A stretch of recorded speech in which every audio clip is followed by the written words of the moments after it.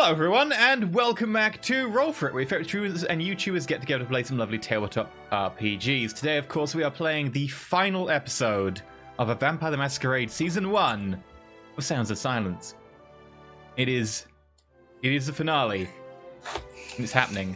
And we have 5 players today, including Josh. Hey, Josh. Hello. The most cheery dead guy. Yeah. It's going to be a fun game today. Everyone, do your best. To murder Saito? No. Hey. Oh, Okay, fine. thank you very much for the bits, Houndmaster. That's a lot of bits. That reminds me, if anyone uses a bleed purple in a cheer today, they get 10% more bits. So if you want to ever do that, you can get 11,000 as opposed to 10,000 bits. Thank you very much. A lot of bits. Right, okay, so with the finale today, so I'm going to try and go in immediately and not delay you too far because we've got a lot of stuff to get through. I'm sure there'll be a lot of drama. So, first things first, today's episode is supported by Whoop-de-Doodah. So, Whoop-de-Doodah, thank you very much for supporting today's episode, making it possible to pay the majority of our cast costs today. Thank you very much. This is the finale of Season 1 of Vampire the Masquerade Sounds of Silence. This doesn't mean we're done with World of Darkness. I'm sure World of Darkness will return. If you want there to be a Season 2 of Vampire, just keep telling us. That's great. Also tell, World of Darkness people. Tell, I guess, Paradox now? Yeah, ping them on all the social and bug the shit out of them. There you go. Do it. Don't go to their houses and stalk them, but send them a tweet. That's kind of the right line.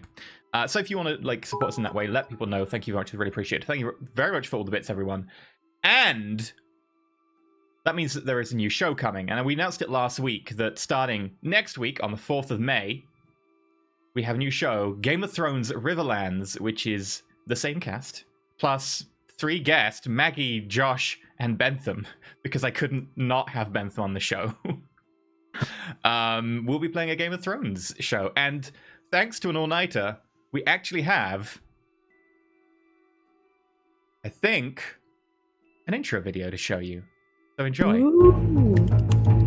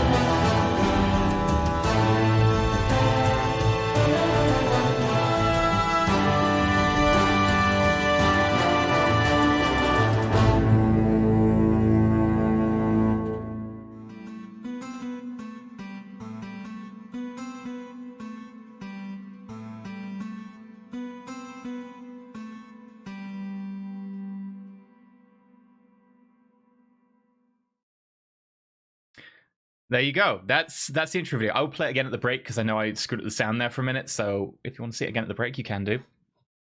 I know someone was saying that there was a lot of frame jerking in that. I don't know if that was the case or not. Did anyone else see that? Looked fine. Sorry. Oh, great. There you go. We'll show you that again during the break if you want. So, I think we've covered all of it. I need to move the bits cup because it's hiding behind Saito's face right now. There we go. Oh, Saito. Saito stealing all the things. But yes. And hiding. Game of Thrones Riverlands is an RPG set starting just before the first book of Game of Thrones and will continue probably throughout. There are a few aims of that. It's partially to play a smaller house so we don't influence the main canon too much. Although I can't guarantee that the players are going to stop when it comes to meeting big characters and changing events. If that's the case, then I guess we'll have an alternate timeline. Might involve a lot of radical thinking on the fly, but hopefully you'll enjoy that. So yeah, that'll also be going out on our social and stuff soonish. I think Maggie's on a flight right now trying to do tweets. So if you could help us with social and so on, it's always really appreciated. But Let's go through the shilling real quick. You can support us on Patreon, where there are a number of different rewards and different tiers. Go do all the things over there and so on. You get access to our Discord as well, which is great. You can support us on Twitch, which gives you access to stuff like emotes and our Discord, and you can subscribe and VODs. And of course, you can support us with bits and tips. Of course, we've got the Bleed Purple thingamabob going on today, so when you cheer Bleed Purple, you get an extra 10% on your bits given. And of course, you can support by just telling people about the show and letting people know, and, you know, telling people how much you miss Sound of Silence. The final warning is, hi, this is Vampire the Masquerade. By default, it features a load of horrible, horrible characters doing horrible, horrible things. We are not our characters, we are people playing our characters, so please don't hold our characters' actions against us. And also, if you're having a problem with anything that we do, because we're doing a lot of problematic things, because vampires, feel free to take a break, mute the stream for a bit, go get a cup of tea, or maybe miss an episode if you need to. Don't mind yourself for our case. That means I'm done. Mathis, take it away. Hello. Sure. Where do I want to start? That's a good question. We are separated into 3 groups. Bub, you had a rather long night, but an enjoyable one. You were able to see your son, a promise that Bella made to you and was upheld almost immediately as a sign of good faith from her to you, especially after the get-together the 4 of you plus the prince had. What interesting things transpired there and the like. Your son is a decent distance away from the core of the city, so it was a few hours there and a few hours back after you spent about 15-20 minutes kind of looking into the house and seeing your son laying there. Making your way back into the city is quiet. The driver and the bodyguard that escorted you outside of Chicago to this place remain mostly wordless the entire time. I imagine, Bub, that Oliver doesn't really say much in turn. He himself is a quiet guy, and I've never really seen him as one for conversation with strangers unless there are questions that he has for these two. Otherwise, I imagine it's silent. Yeah, I can see it probably very silent along the journey. And they never really truly go out of their way to open conversation with you either. They drive you approximately 5 or 6 blocks away from your haven before they let you out. Never to drive you all the way up there. It'd be stupid to do so. It's too much of an obvious sign. And they'll pull away and head back towards the core of the city as you begin to walk back toward the haven. I don't know why he's laughing, except I do. So salty. As you round the corner and the haven comes into view, you see the abandoned train yard a few hundred feet away, as you usually do. Quiet, not a lot of movement happening that you can tell. Can I get a wits plus awareness from you, please? Well, I'll certainly try.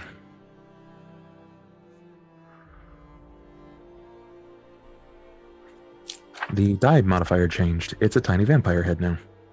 Oh yeah, the sheets all broke last week, so I had to fix them. 1 success. Sure. So I'm going to swing over to a certain page.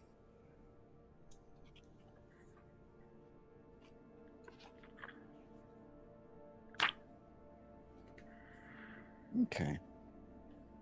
Yep, there it is. You don't know anything. You don't know anything specific. No little details caught. Ollie's just lost in his own thoughts, walking down the streets, passing by abandoned buildings, busted streetlights, the usual at this particular point, or in this particular part of the city. And then suddenly, within an instant, there's a blinding white light. An explosion rocks the ground around you, and your entire haven goes up in flames. A rush of wind, a little shockwave, and then flames licking the inside and the outsides of the building as smoke billows to the sky.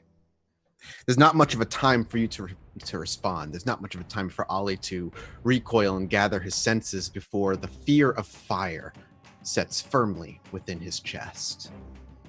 I need a fear frenzy roll from you. And what is that exactly? A difficulty of 3 is going to be what you're looking to be rolling here. You are not going to ride the wave, understandably, presumably. to resist, you must make a willpower roll.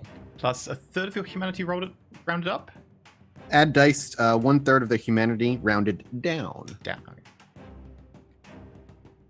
Okay, so it's going to be will plus... A third of whatever your remaining 2. humanity is, which is So- 2 for you because you're 6, right? So willpower. So I roll...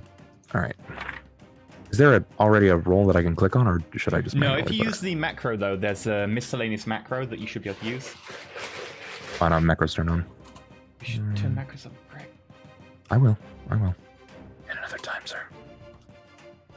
70-10.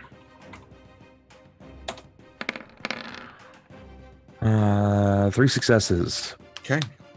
The beast rise within you for a moment, not as it typically does, not in anger or hunger or self-preservation. Well, self-preservation, yes, but in a different way.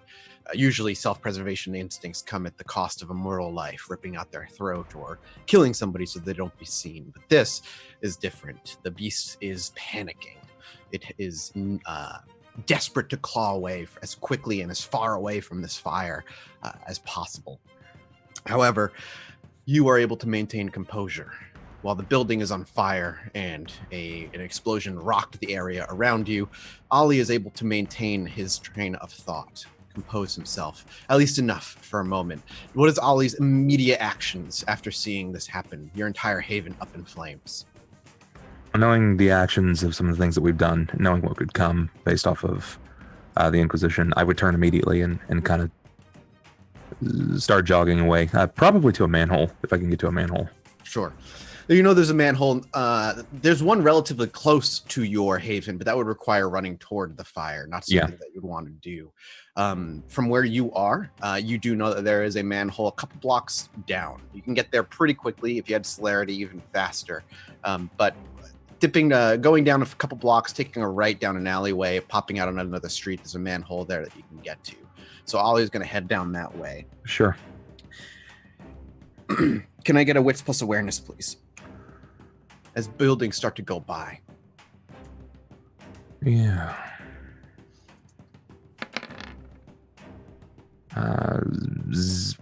Perhaps looking over his shoulder constantly, keeping an eye on the building, see if anybody's following him. Oh, okay. I see. No, I have 0 successes. Yeah, exactly.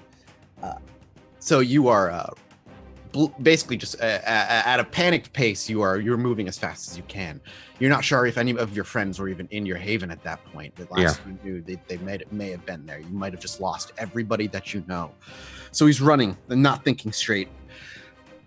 Turns a corner, moves down 2 blocks. You head down to the alleyway that you know leads to the other side of the street where the manhole lies. But the minute you turn the corner, 2 figures stand in that alleyway.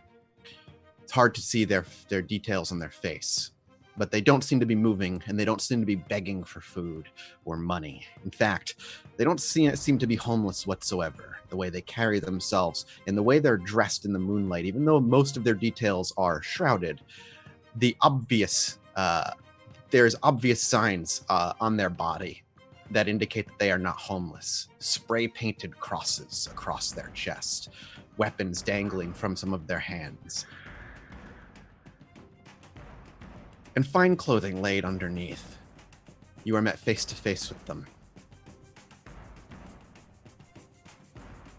Ollie has 2 choices here. What choice? Or he might have more than 2, but what does Ollie do immediately? So how far away are they from me? 10, 15 feet. They're right in the alleyway that you turned into. Okay. Well, it's likely that they're not alone. Knowing they just took out the haven. I've just turned down the alley then, yeah? Yep, you'd turn the alley, and there are 2 figures clearly facing you at the other end of the alley towards the exit that you can make out. Just sparse details of the spray painted cross are pitch white, so it's easier to see in the moonlight, but the details of their face are hard to see in the darkness here. What building's next to me? What is a couple of just abandoned buildings in the slum area around you. Nothing special. You're still within the relative safety, or I should say you're still within the area of your haven. So all the buildings over here are mostly condemned, abandoned factories or just warehouses. Let's see. I am going to... is there a window near me? There is a window you could get to pretty easily. First floor, second floor? Both. I'm gonna leap through a first floor window. Okay. And so as you soon just as want I get through, I want to see if I can trigger my invisibility. They were trying to get out of here, is what you're trying to do. Okay, easy enough. So please, then, if you're just going to bust through a window, I don't need you to make a a strength plus brawl check. Just give me a dexterity plus athletics check. Mm-hmm.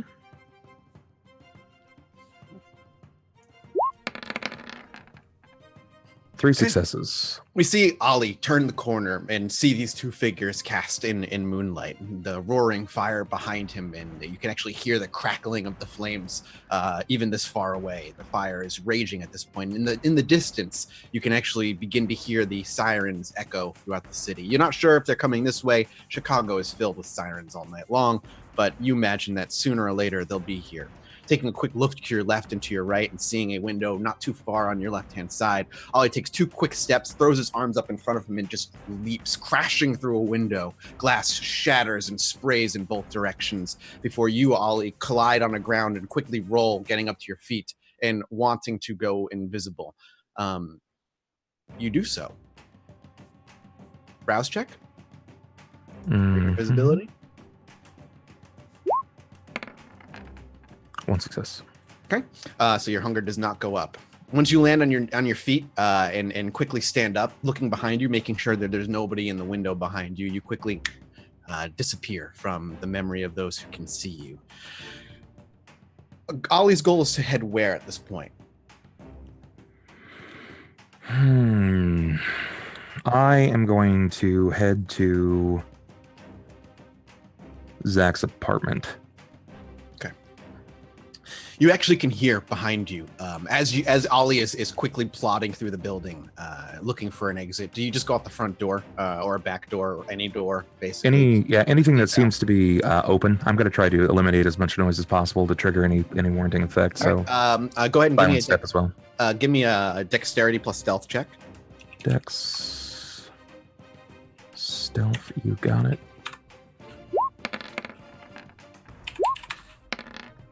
It says, oh, hold on. Wrong. Let's try that again. It still says 0 dice. Are you on simple roll? I might have been, yes. 3 successes. 3 successes, okay. That is a lucky for you, sir. We see Ollie kind of just quickly making his way to this apartment. It's very small. There's not a lot here before you find your way to the main hall, and then eventually out the front door. Behind you, you can actually hear coming in through the back door a couple of voices and some quick movements. You actually hear one of them say, "No, I saw him. He was there, and then he wasn't. Just clear the building. You know what they can do." And you hear them splitting up, and one heading to the second floor, while one starts to case the first floor.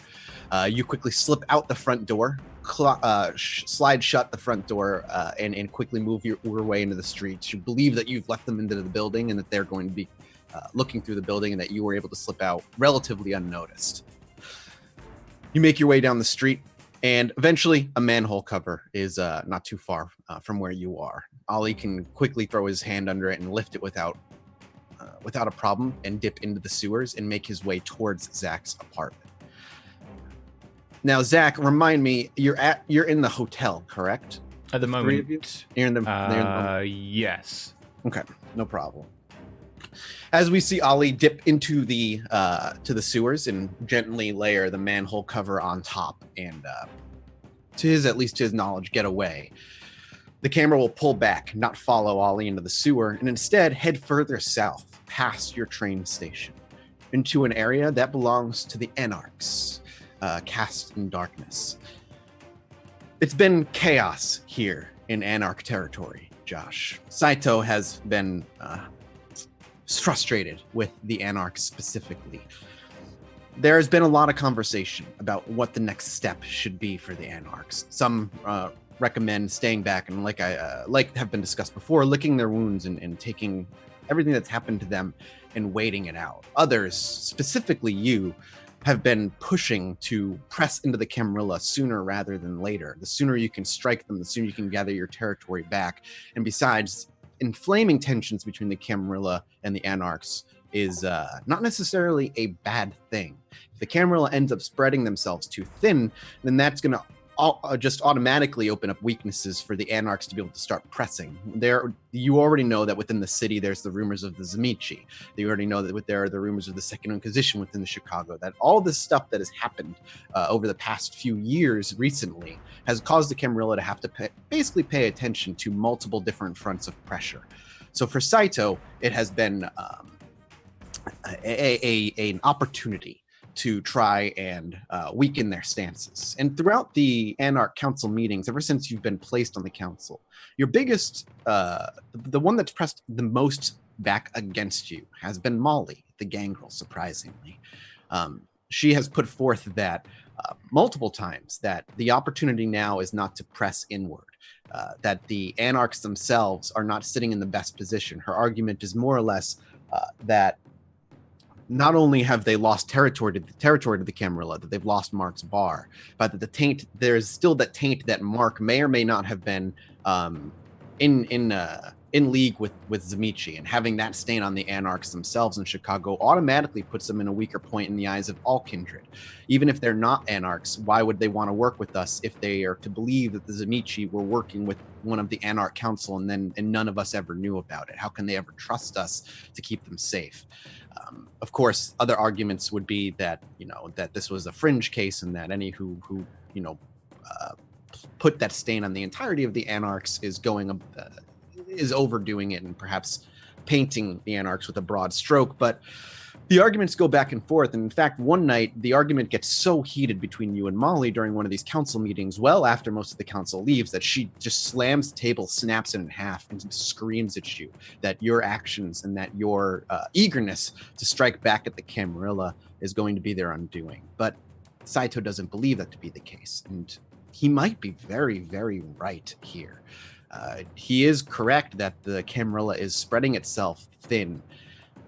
But Saito has knowledge of other things that they do not as well.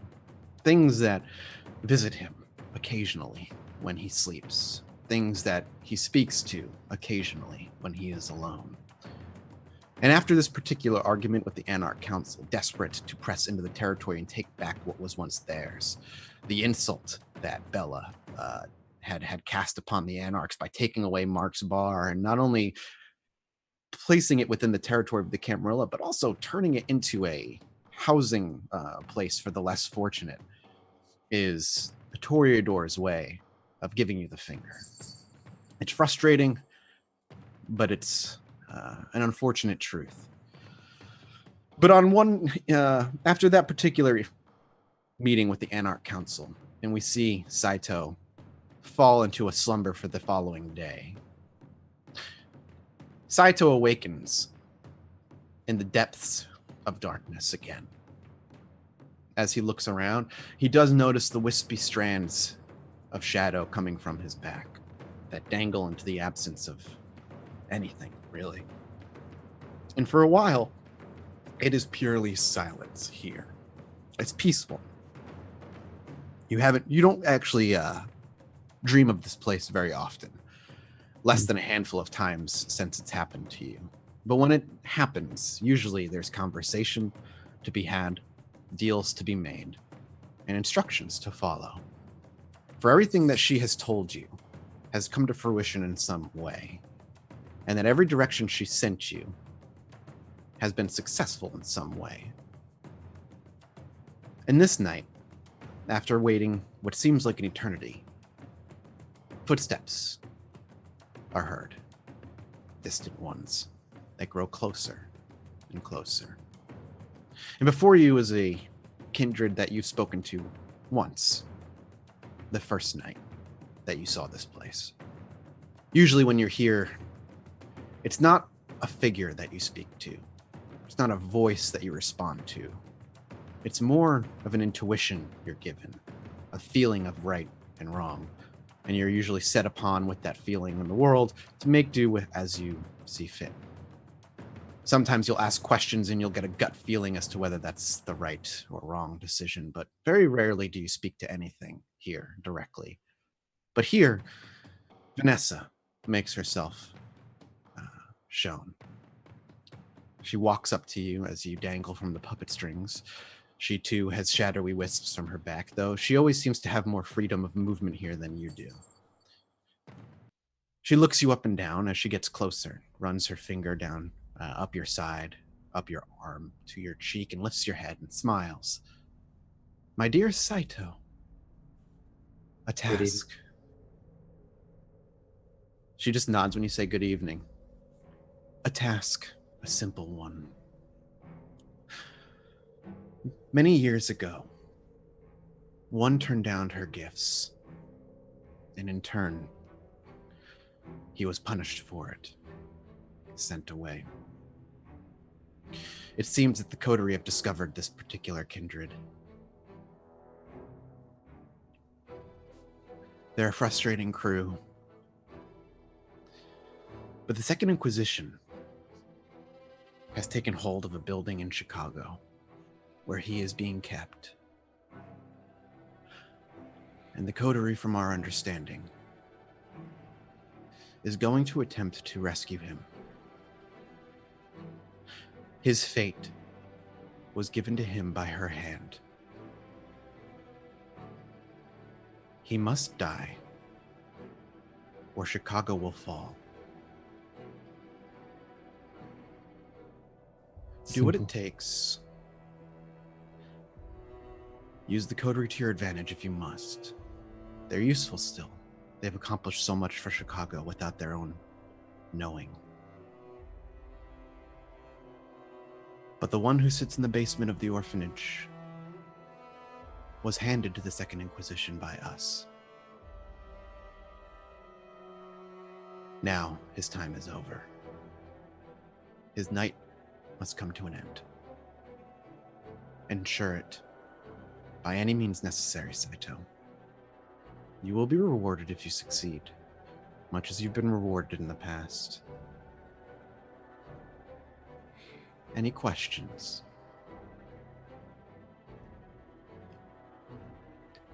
I've only been visited by you once before.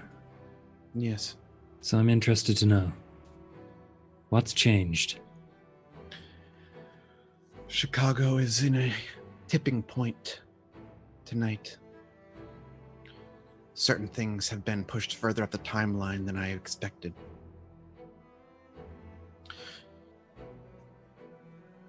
I had been hoping that the orphanage would be destroyed, but it seems the children of the city have gotten to the prince's ear. And the prince, while moving down the path we anticipated for her, still needs time. The gifts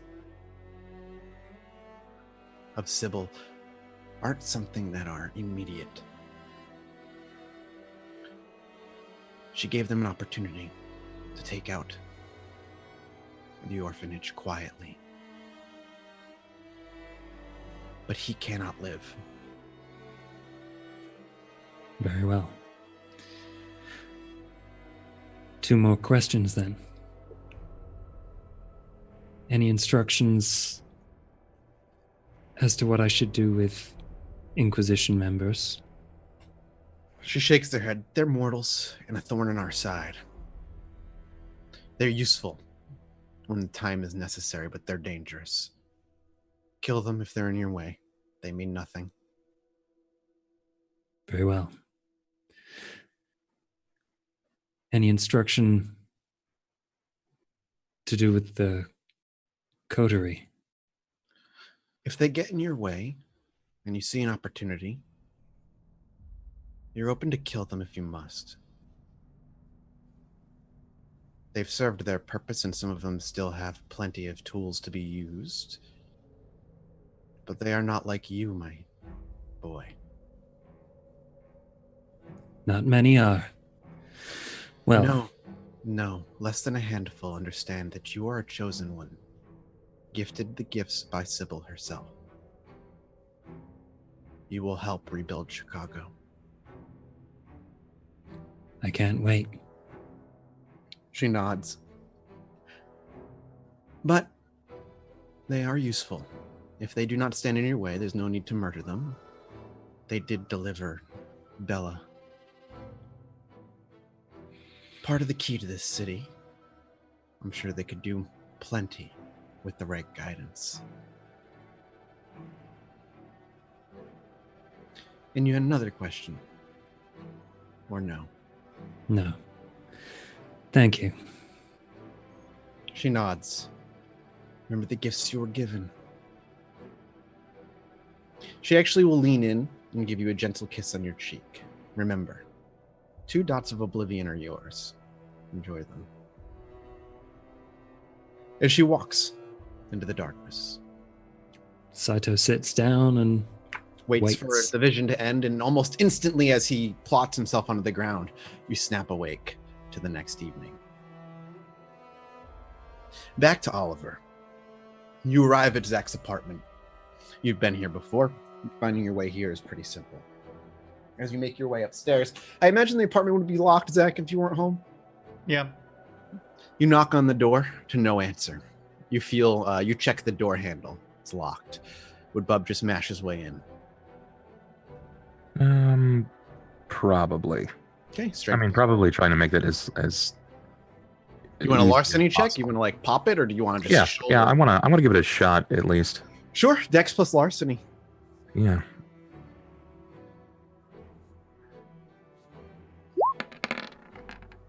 Two successes.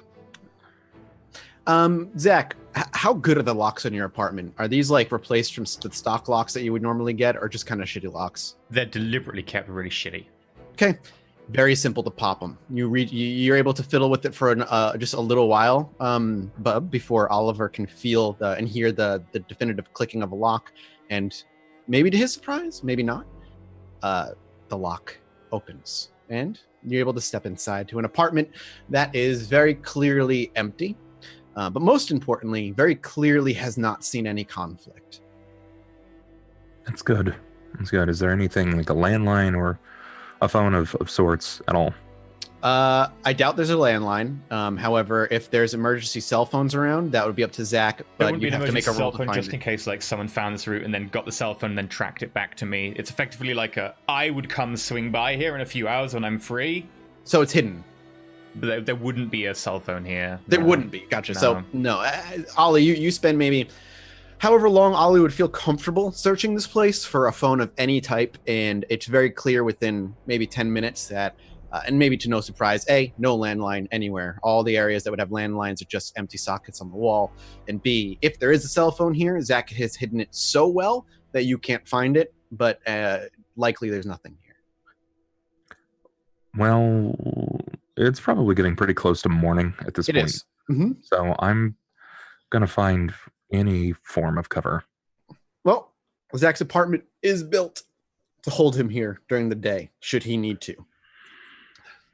Right. That's made very clear as you look around the blacked out windows and the blackout curtains and the duct tape and whatnot that you can easily do. So you can shut this door, throw some furniture in front of it or just relock it. You don't break the lock. You just relock it, maybe throw some furniture in front of it just to be safe. Yeah. And hole up here for the evening. I'm picturing myself trying to walk into the unassuming average individual's home, setting some furniture against the door, and it's like, I've got to hide. I'll go under the bed, and it's just a body that has a small sized bed just resting on top. But legs are still out from the knees out or sticking out. Your arms are too big to truly hide under the bed. And this is where you'll stay for the day. Okay. This day is also the day that Saito will have his vision at night. Meanwhile, in the hotel, the other 3 of you are left to basically use your either day sleeping bags throughout the day. Blackout curtains work mostly, but there's still sunlight that does trickle in. But you all have sunlight sleeping bags that you can use in cases of emergency like you have in the past. And you're able to just keep the day here. I sleep in my day sleeping bag and an internal bathroom in the bath. There you go. Okay. The following evening. Everybody rouses. Everybody hunger check. Roll that hunger for waking up in the morning or in the evening.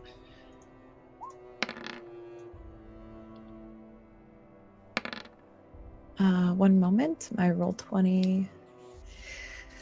I have to reopen it.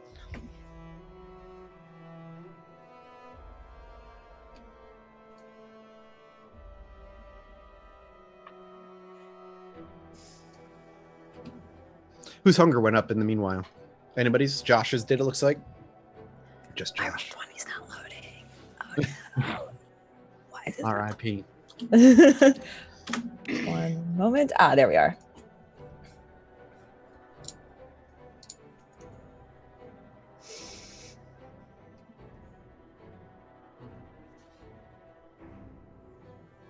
Hey, Magic's joined the game. Yay. Clap, clap, clap. And let's see if my hunger goes up. It does not. No, it does not. Yay. First things first, then. Saito. Mm-hmm. News would have easily gotten to you by evening start that the haven that belongs to the coterie had been hit. That somebody had hit it and set it ablaze over the course of the night. Who and what ended up hitting them, no knowledge has reached Anarch ears yet. But that their haven is butts up against Anarch territory. So having information of their haven going up was fast traveling through Anarch word of mouth. Mm. You know that from your knowledge, there's a ton of different groups who knew where the coterie lived. That's not necessarily surprising. Most smaller kindred within any domain, their haven is not necessarily private knowledge. Usually, kindred of the higher up ranks, their haven tends to be hidden away or not necessarily common knowledge. Even then, though, it thoroughly depends.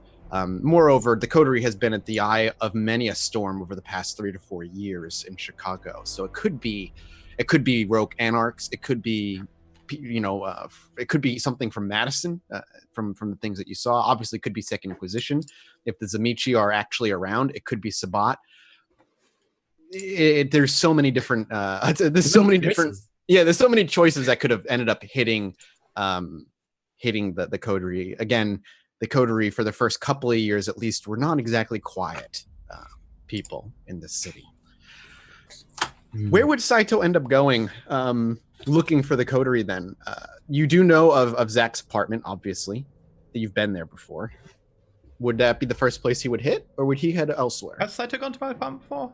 Haven't you two been to your apartment and had conversations there? I feel like within the first 10 to 15 episodes you two did. I can't remember. But I could be wrong. I might be thinking of a different place. If Saito did know of it, he would go there. But if he didn't, he would do something else. I'll leave that between. I think the first time I took anyone to my apartment was when we had some trouble with the Inquisition and the tracker, and that's when we went to my apartment. However, does Saito have any of their blood at all, out of curiosity? Not anymore. Not anymore. Damn. All right. I was like, I know he might have had it at some point. So actually, then, out of curiosity, what would Saito's first course of action be? Not necessarily knowing where the coterie lies right now, knowing their haven was hit. They could have been killed, obviously, in that. But is there a place Saito would go, or would he actually just head to the orphanage, knowing that they're planning on going there at some point? I think he may head towards the orphanage. Okay.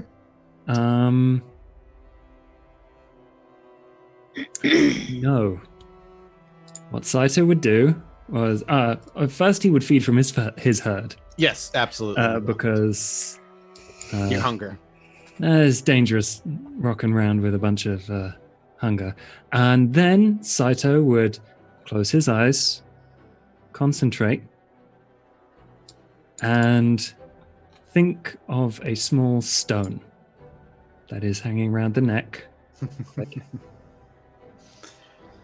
Who's it hanging around the neck of again? The cat. The cat. Thank you. Yes, that's right.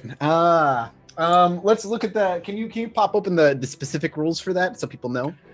I think this is the first. I think this is the first time it's being used in the game beyond you telling me. And yeah. So outside of this is Bloodstone, right? Back channels. This is Bloodstone. Yeah, it is a level 1 blood ritual. Craft Bloodstone. Is this something you can cast into chat? Or no, there's no chat for chat to see. Actually, that's right. I forgot. No. But it's basically a thing you make ritually beforehand and then put it somewhere. And it's basically like a tracking device in a lot of ways, right? Blood. A caster can have and keep track of up to their resolve. The caster can unerringly sense the direction. And I guess the ritual roll happens when you make it and not when you track it. Yeah, you and I, you made that fucking like a month and a half ago. Had that thing around that thing's neck forever. So the way it works, the way it works for you, Saito, is like you said, you close your eyes for a moment and you push away all of the noise of the mortal realm. It's not unlike when Ava tries to induce a prophecy or a vision where the world itself mutes. However, for you, it's not a draining of color and this muted layer between reality and whatever reality you sit between. Instead, the world goes away completely. You hear, see nothing. And instead, you smell trace amounts of blood. You let your inner hunter take complete, sit at the forefront, rather, of your mind.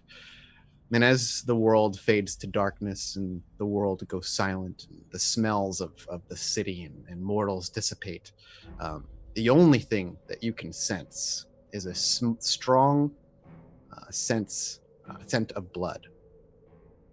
As you open your eyes, the world comes back, but that scent never truly leaves. And a lot like a dog, perhaps even how a gangrel acts, how bestial and primal they are.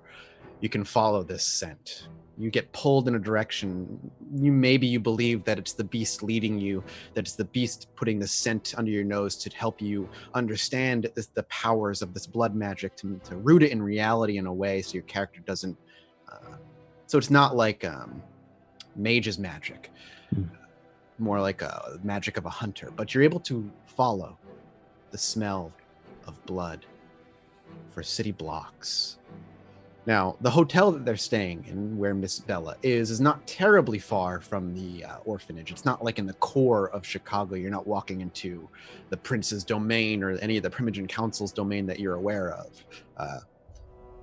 It takes you maybe an hour of following the scent, of walking the city, watching the street lights rush by, watching the broken buildings get replaced with ones that are not necessarily of great condition, but clearly that there's money being pumped into them, that rent is actually being collected. They're not just abandoned slums or condemned buildings. And cars begin becoming more plentiful around here, until eventually you're led into what is a hotel of a sort. Small one, cheap one, but a hotel nonetheless. And you're able to follow the scent through and up to the second floor. The hostess at the front tries to greet you, but Saito waves her away, and she doesn't get paid enough to care enough for you to walk by. And she just kind of goes back to reading whatever she was reading on her laptop.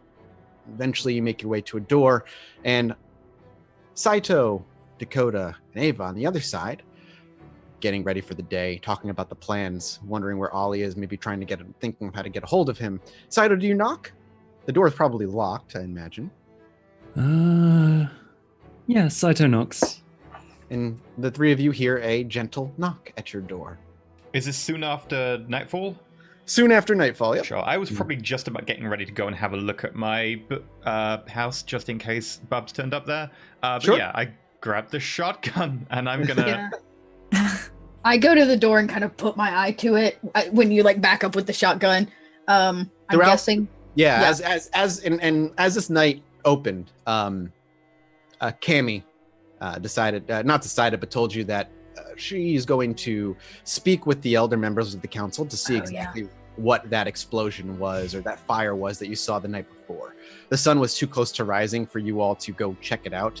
But the direction in which the flames were coming was what was worrying you. Did I not go to the roof and check You that? may have, but it wouldn't have been. You're not close I would enough. have been able to see it. Yeah, Okay. Yeah, exactly. You would have seen billowing smoke, and I mean, there was a chance it was your haven, but there's no way for you to know.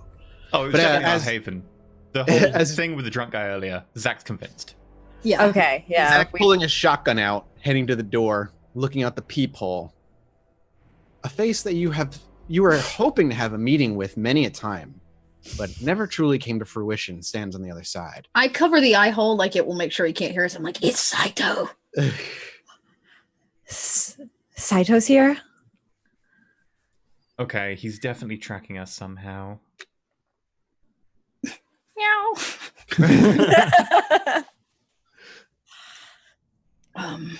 Ava, you need to get rid of that bracelet he gave you. How do you know it's the bracelet? Well, did he give you anything else? Just let him in. He knows we're here. Open the door. Okay, fine. I swing open the door. I lean on it. Zach's probably behind me with a shotgun. I'm like, what? Dude, Yeah, so what?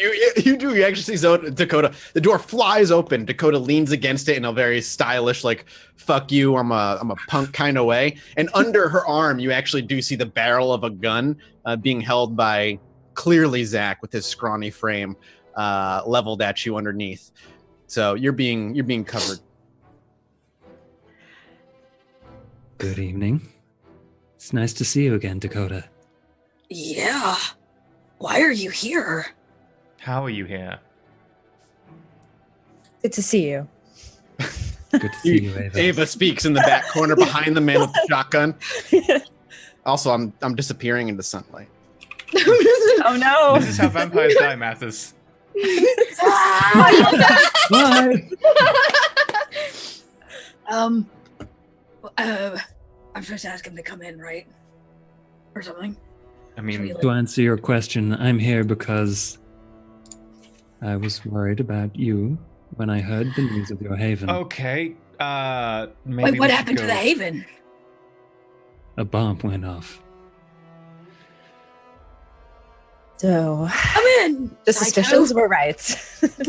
Let him in, close the door and lock it behind latches and things behind him. Yeah, you basically have the door lock on this. Again, you're kind of like looking at more like a motel than a hotel. Yeah. But you have like the door lock and a chain lock. That's it. Okay, firstly, why are you here? You're not just Firstly, concerned. Saito goes straight over to Ava and like kisses her hand and stuff. Ugh. Can we stay on point?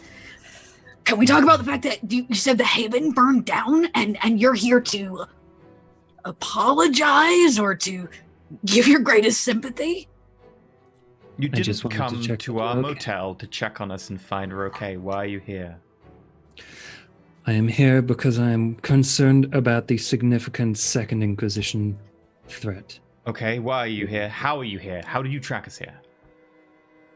I just like kneel down next to the cat. I'm like, Okay. You're we welcome. spend a lot of time together. You're welcome to Wits Insight that. And if you want to be deceptioning them, you're welcome to make a deception. And she doesn't try to attack him like she does everybody else, does she? We spend a No. lot of time together. So maybe- Bella spent quite some time with Saito. Yeah.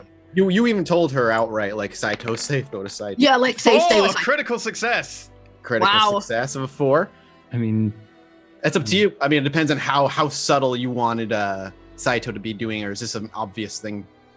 relatively obvious. Okay, so so Zach, he smiles as he bends over to the cat and gives it a scratch, and it's clear to you at the very least. See, Zach, I told you it wasn't me. she likes Saito a lot more than she likes you. Zach. I had to take care of her, didn't I?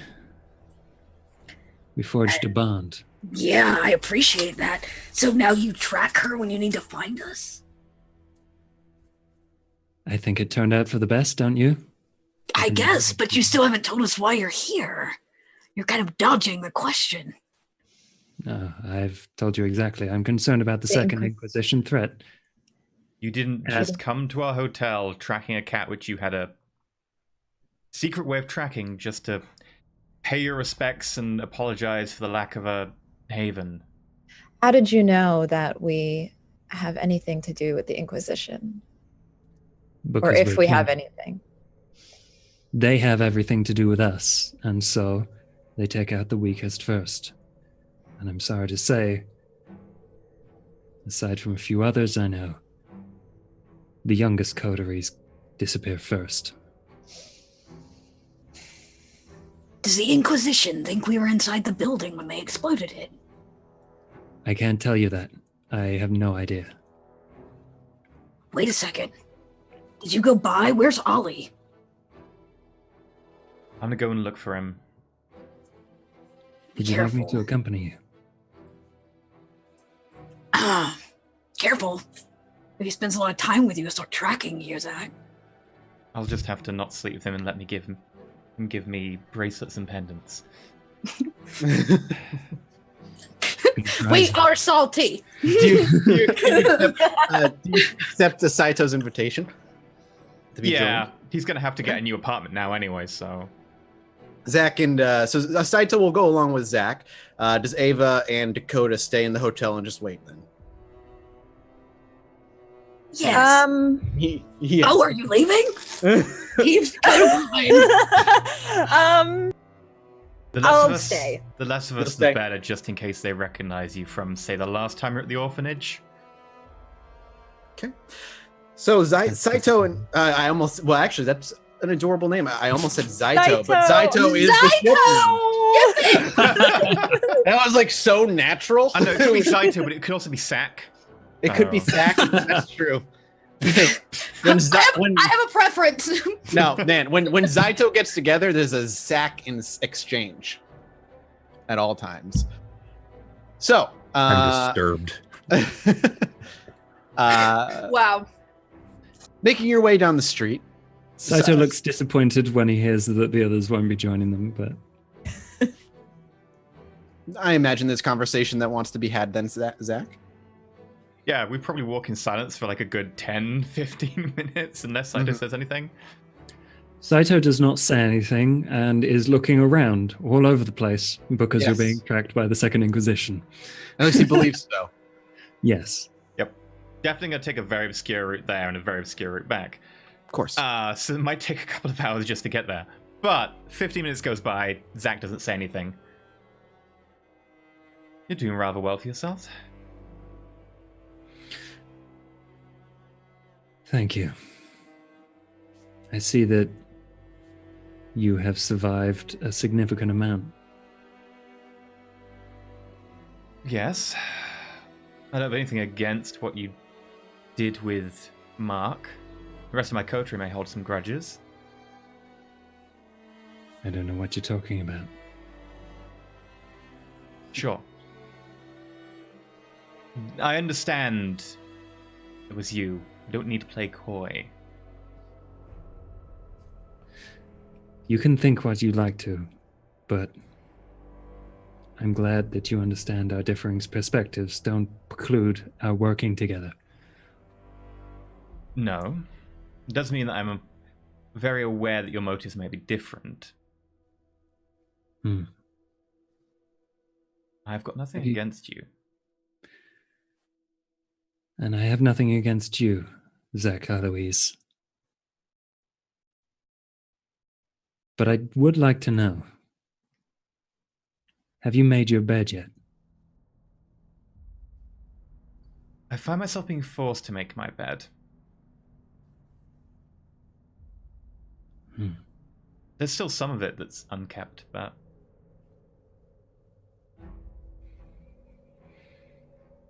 It doesn't help that the Camarilla are being more forthright than the Anarchs these days of the coterie.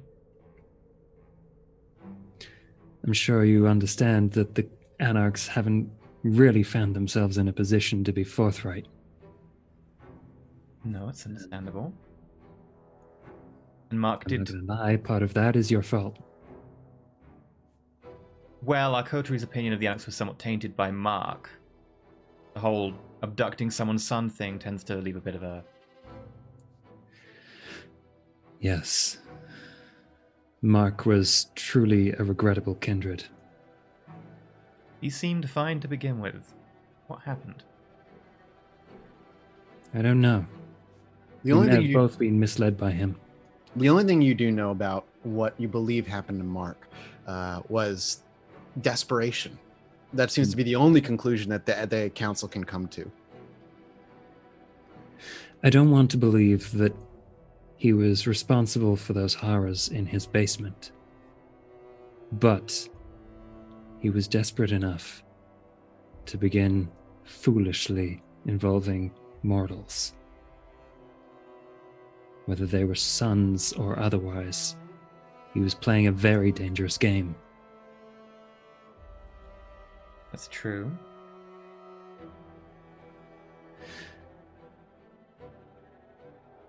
I think he would have liked him much better several years ago. I get that feeling, but I also get the feeling I liked a lot of people several years ago better. Max was a much more understandable prince than what we have now. When he says the name Max, well, it hasn't been spoken to you directly, and there's no real knowledge to your to you that's who sits in the bottom of the orphanage or not. You have just a gut reaction when he says Max. There's a trickle of anger and hatred that flows through you. Doesn't really flow through strong enough where you viscerally and physically react, but you know when you see somebody that you don't like on the street every once in a while, maybe back in high school, and you just kind of get that, you tense up just for a minute when you see them and then kind of loosen up. It's that kind of feeling of when he says those words, there's not a single good feeling that ripples through you. So you don't sit well with the current prince? I've not had that much experience of princes to really know where I sit with any of them. But you don't like her? I don't like that she uses a stick more than she needs to use it, and disguises it as a carrot. Ain't that the truth? That seems everyone's tactic in this second life.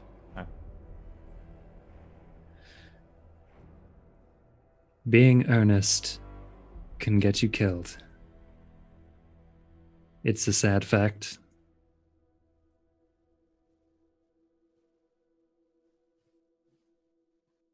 Well, now no one else is listening. Why are you here? I have interests in making sure that the Second Inquisition don't take a foothold in the city any more than they already have. Okay, but we were already doing that. Why now? Why you specifically? How close is the orphanage to Anarch territory? Pretty close. It sits at the edge of sits at the very southern edge tip of a haven that belongs to the Malkavian twins. However, that's still pretty close to their haven, which was right up against Anarch territory. So not far. It's close to Anarch territory. But also, any Second Inquisition incursions will get us all burned. Doesn't matter whether we're Ivory Tower or part of a movement. Saito, that's exactly what I would say to someone if I was trying to come up with a reason for having ulterior motives. It's open, it appeals to everyone, it's a symbol of unity that we should all get together and defeat the common foe. Also means it's highly likely to be bollocks. If you don't want to tell me, that's fine. At least give me some common courtesy of my intelligence. Zach, I'm not interesting. I'm not interesting. I'm the most boring man you've ever seen. You said it, not us. The opposite of the most interesting man in the world. However, if you are interested in seeing your last sunrise, be my guest. Last time we met, we put our cards on the table and we worked together, and you got what you wanted out of it. I don't know why this time has to be any different.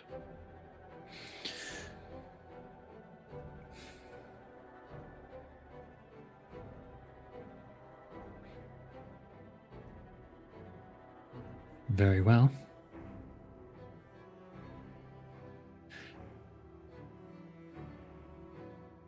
To be perfectly honest, I would quite like to see that orphanage burn. However, I'm sure there are some who would see that easy option as barbarous. So between the two, I am very interested in making sure that the children survive, and the men burn, and the women burn. Because the Second Inquisition is dangerous to everyone. And the people they have affected.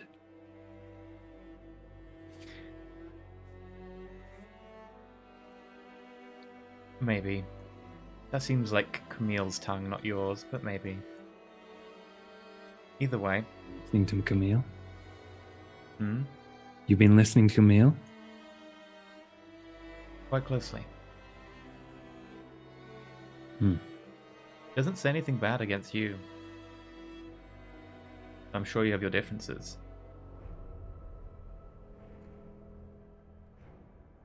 Yeah, I wonder what they could be. The whole betrayal thing. I pretty remember you leaving us in Madison without a person to take back. That particular event didn't go exactly to plan for No, me either. But you did get what you wanted out of it. And I'm still waiting on my end of that bargain.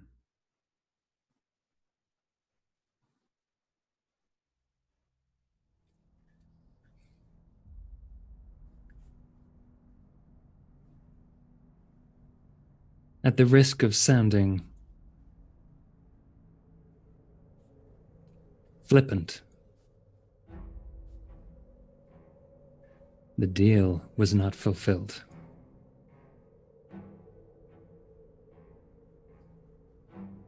There was to be fairy magic. There were to be so many other things. No, the deal was to have him alive. You got him dead. That's a halfway deal.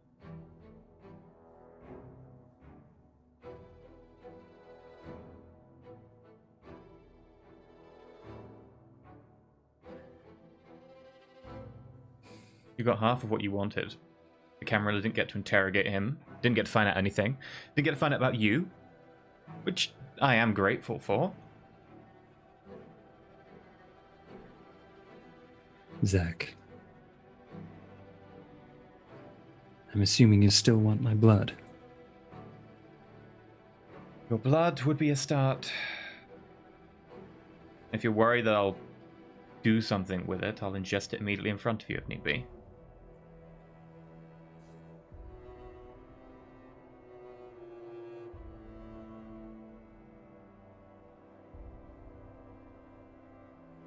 Once this is over, though, what I'm more concerned about is why you are...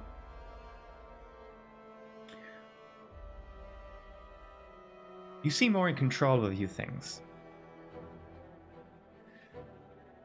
I came to a revelation. Did you finally steal that information from Vanessa that you've been going on about for the last year and a half? I wish. No. Zach, I see a lot of similarities between us. And I would like to trust you with what I found. So please, don't give me a reason to distrust you. I understand that.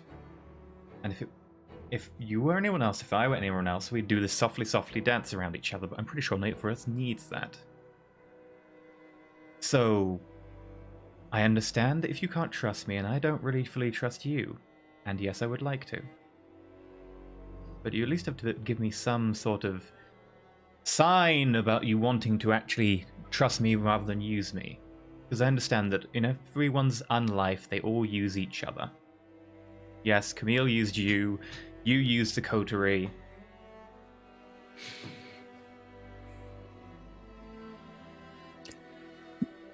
Storyteller. Yeah. Would Saito know, with his specialty in occult vitae, Mm-hmm. whether the powers of oblivion would be transferred to Zack if he fed on Saito's blood? You aren't sure. And the reason you're not sure is because you've never been gifted disciplines like this before. This isn't just they're open to you now. You were infused with the Abyss's power. It coursed through your veins almost instantaneously. It's not the same as being embraced or giving someone a taste of the blood. This is entirely new to you as well.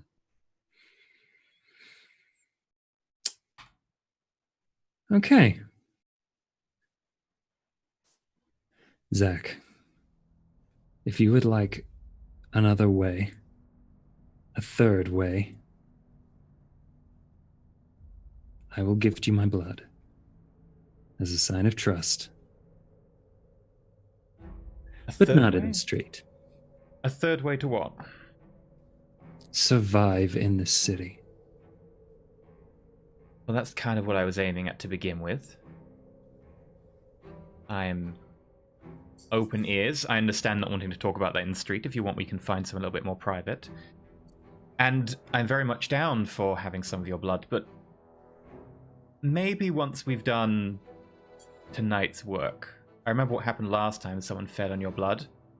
It didn't last the night. So you remember that, hey? I understand the basics. I don't understand anything innately magical about it, but I understand you need a link, a bond. Blood's power. So you gave him some of your blood, and then you called to that blood, and it pulled the rest? His blood was very tasty as well. Did you just feed off him, or did you diablerize him by doing that? Out of interest. Professional curiosity. Do you take me for a diablerist? I understand that Everything I know, I have earned. some would say such a cunning use of sorcery is earning it. No, I did not. You heard what happened to Norris. I did. That was very useful, thank you.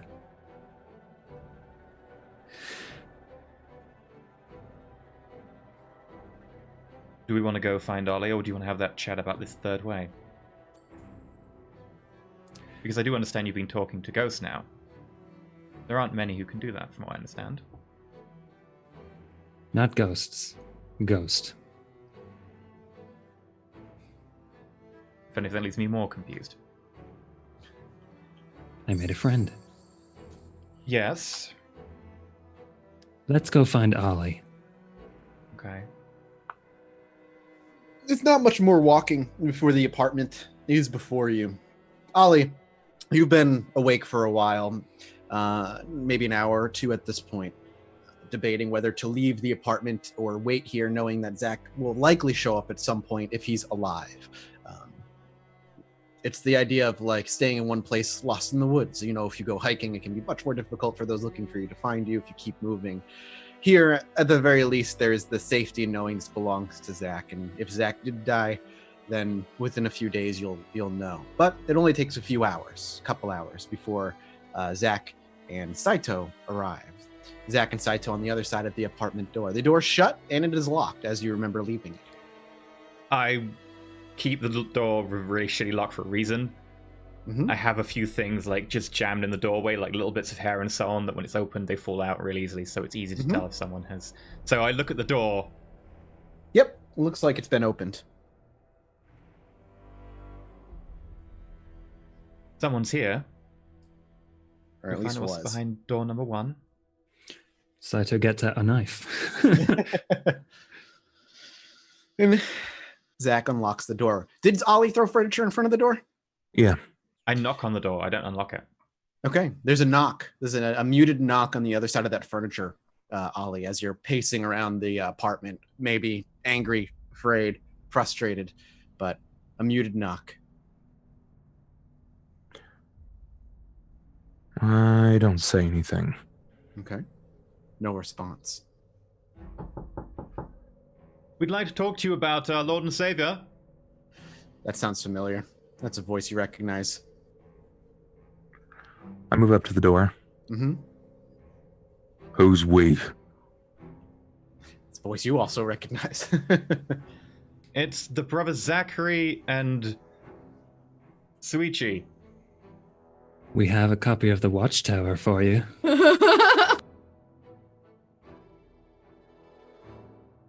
I'll unlock the door. Sure. You actually hear furniture being it drags for a minute before just being hoisted off the ground and just placed on the wall next to the door. You can actually hear a thud, and eventually the door unlocks and the door swings open, and actually just right next to it, hey, there's your couch leaning up against the wall. Never liked the couch much. It's all right. I didn't do anything to it. Just put it up against the door. You know, Oh, a little extra insurance. well, probably never coming back here again since they hit our haven. Yeah, Saito is going to be super paranoid at this point. Like, Mm-hmm. Yeah. puts his knife away. What's the deal with him?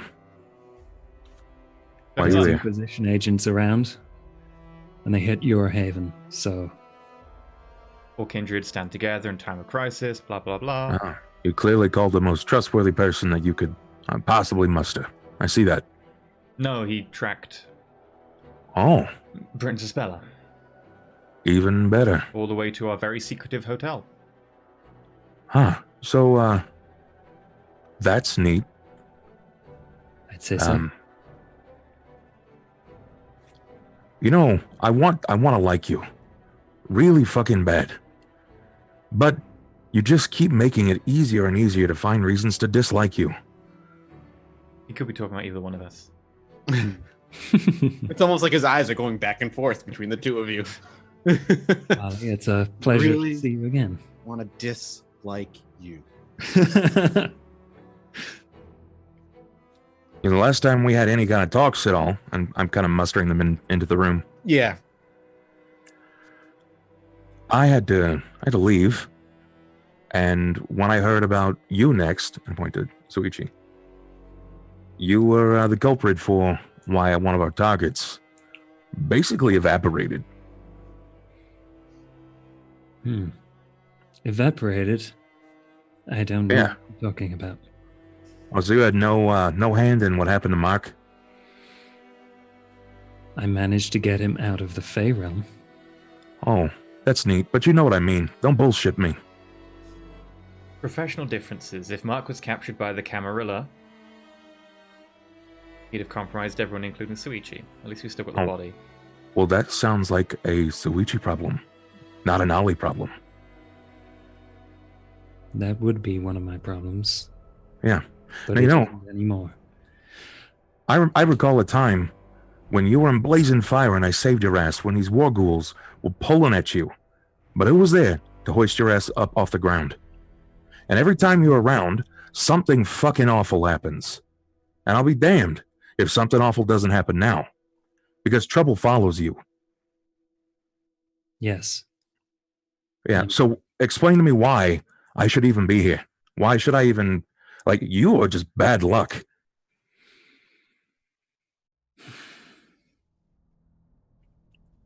That's up to you. I don't want to sour relations between us. I don't want to start anything. I just want to end so many What? things. Anything that might be in your way? No. Believe it or not, there are multiple ways around obstacles. I don't... You don't view honesty as one of those paths. This seems like a path a little less beaten for you. You won't get as much honesty out of me as you want, because anything I say might reach ears that I don't want it to. But if there was anything I knew of that would threaten you or your coterie, I would tell you. All right, so riddle me this then. Why the fuck are you here? What do you have to gain by being at my side now? Do you want to save that place where the children live that I can't remember the word for? Orphanage. Orphanage. There you go. Nailing it. Back in my day, we didn't use English. We spoke some sort of weird Latin derivative. Sorry, Mhm. I heard a ghost in my head. The words right out of my mouth. I do, but I don't think you do. I do. You I want to make sure wanna put that on a Bible? goes as smoothly as possible. Yeah, I don't exactly trust you. You gotta understand where I'm coming from here. Okay. Why do you want to see it as a success? I will answer your question after you answer mine. Which prince do you serve? The one that makes sure that I'm happy and healthy, and so is my son.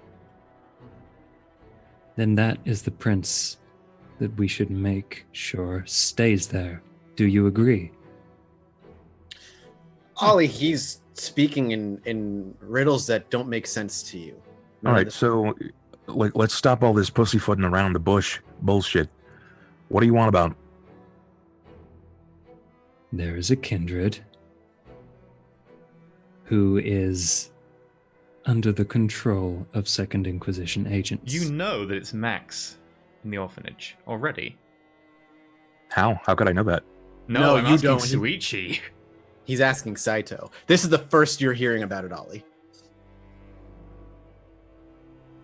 Maxwell's Go on. in the orphanage. That's why I went missing. The Second Inquisition captured him. He's been there for the last 3 years. How did you know Suichi?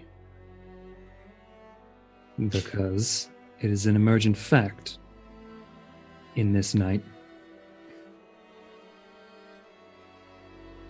Then why doesn't the prince know? I'm inciting that.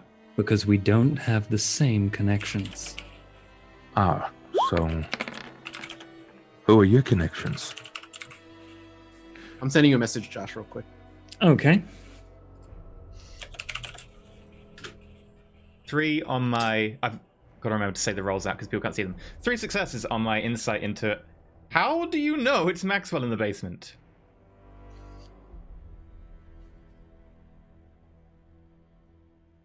Everyone talks. No, literally no one knew it was Maxwell in the basement. There are Nosferatu who knew.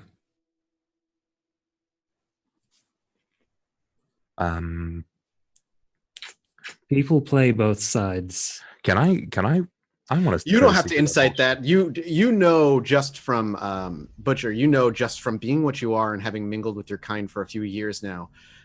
There are, you're not sure who, but there are Nos who leak information to the Anarchs occasionally if they believe it to serve their purposes. Yeah, definitely. But the relationship of Max to Snitch. Oh, you want to know exactly how Snitch felt Yeah. about Max? I've got that right here. One moment. Yeah, because I feel like he would have made that a bit more clear, especially with the rise of Bella. Yeah, Since I've been just a pain so- in his ass. Through your time talking about perhaps talking about Max was kind of not really a topic that people were too reserved about talking about. People believed him to be dead, forgotten. The relationship between Snitch and Max was tenuous at best. Max believed Snitch was useful, but didn't particularly trust him, where Snitch believed Max was necessary for the city at the time. It was a relationship that was born out of necessity during the time of his reign more than anything else. So the necessity was likely believed as to be beneficial, not as to At the be time. just passing a neutral. Correct. There was a it's mutual professional respect, but we don't Exactly. like each other. exactly. Max understood why Nosferatu were useful, and Snitch was probably the best one to use.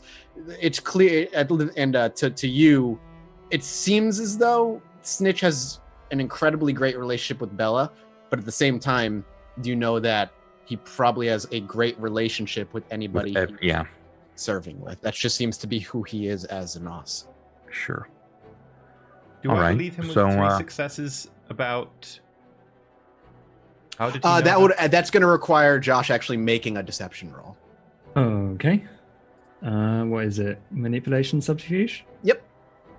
Okay. Just three. Why don't you boys just do a roll off? 1d10 each, highest number, Okay. tiebreaker. Maitland. Who rolled the 7? Josh That did. was me. Okay. Hmm. Oh, you rolled a 2. Okay. I mean, what he says is true. Nos leak.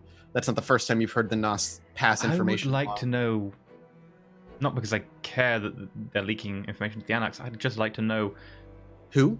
what Nos is so far ahead of the game with information. You could put a couple of names in your mind. The first one that would pop into Butcher's mind would be Snitch. I'm specifically asking Saito because I want to see. Oh, his reaction. okay. You're not musing. Oh yeah. Inwardly, that's an outward muse. They exist. Those names are yours and yours alone, sir. Mm.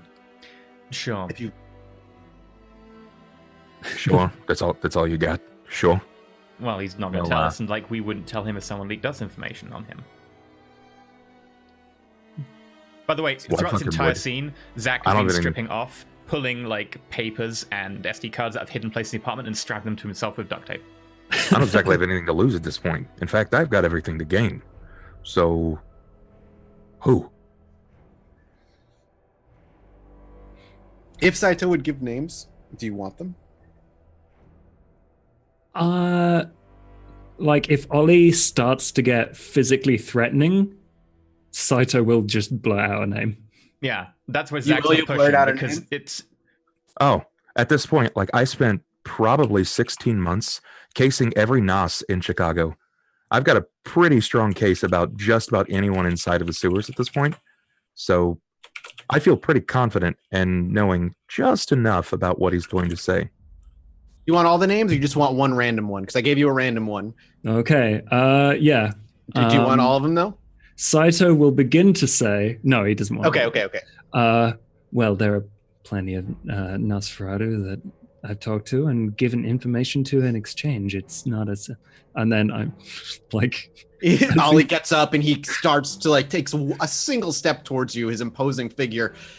Hey, Bookworm. Hmm? You know, something I notice when you step into the ring with someone who's just a few weight classes under you, they start to fidget and dawdle with their hands. People, when backed into a corner, begin to lie. And they Flick. lie to cover a Flick. lie. Talk to Flick. Bullshit. Flick is, by proxy, a good boy. yeah. The fact you actually said Flick to begin with means that Flick's probably perfectly okay. That was a poor error.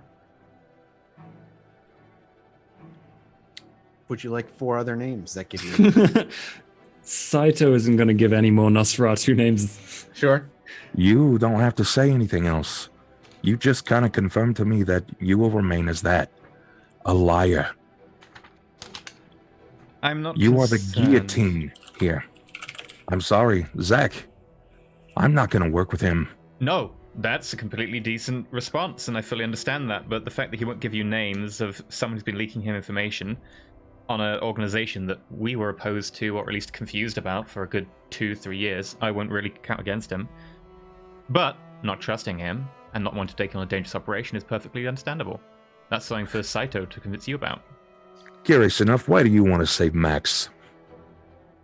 I don't. No, he wants All right. Max.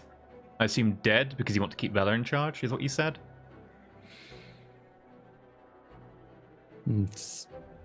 I think the situation would get significantly worse if Max were to return. You prefer Bella in charge. What does that do for the Anarch cause?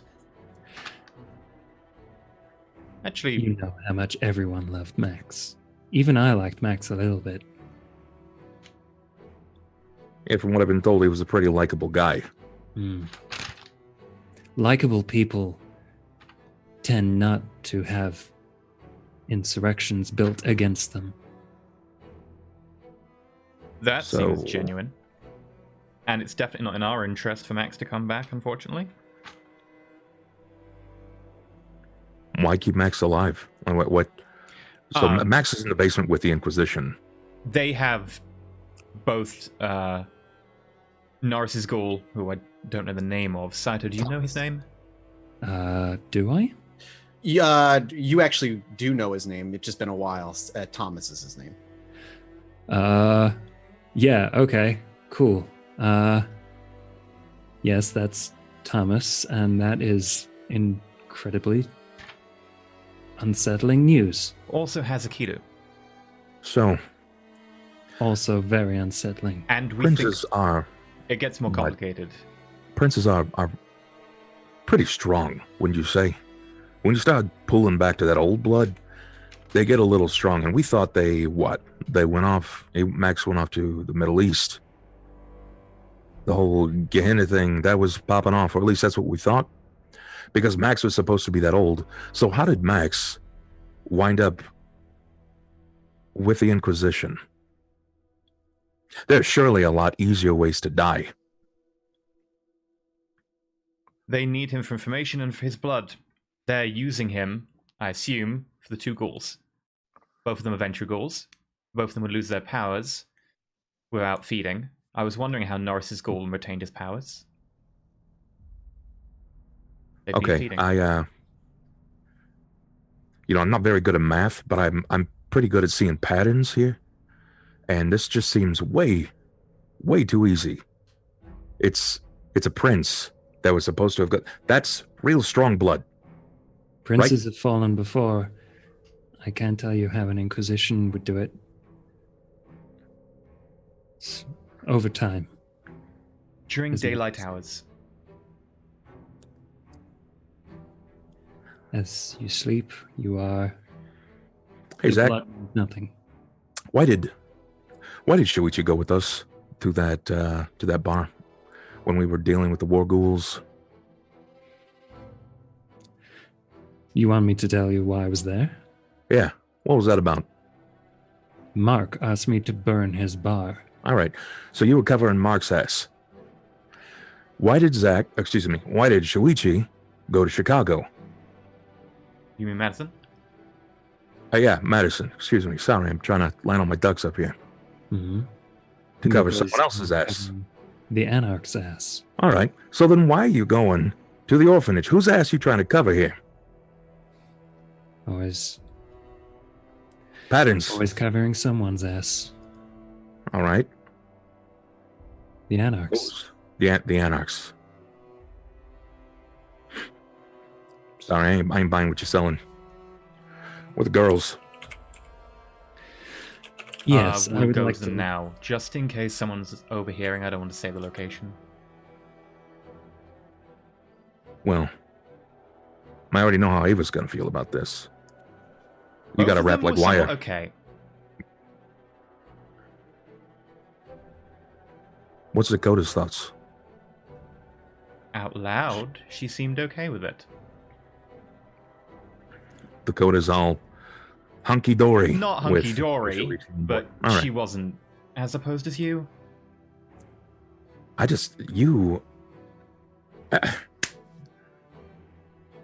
Bookworm, you're basically like, you're so, you're blowing my mind here. You're like this modern Sherlock. You weasel your way through everything and you manipulate and make everything happen in your favor. You are capable of lying to like 6 men at the same time. But when Shuichi wanders in here, does he have you wrapped too? Like, how big, Shuichi, is your dick actually?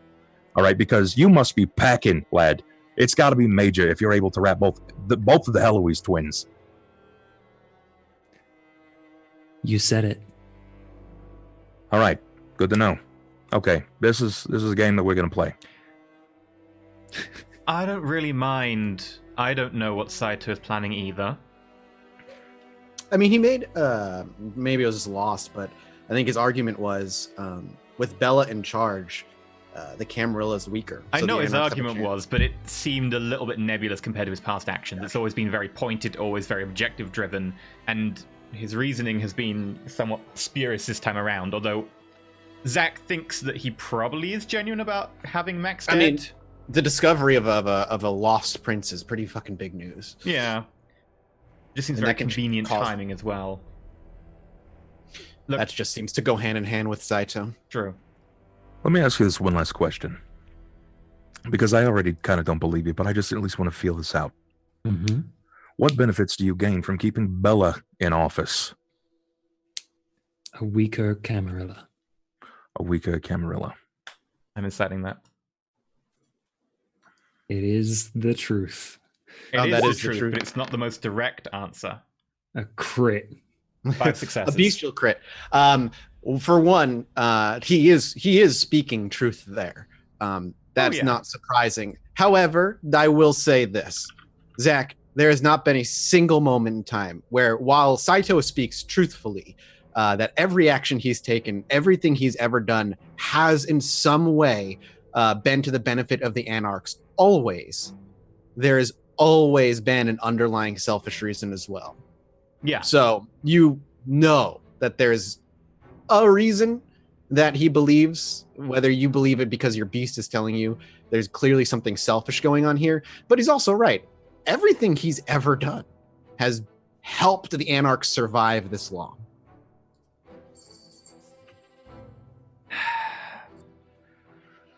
Look, You know, I only bring this up because everything that he's ever done has almost gotten us killed. And you're worried about me getting us in trouble. Because when we didn't deliver on Mark back, had I not pulled that rabbit out of my ass of ripping his head off and sending it back with what's-her-face of the Anarchs, Molly. if we didn't deliver, we were definitely in trouble. Hell, our heads were on the line anyway. I'm not totally disagreeing with you. Saito obviously has ulterior motives here. I think Saito still wants Max dead, which is going to be interesting. Max can't guarantee that my son stays alive. So I'm not all for saving Max. That's not even what it's about. But I'm not about someone good dying just because. If Max was actually as good as everyone thinks or believes that his reputation was, hell, maybe he doesn't want to be the prince Max anymore. let me live when my sire died. Max also believed I was Malkavian at the time, so I have no idea what he thinks of me. I mean, does he have a history of putting to death any Catus? Well, He has a history of putting Thin Bloods to death and exiling caitiffs, but never killing. he exiled a number of caitiff. Didn't put us to death. That puts him about in the 50-50%, maybe even good by most people's standards. But the thing is, bringing Max out of there alive will mean that we get in a lot of trouble with a lot of people.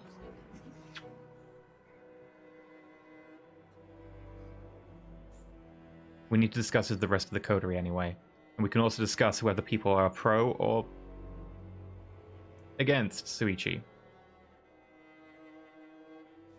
I'm sure some of you have been against me in the past. I'm sure Dakota's opinion is a lot more nuanced than tacit approval of letting him in our hotel room.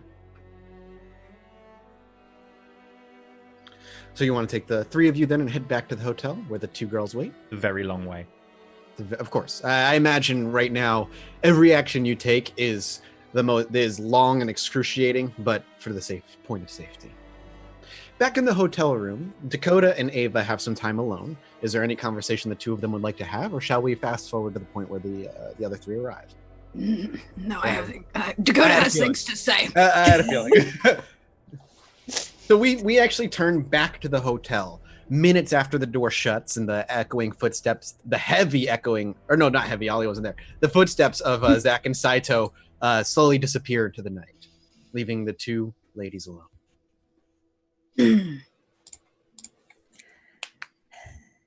Dakota, are you all right with this? No. The Anarch comes knocking on our door. the night after the Inquisition explodes our base and we begin planning for our prince. He always does seem to show up, right? When we're in the middle of some sort of big plan. Just like in Madison, he conveniently showed up. Right. And then, he conveniently shows up and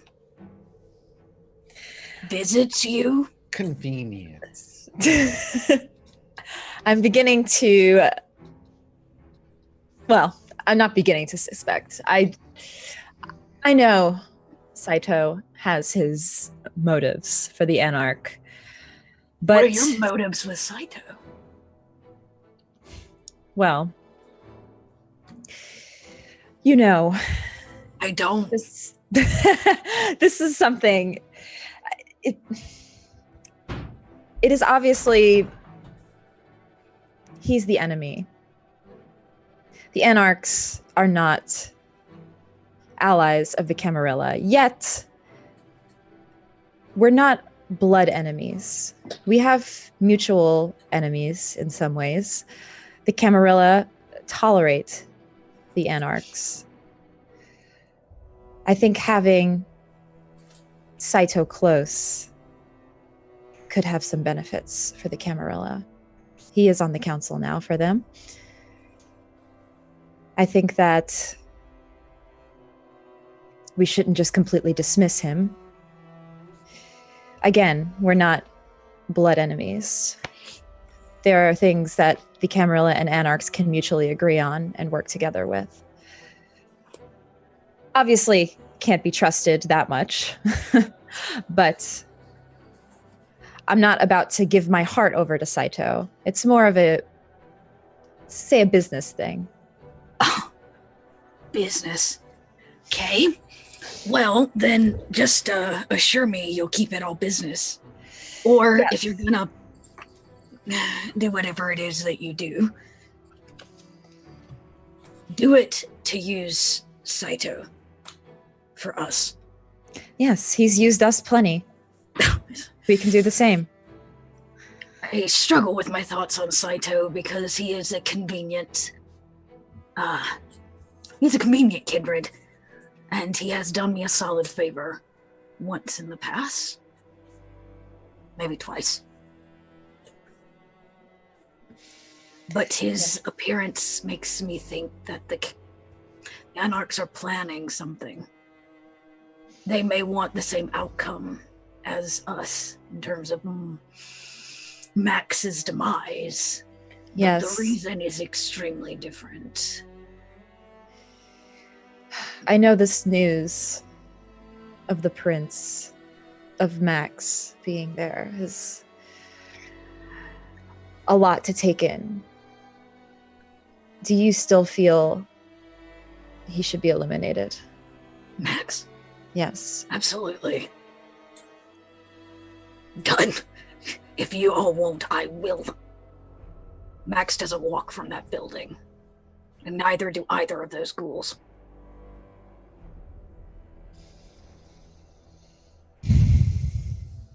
Yes. Possibly could we gain from Max's return? Max has no allegiance to us. Everything we've done in the last 2 years has not been for Max. I understand that. And I do feel close to Bella in a way. I feel connected to her more than the other princes because she is a Toreador, but just the way she was acting the last time we saw her, it makes me concerned with the thing under the tower. And do you not like what she did? I can't say I do like what she did. It worries me. Why? She's extremely powerful now. And what if she uses that to harm the city? What if... Bella loves this city. I would bet my life on that. And regardless of whether or not the choice to open the box was and will mark her demise. She didn't do it to hurt Chicago. I believe that wholeheartedly.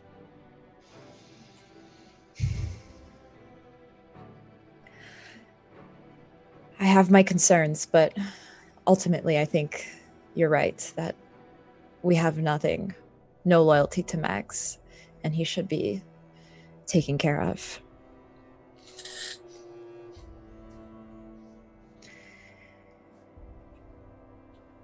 When they come back, we should reassure Saito. He's a conniving little shit. No better than your brother. They're so similar. I don't know if they realize it. They don't. It's why they hate one another. Yeah. And they're so distrusting. Anyways, men, right?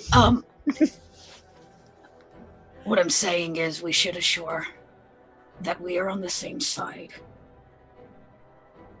And let him come and go. He may slip, but if we fight against Saito in this, he will make our lives more miserable. Yes. But if he tries to double cross us, I will kill him. Ava does know if she has her reservations about a particular somebody, that a discipline she has, if she wanted to force it, might give her insight into their motives, but it's not reliable, and what you see isn't always exactly clear. It is a gift of the Toreador clan.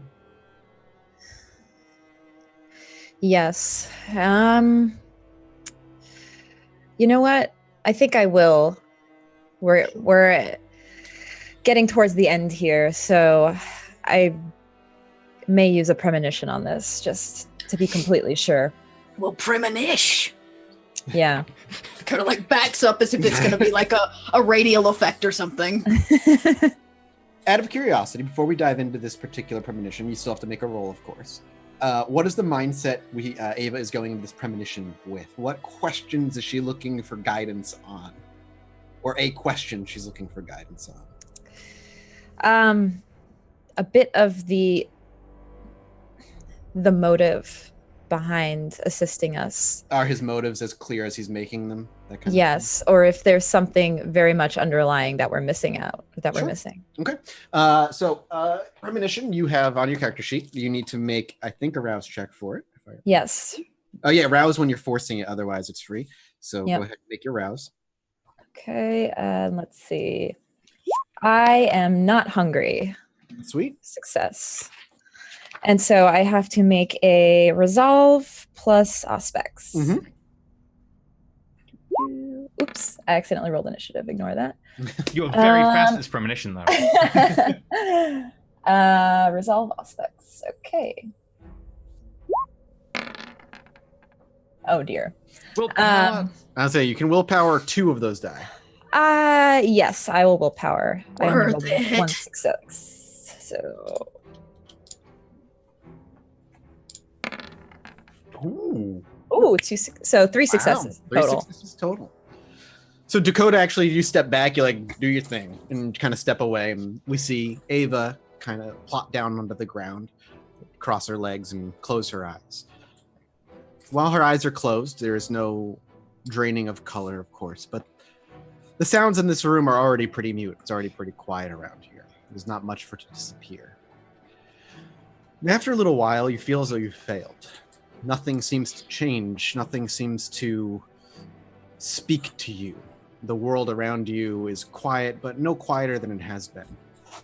On the verge of giving up and feeling frustrated, Ava opens her eyes. But when she does, there is nothing before her. The room is gone. The muted black and white world that you usually would see during premonition of sorts or any type of auspex usage is replaced with utter darkness. You see nothing. You stand and begin to walk. You feel no solid ground beneath you, and yet you can still move forward. Maybe it's because you believe you can move forward that it feels as though you are. Maybe it's because there is something beneath your feet, you just can't feel it. Whatever the reason, You do feel as though you're making progress towards something, and yet nothing changes around you.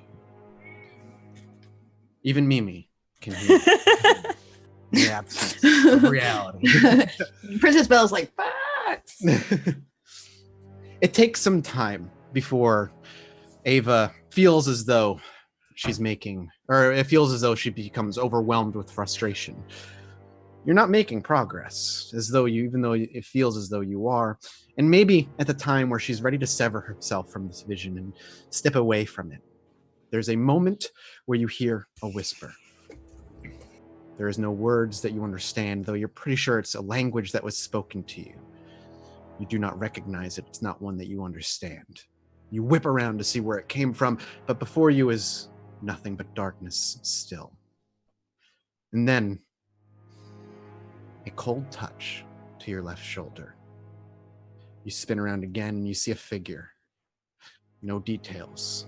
It is a silhouette cast in light that comes from nowhere. The silhouette dangles in the air. It seems as though there is perhaps that strings coming out of its back.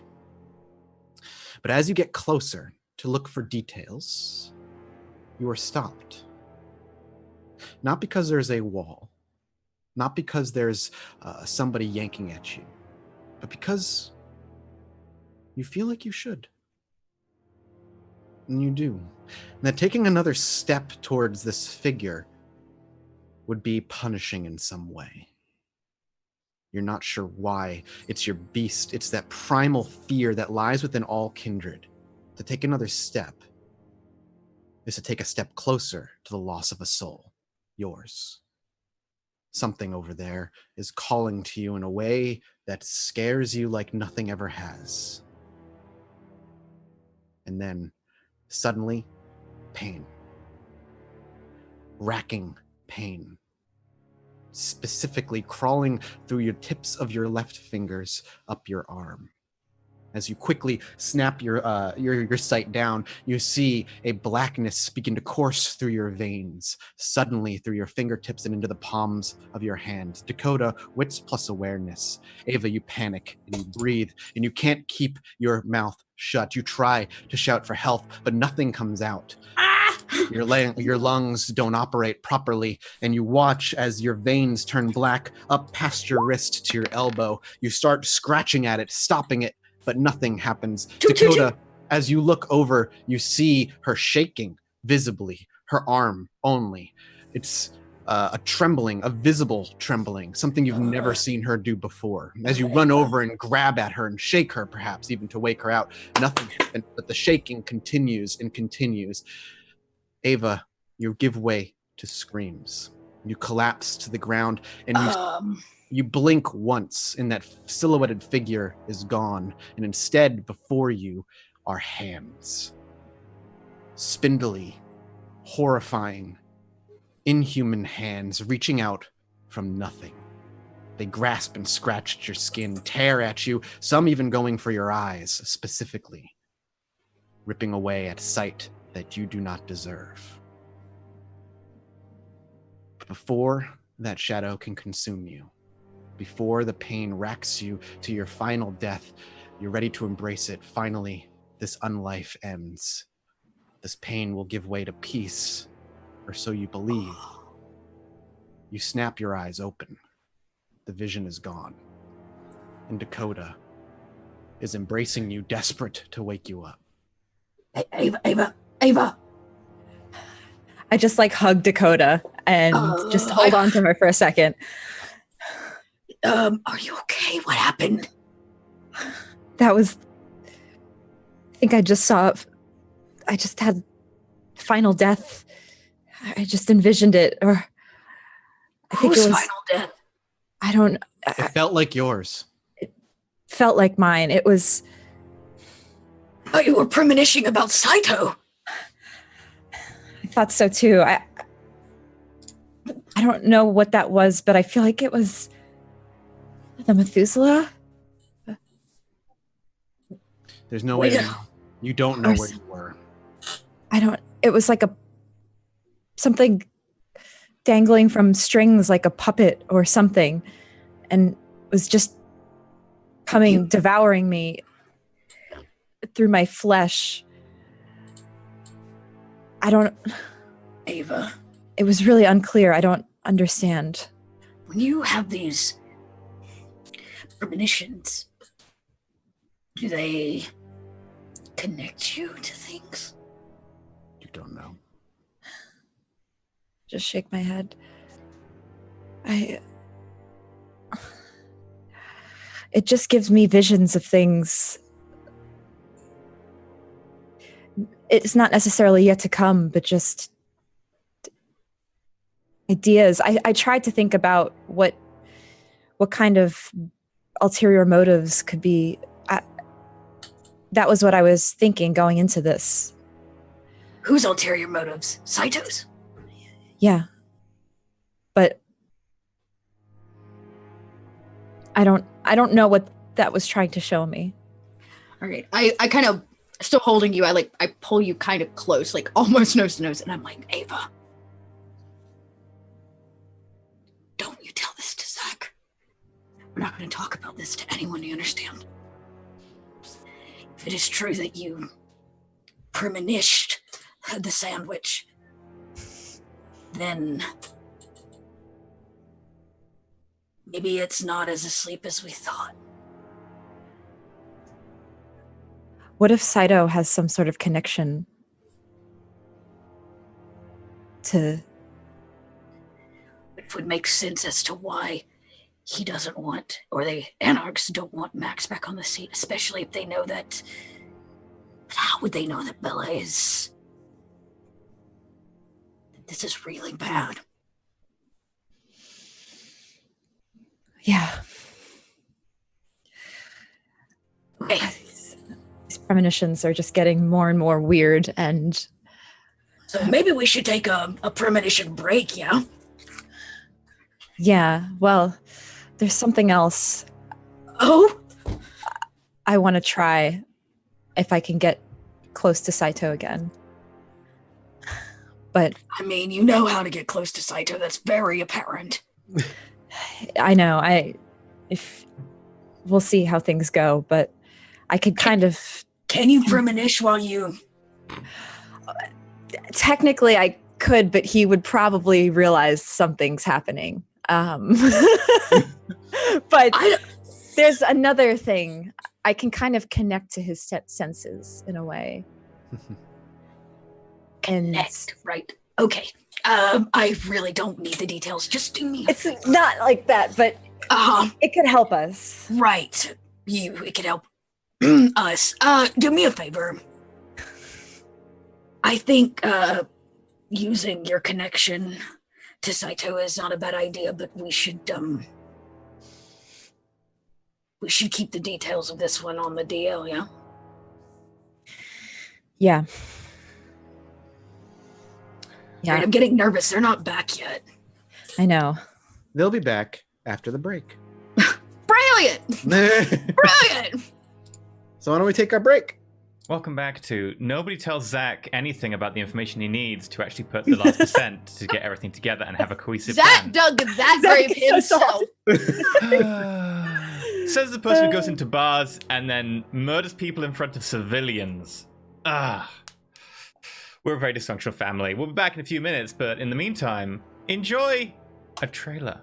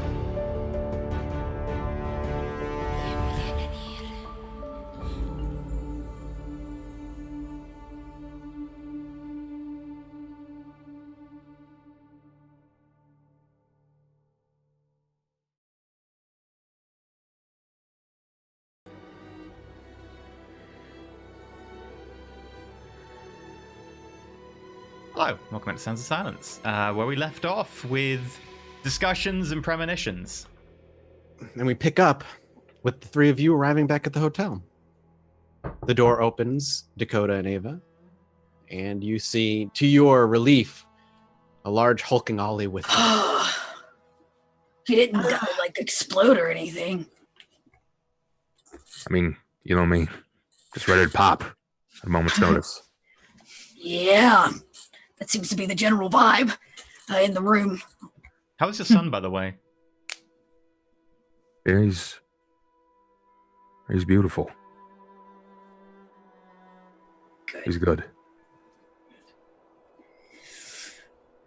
So, I'm gonna scope the place, Ollie. Last night, and I'm sure Zach has told you it's far worse than expected. No, we had a chat about Saito and about the thing in the orphanage. You being basement. sassy, it was me, Zach. No, genuinely, we had a long chat about Saito and the thing in the orphanage basement. Which So he did fill you in. It would be a That joke hard. about something about I don't trust him as far as I can throw him, but now since I'm a kindred, I know that I can throw him pretty goddamn far. I'd like to see that. Oh, speaking of which, Saito already knew about Maxwell being in the basement. I look at Saito. Dare I ask how? You Not can try. Okay, Saito, how did you know this information? A Nosferatu told me. Does this Nos have a name? Flick, he thinks. So not Flick. Thanks. I never said I think, if I recall correctly. So we're sure that Flick told you. Why would Flick inform the Anarchs? Because I'm sure that he didn't go straight to you. Well, it's almost certainly not Flick. The important part is, though, that Saito actually wants Maxwell dead. No. I think Saito's telling the truth. It was Flick. The question is, why did Flick want to tell the Anarchs? I don't know his motives. Okay. For today, because we got shit to do, and we're on a timeline, we're all gonna let you tag along. If you fuck up anything, I will leave you behind. Okay? Yes. Great. Dakota, I understand. It's nothing too personal. You've done me quite a few favors in the past, but this is my coterie. And you come a-knocking every time trouble brews for us. This is way too fucking important for you to get your slimy little hands on. I hope that we are on the same side and in agreement that Bella is the prince of this city. If that's the case, then I can't say I'm happy at having a prince at all, but that's just political. Yes, well, we were In made this aware of that the instance. first time we met you. Hmm. I'm simply saying we need a shared interest in the outcome of this event. He wants Max dead. That's the short answer. Great! We will work towards the same ends. Dakota, your threat of tearing me limb from limb still rings in my ears, so I will not cross you. Oh, that's good. I wasn't actually going to tear you limb from limb this time. I'm a more gracious Dakota than I once was. Yeah, The makeup I'm is not. working for you. I know, Ellie, that's why I like you. Okay? So we are all in agreement. There will be no fuckery happening when we get to this orphanage. I gotta ask a couple of things, mostly because I need to know how things are gonna go down. Yes, we I know need. that Dakota's gonna be on the front line, and I'm assuming that I am too. Do you want the game plan we set up while we were away? Yeah, hit me with it. 3 different possibilities, depending on how well we do. Team goes in, smashes all the gas pipes, heads to the basement. We have the plans, we know exactly where the entrance is. You get to the basement, you do whatever you need to do in the basement. I assume kill Max, take the ghouls if we're going to take them, or if you have to, kill them, whatever. kill all the Inquisition. Meanwhile, someone's going to set up the fire alarm as you go in, get all the children out. All right. The plan was I would be on a nearby rooftop with a long rifle if we can get hold of a rifle, and if anything goes south and you get chased out of there, I can provide support. Yeah, I should be able to get you a guy. I know a lot of people with tools. I can get you a gun. Okay, good. Untraceable. Have you on the ground? I'm assuming we are all going inside. Yeah, Anyone gets that's caught, that's not gonna fly. No? What's your position in combat? Do you even know basic hand-to-hand? Because Camille ain't here to save your ass now. Speaking of Camille not being here, since she's not, and can't we just simply skip the basement part and just blow the building to hell after getting the kids out? Ideally, we do the basement so that we can get any information they have. Yeah, the plan, remember here, we're supposed to do this quiet. And the reason we don't blow it up is so we don't alert the Malkavians that something extra is happening in their place. No, we're okay to do it. We got permission. They want it blown up anyway to make sure there's nothing left. But going into the basement allows us to get any information the Inquisition have. If they know where certain vampires live, if they have information on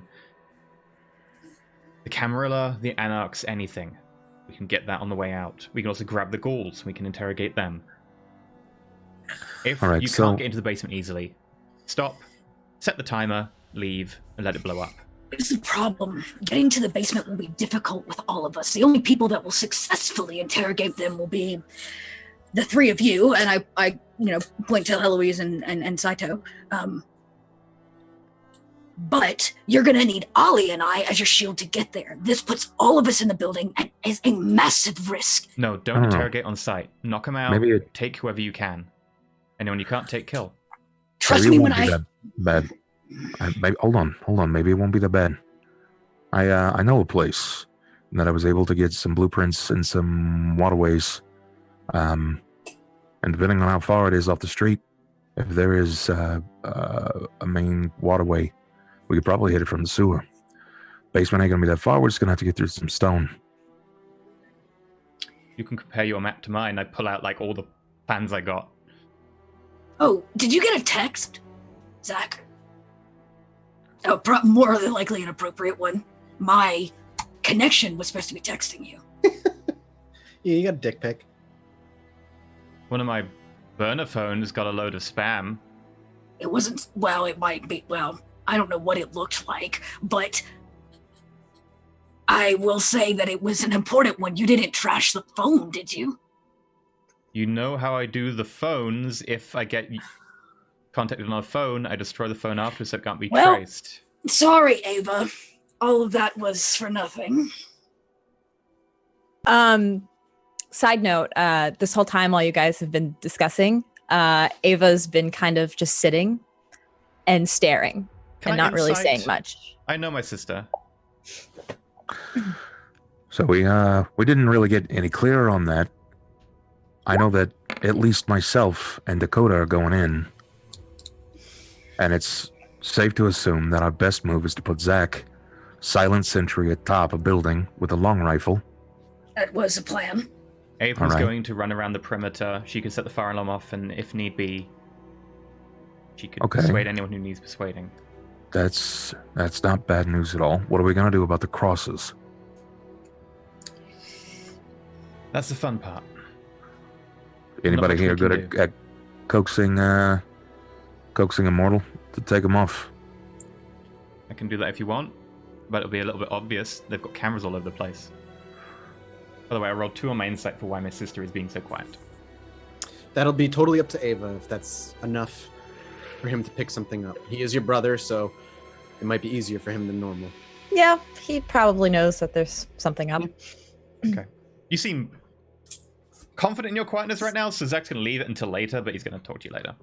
Yeah. So, what are your plans? Where do you fall in the mix of this? Me? Yeah. I can do secondary combat. I'm not going to be on the front lines, as I'm sure you understand.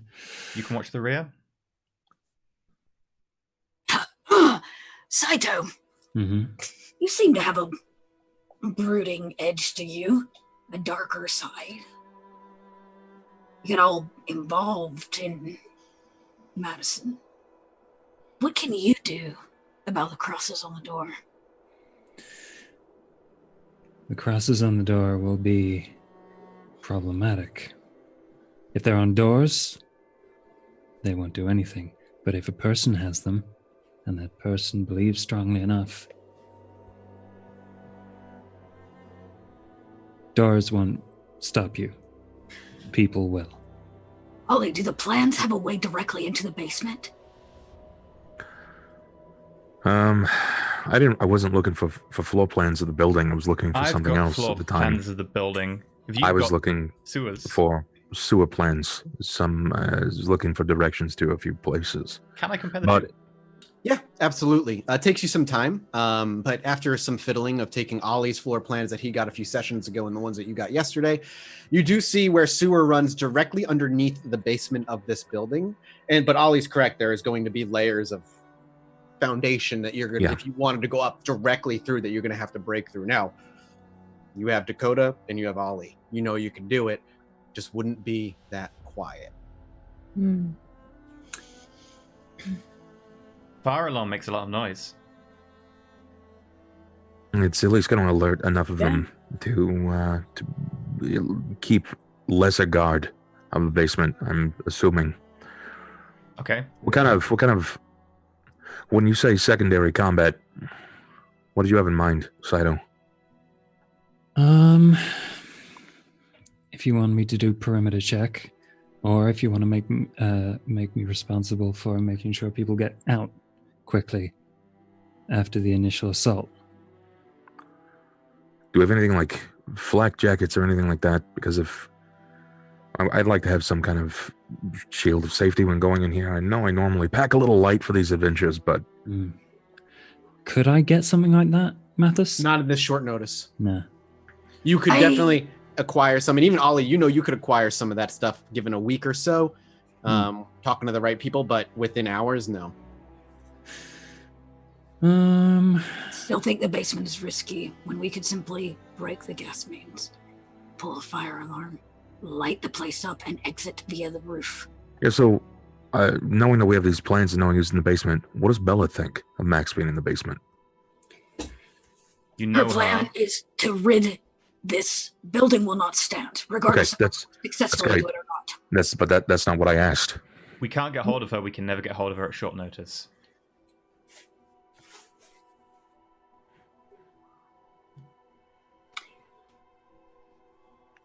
I say we kill Max. I don't think we have a choice. I think Dakota's right. And what happens when we kill Max and the news gets back to Bella that we end up killing Max? She's suddenly grateful that we killed the previous prince. She wasn't exactly thrilled or enthralled with the fact that we came back with half of Mark. If I was a prince, I would be glad that any competition was destroyed. Especially someone as influential as Maxwell. That is right. Okay, what about a new plan? Dakota, if you wanted to make an emergency contact to Bella, I would make you make a roll to be able to persuade yourself in there. Okay. If this is something you're looking to do, but it is not a guarantee. It depends on how well you end up rolling. And we know Dakota isn't exactly the most politically strong when it comes to stats. I do not. But you'd be welcome. You want me to try? That's up to you. That's thoroughly up to you. But I'm saying Dakota does have a shot at getting a hold of Bella within an hour or so. I pitched it to the group. Do you want me to try? Yeah, I think we should probably try to cover our asses, at least. Okay, I bolt across town. What is the roll? It's going to be a charisma plus politics check. Fuck. Like I said, your difficulty is going to be knocked down a little lower due to the circumstances you find your coterie in, as well as your position. Okay, can I get... I need to add to this somehow. What are you rolling as it is? 2. You can rouse check to get an extra 1. Yep, you can make a rouse check and bolster yourself. That's a simple roll, a rouse check? Yep, Yeah. it's a rouse check, and So then you we're blood rouse? surge for an extra 1d10 on the roll. 1 success? Yep, so your hunger doesn't go up. Okay. So you are rolling 3d10 total. Okay. More to that. Oh, Three successes! Wow. You rolled Woohoo! the literal difficulty that I wanted you to roll to get a meeting this short a notice with your current position. So you give her about how long do you want to give Dakota to get this meeting done? A couple hours have already passed for the night. You want to give her an hour? I'll give her all the time Hang on, she guys. needs. I've lost sound. Give me a second. We need My to sound do, on we my need to do quit the out. mission before the end of the night, so it wouldn't be many hours because we Okay. need to do the mission before the end of the night, or they just blow the entire thing up. So Okay, like she's- 2. Okay, we'll just wait for her to fix her audio. Awesome. Yeah, I'm back. We're good. Okay. I hear you now. I'm sorry. I don't know what happened. My headphones cut out. So you sprint. Celerity is quite the gift. And you're able to make it into the inner part of Chicago within an hour on foot. But Damn. it's a haul, but you can do it. The ivory tower welcomes you as always, and the woman behind the desk smiles warmly. Dakota, we weren't expecting to see you so soon. You Task sure accom- weren't. Task accomplished. She smiles. I smile awkwardly back. Let's say it is in process, and time is of the essence. Can I grab Bella's ear? She holds a finger up like a moment, and she plucks some numbers into a phone, ushers you away so she can have quiet words. She has a bit of a conversation, longer than normal. Usually when putting in for a meeting, it's a quick little one-off, but as you worded it, it's a bit of a peculiar situation. And within a few minutes' time, she looks up. She's like, "You may take the elevator. She's waiting for you." Oh, shit. My bolt. Yep. And you just pop into the elevator and make your way to the 35th floor. The double doors open to the elevator, and the double doors to her suite are already wide open. And you see her actually speaking with the figure. It doesn't take long before the figure walks away. It's not anybody you recognize. Another kindred, certainly. Definitely doesn't Okay. smell mortal. The kindred merely looks to you and nods and walks past you. And Bella looks to you and waves you in. This My better be friends- important. I cut a meeting short for you. It is of the utmost. You know I would not waste your time. Then don't It waste it is. any longer. What's wrong? We have learned of what is being held in the basement of the orphanage, and it is far worse than expected. We know a kindred's there. We know 3 kindred are there, one of which includes our last prince. 3 kindred. Are you sure? Why do you say 3 kindred? Because I saw. Well, oh no, you're right. It's not. Yes. Kindred. You just didn't know who. She A just didn't know kindred. who Yeah. the Oh, kindred okay. was. Right. Okay. So, because 102 we saw goals, yeah. 3 Yeah. people. 2 ghouls and a kindred. This kindred that is being held there is the last prince. When you speak those words, she levels her sight at you and unblinkingly just stares for a few moments. After a little bit, she turns on her heels and quickly walks over to a wine rack, pulls a bottle, and pours a glass. She swirls it in her hand and takes a sip. Inhales it and then takes a sip. Are you sure? I am positive. It was my vote to simply dispose of the issue along with the planned cleanse, but my coterie felt it necessary to ask your thoughts. Your coterie's not wrong. This certainly proves unique. What are your thoughts, Dakota? Max lost his place. We have a new prince, one that has been kind to myself and my coterie, and one I believe does have the best interest of Chicago at heart, regardless of decisions that have been made. She raises an eyebrow, and as she listens to you and takes a sip of her wine, as the last words trickle out of your lips, so does the last bit of wine from her glass. Chicago had its reign under Aventru already. That reign has come to its rightful conclusion. Do what you see fit.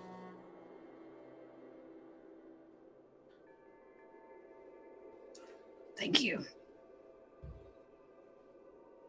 Anything else? I will.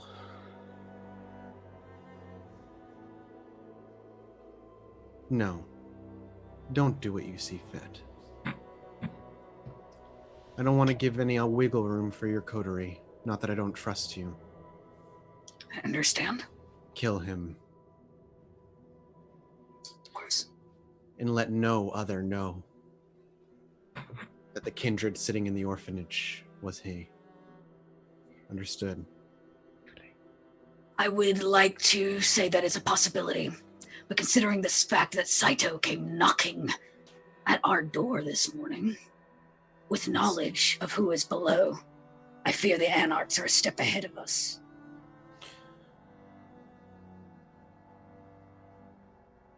Do you fear Saito is going to be a problem?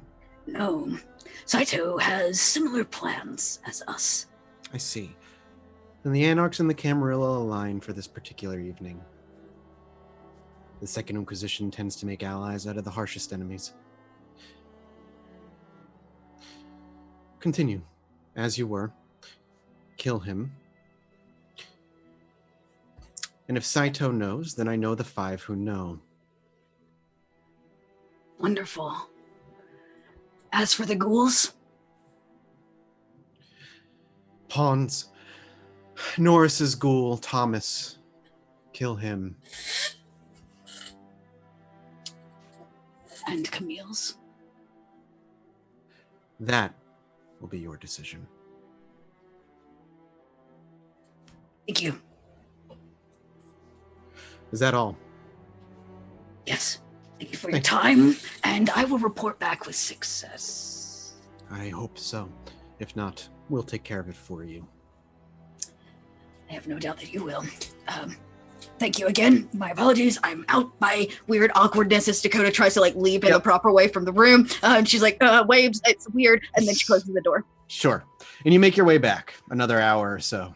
It's about 2 hours that passed between you arriving at the Ivory Tower and then you arriving back at the hotel, leaving you four alone. Not sure if you want to speak, but Definitely. Okay. So Zach's going to run down the basic mission brief that they had and then say what the alterations would be. If we're going to go in from the sewers, I can ask someone to go in and pop the fire alarm. When the fire alarm's going off, you can dig your way into the basement. You can kill or grab whoever we need to kill and grab. Grab any information, any files or anything they have, and get away through the sewers. Nice and quick.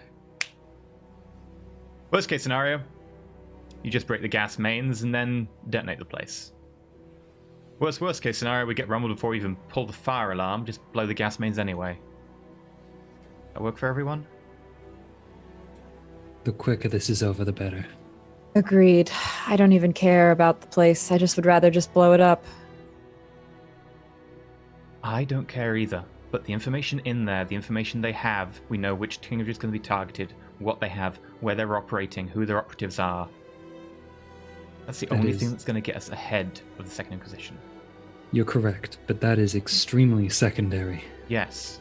First, get or kill the kindred and the ghouls. Second, any information we can get.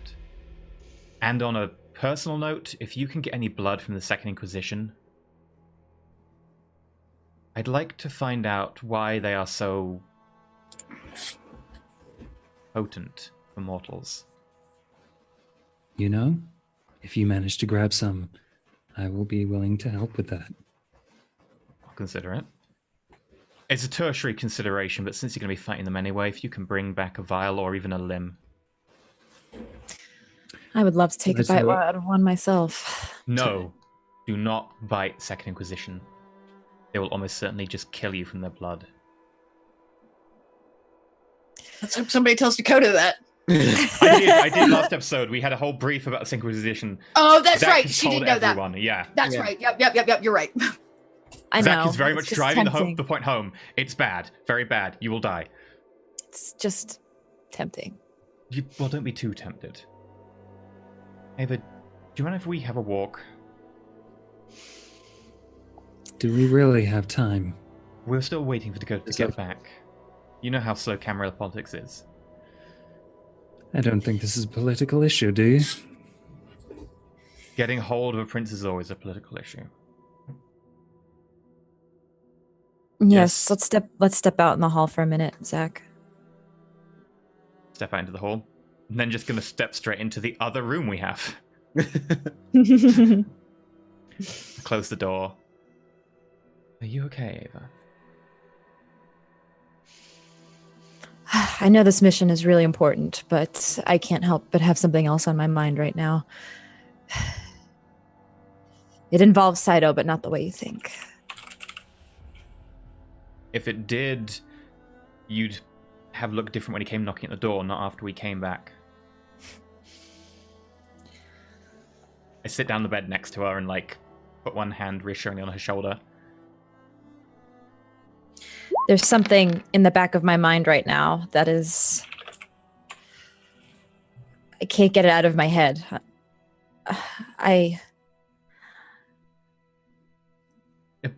One second. I take the bracelet off. I'm going to flush it down the toilet. If you let me. I kind of don't want you to. Ava, do you really want to talk around that bracelet when the other thing he gave the coterie was a tracking thing for the cat? All right. Fine. Okay, you flush the bracelets. Yep. You can always get another one. Probably another one that's not given to you by a blood mage. You were saying?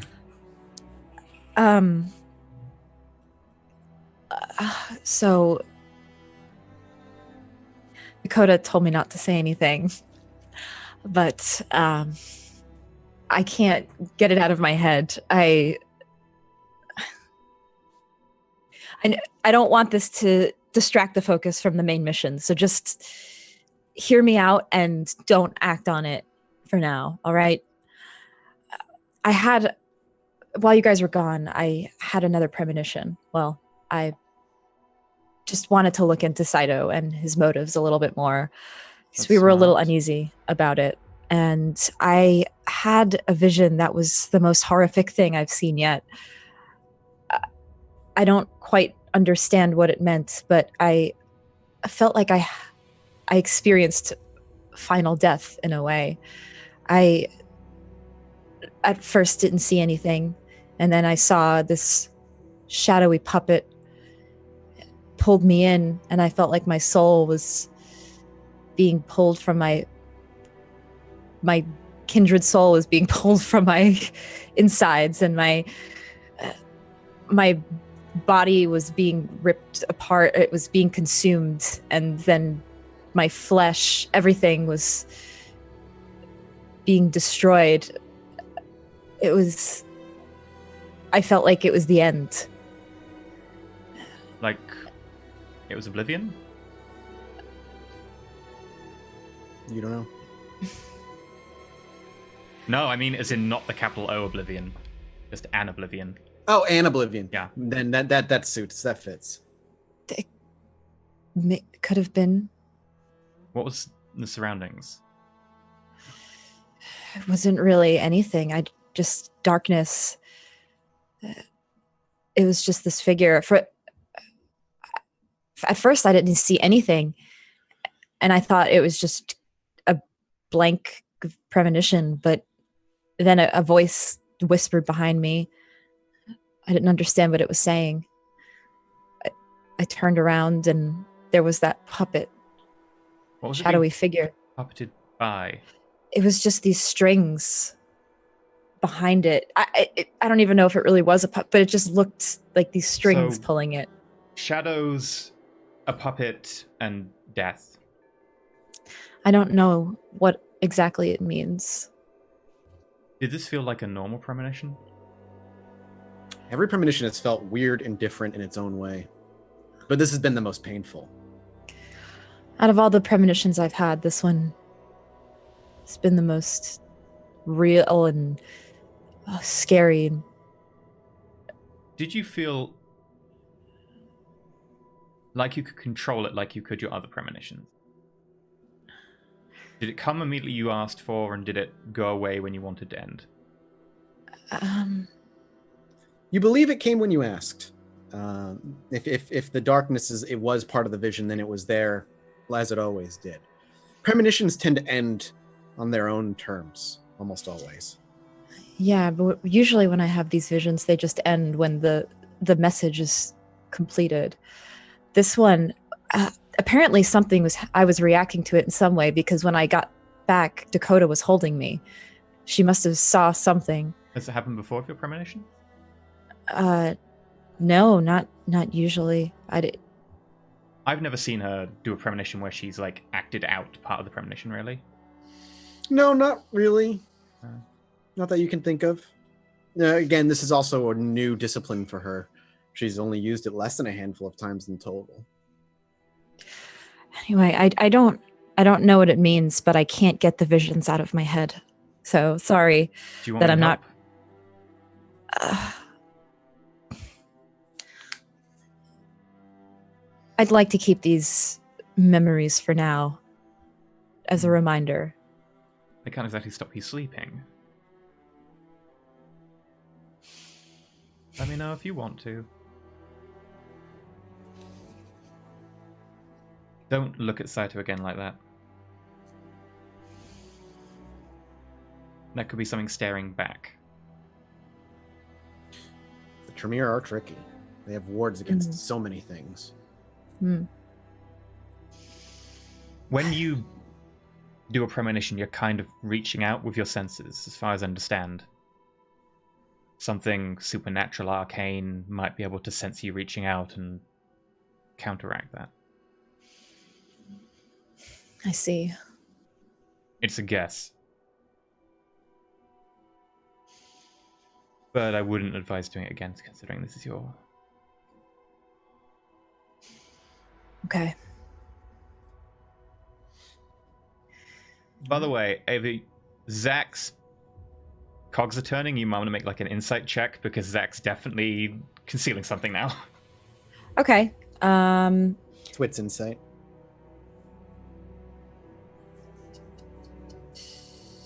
Give me 1 second.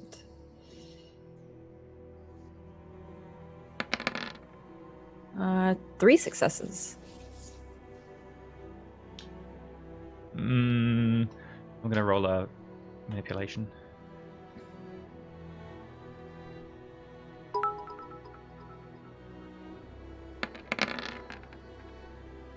Three successes. You either roll off or you can just... I'll give you a partial. Like, Zach's not being completely honest that he thinks everything's fine, and he's not entirely convinced that it's Tremere being tricky. So I'll just ask. So, do you think that this vision means anything? What do you, or is it just a ward or something? It could be just a ward. But I was asking about the powers that we've been seeing recently. And they've been connected to something very like what you saw.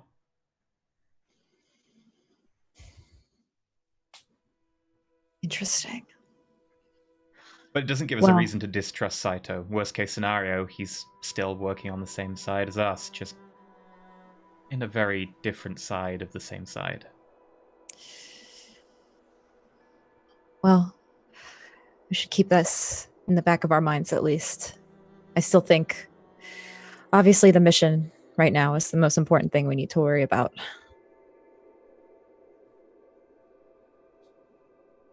Yeah. To be honest, the mission isn't that important. We chose to do the mission. If we fail at the mission, they just blow up the orphanage anyway. True. What's more important is that we make sure that everything else is going fine. If Saito's doing something particularly odd, even by our standards, that might come beforehand. Don't trust him. Okay. I never fully trusted him.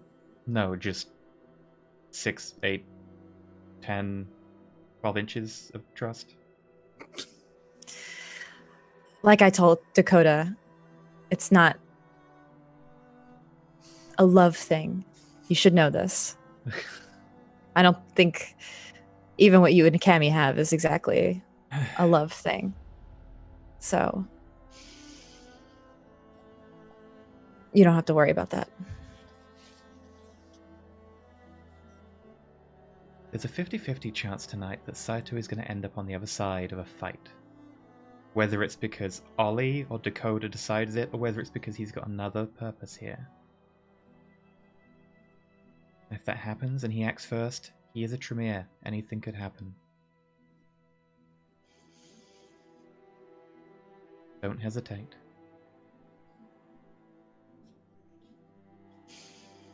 Ideally, don't kill him either. I'd rather he was alive. I'd rather we were working on the same side, but... worst case scenario.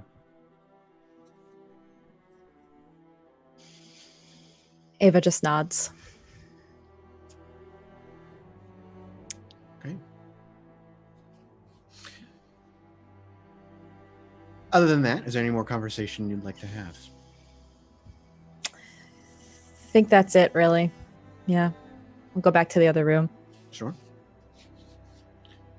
Everybody's together then? Dakota returns we'll say Dakota returns around this point in time then. I pretty much relay what the prince said. I look at Saito, you get to tag along. But guess what? The prince now knows that you know. Congratulations. You did come knocking on our door. We are to kill Max, no questions asked, as well as both of the ghouls. Okay. I understand the circumstances I'm in. Wait, did you relay what she said about Aikido, or did you said Aikido has to die? Because she said Aikido would be our choice. I told you Okay. that both ghouls are to die. I'm definitely inciting you. Oof. You're welcome to roll your manipulation subterfuge counter roll, Dakota. Actually, I don't have to because I'm not lying. She left the choice up to me. There's a difference between saying the choice is yours and saying they have to die, though. 3. It's the truth. I'm choosing for him to die. You can take that however you want, but I'm not lying to you. No, I'm not asking if you're lying. I'm looking for your motivation within. My motivation is that I want to kill both ghouls. Yeah, okay. And they're both going to die. You're going to kill them regardless of the answer, aren't you? Focused. They're both liabilities. It's nothing personal for Camille. Three's not enough. Surprisingly to pick up not. on three's not enough. Going to be enough to pick up on the subtle ulterior motive. It's so funny. There's not really an ulterior motive. Dakota just wants that place cleared out. The whole place. It wouldn't be enough. There wouldn't. And Three's not going to be enough everything to pick up on just a subtle change in how she took an order, basically, or how she made the decision. Look, fine, they die. We failed Camila what we were asked to do. Let's at least try and then get some information from whatever files they have. That could save a lot of hassle and a lot of lives. And it could stop our coterie being targeted the next time we get a haven. If you can't get files, fine, it's not the primary objective, but seriously, if you have time, grab some. You know I can't read, right? Grab any file that isn't electronic. The last time I went in this orphanage and grabbed anything, I was told that it was a bad move. I'm just going to ignore Dakota at this point because she's being stubborn and Zach's just too tired of this. Dakota doesn't want to go in and waste time. That is the vibe you should be getting from her. Dakota wants to go in and get this job done. It doesn't need to get messy because we want to get information. The job is to burn it to the ground. More than 10 seconds to grab whatever file you have to grab while you kill the people in there. You want me to do it?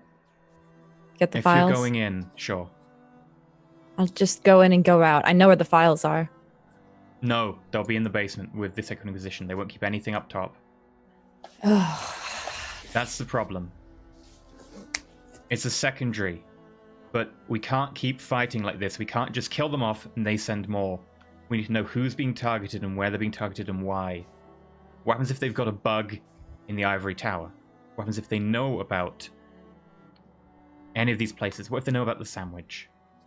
We need to have advance notice of these or we will be constantly on the back foot. What if, have you ever heard of the Inquisition using suicide bombers? I've not heard of it, but the Society of St. Leopold are Well, I mean, fanatics. they already nuked the place. I was there. I was on the scene. And as I ran away, I ran right into 2 of them. They were watching our place. Yeah. That's, I assume, what the homeless person the other day was about. So I'm curious if they have the old prince in the basement and they know that Kindred are going to roll up. What's stopping one of them from just pulling the trigger, just sending himself up sky high, taking out a bunch of Kindred at once? They're not... They might care about the children. They might not have that sort of equipment. They don't use suicide vests, from what I know. But it's not out of the realm of possibility. Well, nothing's outside the realm of possibility. They're fanatics. If they have grenades, do I expect one of them to pull the pin on a grenade and just drop it? Yes, it's their life. I don't know if they'd blow up an entire building full of kids. I have a Dot question, not a Dakota question. When it comes to the crosses that are hanging, and maybe we don't know this, if they hang upside down, does it change anything? No, it's more about the intent behind it hanging there. Saito had said something to the 4 of you that should have rung weirdly because of your experiences. Though in your research, Zach, you know Saito's, at least speaking from an educated standpoint, most crosses, for one reason or another, are only effectual in the hands of those who have the true faith. The fact that Ida's house, the crosses that were just hanging were emanating true faith without anybody there, that now that you think about it, doesn't seem to make a ton of sense. But again, true faith is finicky. Okay. I guess my concern is us spending too much time. Ollie's right. They could have suicide bombers all over the place. If we all go in, we risk all of us dying. Are we ready for that? That's fair. But they have Max. They know about our haven. Max definitely knew about several places, including places that Bella stays and Bella holds court. So Isn't you're the damage already done then? I mean, Max has been caught for what, 3 years now? Like the damage is done. The best thing we can do is get rid of that place and everything in it. Except for the children, of course.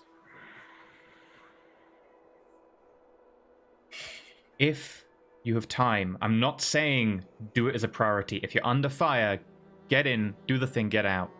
If you have time, grab some files. It would seriously give us an advantage. We need... So I guess I'm trying to figure out why we're going in beyond creating the gas leak at this point. We don't And know if pulling the the ghouls fire are there. alarm. You saw them leave. We don't know if they're back. We don't know if they may have moved the kindred. We cannot confirm that. Do you want to be the person to go back to Bella and say, we blew up the building, but we couldn't confirm it? She would say, why didn't I send my own person? So we need eyes on the basement to confirm they're in there. We need eyes in the basement. We need to kill them. We need to make sure they're dead. I can't believe I'm going to say this, but I just got something from the prince that I never thought I was going to get, which was a chance to see my boy consistently. And as much as it pains me to do so, I don't want to lose that. I don't want to see any kid hurt at all. But I don't want to lose the opportunity of seeing Rowan ever, even if that means at the cost of my death. I don't want to lose that, and I want to be able to see him. But this doesn't feel safe at all.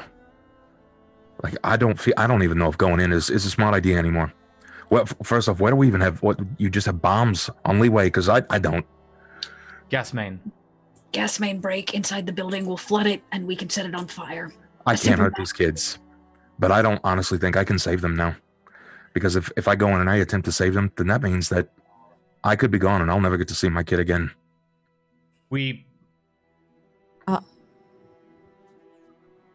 Ollie, why don't you pull the fire alarm and leave with the kids? I will go to the basement, break the mains, and assure that they are all down there.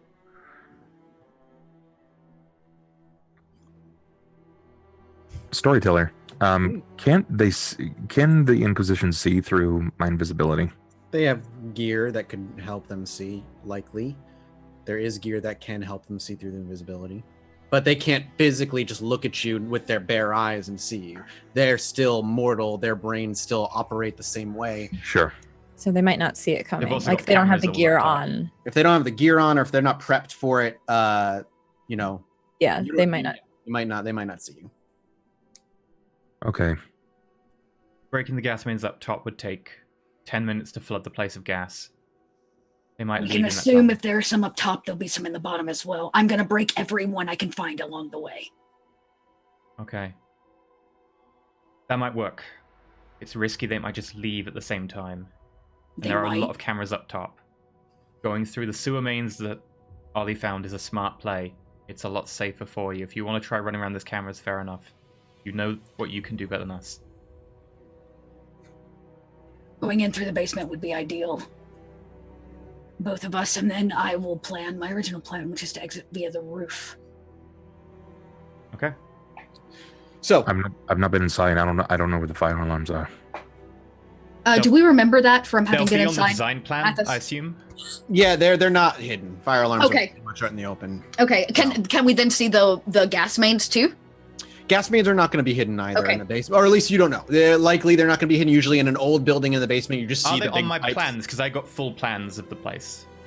They are on your 1972 plans. Yes. Are they on the updated plan that includes the extension for the basement?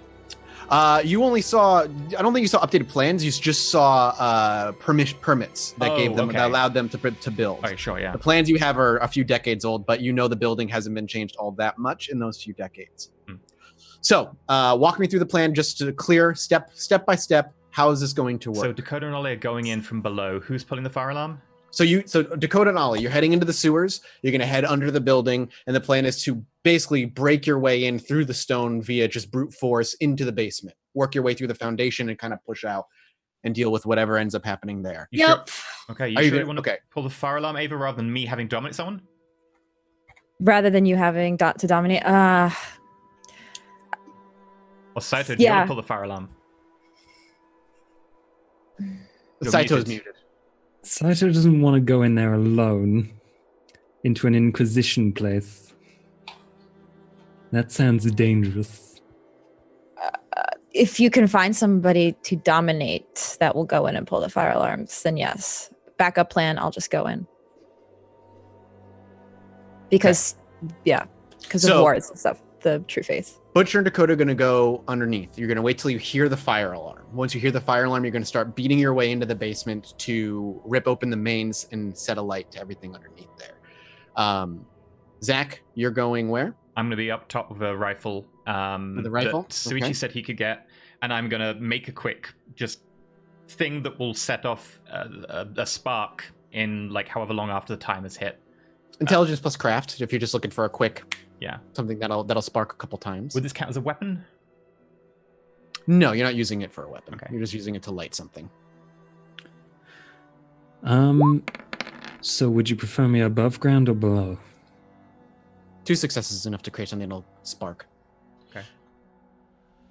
You want Saito to walk in the front door, right? Or no, you want somebody. Saito You want and Saito. Ava can pull the fire alarm then, and then run perimeter and check what happens. Okay, cool. Yeah. So Dakota, Butcher, sewer that breaks into the basement.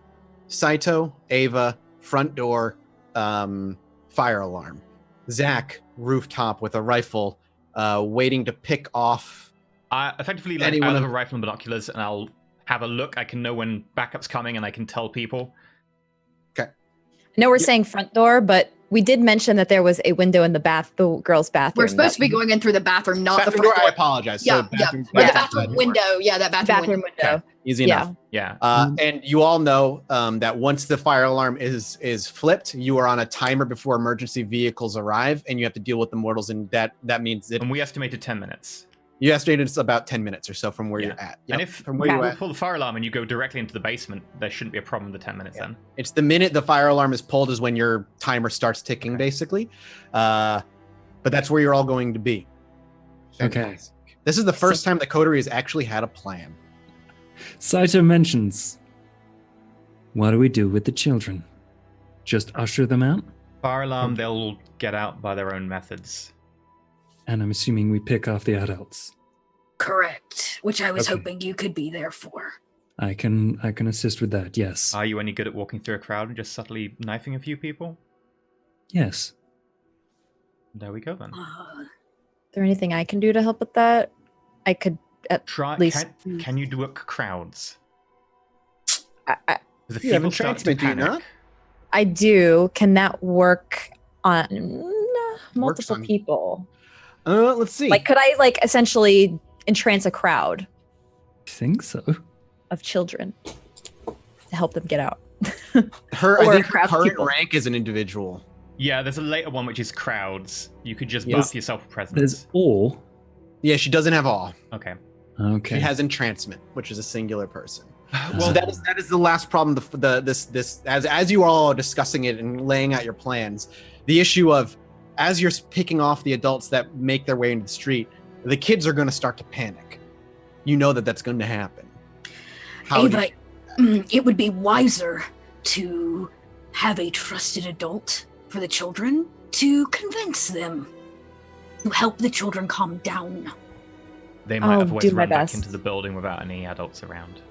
Right. I'll do my best to supervise the children. And mitigate. You're good at And- that. Very well. Okay, We should get moving if we are to do this. sure. Hmm. Let's do it. Let's just go. Before we go, well, as we're literally packing up to go, because we need to get a rifle, I think, as well. Zach's going to be like, if you get a chance, any blood, we can work out how they're more powerful. We can undo that, or we can counter it. Any files you can grab if you have time. If you don't, fine. But we can't keep swatting them like this. They'll keep turning up. I agree. Okay. So on that, the five of you depart from your hotel. All in, presumably you're not going to head there as a group. You're going to separate into your particular groups and head out on your own way. Before you go, as you make your way outside the hotel and you're greeted with a cloudy night, it's a rather brisk one as fall encroaches and summer comes to an end. An unmarked car drives up. You all tense for a moment before you see the driver step out, Tori. She looks to you, Saito, with a briefcase in hand, and she walks it over simply to you and takes you aside from the coterie for a brief moment. She hands you the briefcase, as you asked, but they'll be expecting recompense afterward. Very well. And you have your own? She nods, of course. Stay prepared, and I'm sorry for what you might have to do. She shakes her head. You do not need to apologize. Those of us who take up this life understand the ramifications of it. And yet, I feel like I still have to. I'll do what needs Camille to be made a done. decision, and that has affected you adversely. Camille's decision has affected more than just you and I. We know this. Thank It you. wasn't- She nods. I trust your aim. I trust your insight. Good luck, sir. Okay, She walks I hand back. over Yep. the rifle to Sure. Zach. I was looking to ask, could we get some walkie-talkies so we could communicate while this is happening? I don't know. If you ask her to bring some, I'm happy to. But I am honest when I say there will need to be repayment for these things that you're asking for. These are not easy things to attain, and especially not so quickly. Hmm. She can That's get fair you. enough. She can get you 3 walkie-talkies. Okay. Team ABC. That's 1 each. Ollie, walkie-talkies make noise. They've got those little earbud things, right? They're like- Oh, is that the kind of walkie-talkie we're talking? Like, how high Depends Most tech? of on- them have jack plugs that you can put an earbud into. Yeah, I was depends gonna say, on the quality. If they are incognito and don't make a sound. Yes. They're modern. Cheap earbuds if we need to put them in. I'm gonna see if we can make sure that we get down into the sewer first, because we can start dismantling the brick. We've Yep. got to start early. It's gonna take a little bit of time to start tearing down some of the stuff till we get into cement foundation. Absolutely, we'll get to that. But you have a sewer entrance not too far from where you're at, and you have the plans to find your way. Once you're in that area, you could easily start navigating toward the orphanage and find yourself underneath it. It sits literally the The orphanage sits at the corner of a city block. So finding where the two streets cross, you can easily pinpoint where you need to be to get underneath the basement. Likely what you're going to have to do is punch through a wall for a little bit, like rip your way through a wall to get underneath and then go up from there. Again, not too bad with a gangrel and a Nosferatu that are built to just rip things down relatively. You first. Exactly. So the party will split. Dakota and Ollie immediately head to the sewers, start making their way down to the corner of the intersection where they believe the orphanage to be. Meanwhile, Zach, taking a suitcase with a rifle, begins to make his way. How far? Do you just want to sit across the street, or do you want to sit like a block away? You could probably sit a block away. However, you're not a trained sniper. That's not something you're good at doing. So there will be penalties to trying to shoot from a distance away that you're not really meant to handle. Yeah, like I'd pick somewhere medium difficulty. Specifically, I wouldn't be picking a roof. I'd be picking an internal window so that I'm like sheltered on both sides and I can just use the window to see out. Okay. So you want to take a building and... I'd also tell everyone that the walkie-talkies are not going to be encrypted, so no names, no positions. Yes, of course. Other than that, Ava and Saito begin to make their way to the bathroom window. Now, Saito, can either one of you go invisible or no? No, but Saito should be able to read himself in shadows now. That is something it certainly can do. We'll worry about that first in a minute. The operation is underway. All of you separate to your formal teams and begin to set up. For Zach, the sense of organization is new, but it's exciting. If things go well, planning might be the way to go from here on out. It's going to go wrong. Zach plans 3 escape routes. But our attention is first turned to those within the sewers, making their way toward the orphanage. You have a little bit of a walk to go. It's not exactly simple, but you'll let them know when you are where you need to be. Before we approach, this could be the very last time this season Dakota and Ollie have alone time together to speak. Is there anything the two of them would like to talk to each other about before this all goes down? Or is it a understanding yet tense silence as things are about to explode? Shit goes south, you're gonna get out, right? Hey, you know me. Built to survive. No, you didn't answer my question. Shit goes south, you're gonna turn and leave, right? I got something to live for. And I got plans. I at least see a 10-year plan. At the very minimum, of course. I want to see my boy grow up. I want to anyway. But for what it's worth, I don't know if it's going to be that easy.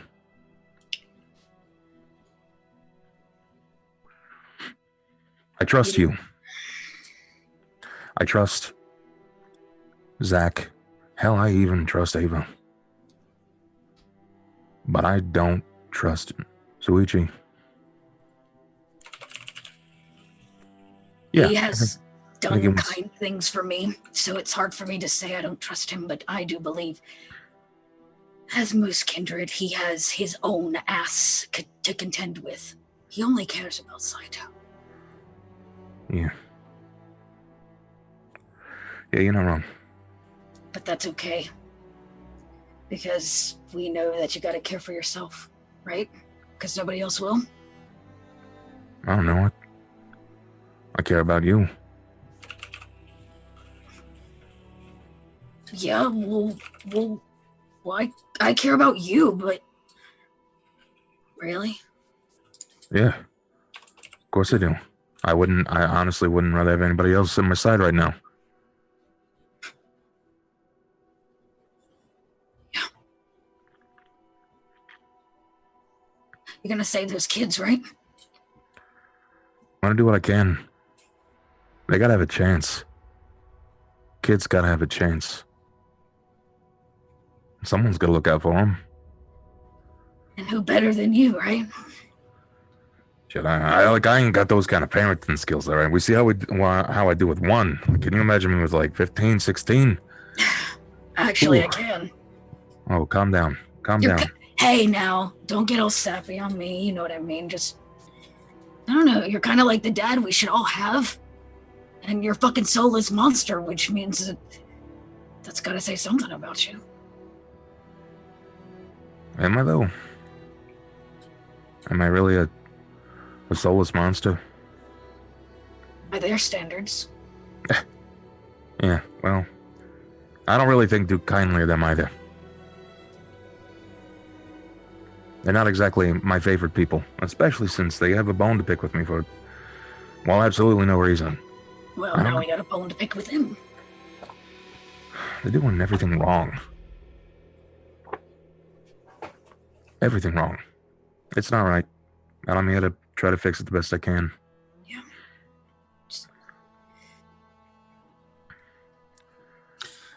I'm not going to get sappy, but you have to survive.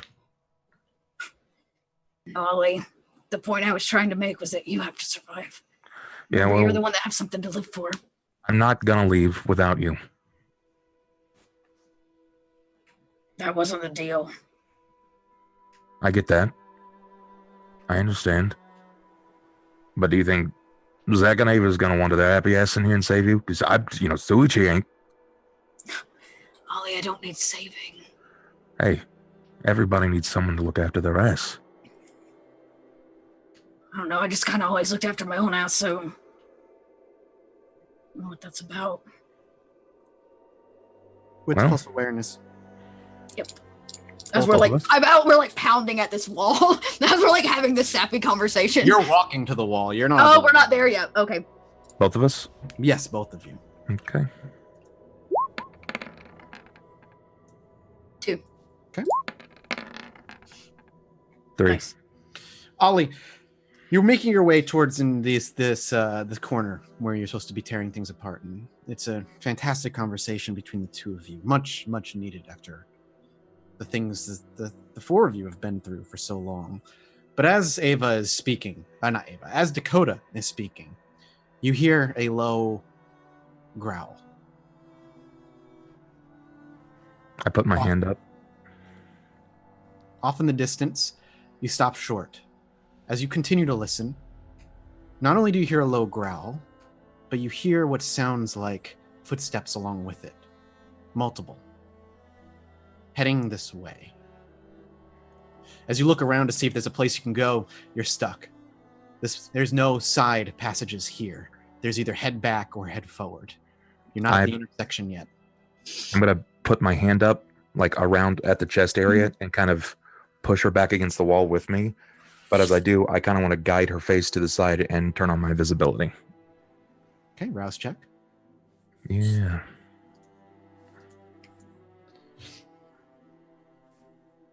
That should have that. Let's try that again. There we go. You do not raise in hunger.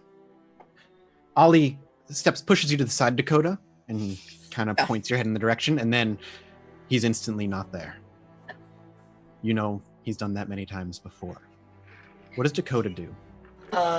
You can't go invisible. Are they kindred or human? They're not close enough to smell.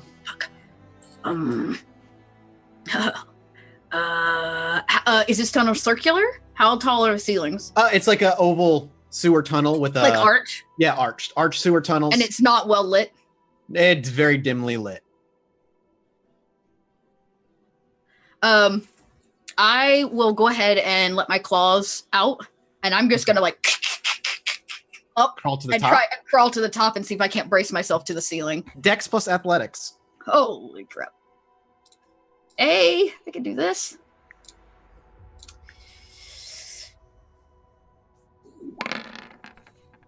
I gotta roll better before we do this, gang. That was 5 die and I got a 1. You can re-roll 3 technically.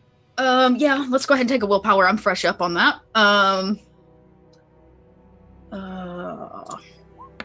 Please. You get Okay. 3 successes. So Dakota, claws are bare. You very rarely do this. How does it look for those who are a third party when claws erupt from your hands. Yeah, so I actually wear gloves now because Zach's made me paranoid about leaving fingerprints behind for all this bullshit. So Dakota, since taking on Bella's, has started wearing gloves. And you watch as the nails like grow at a slow rate. In a couple seconds, like they cut through.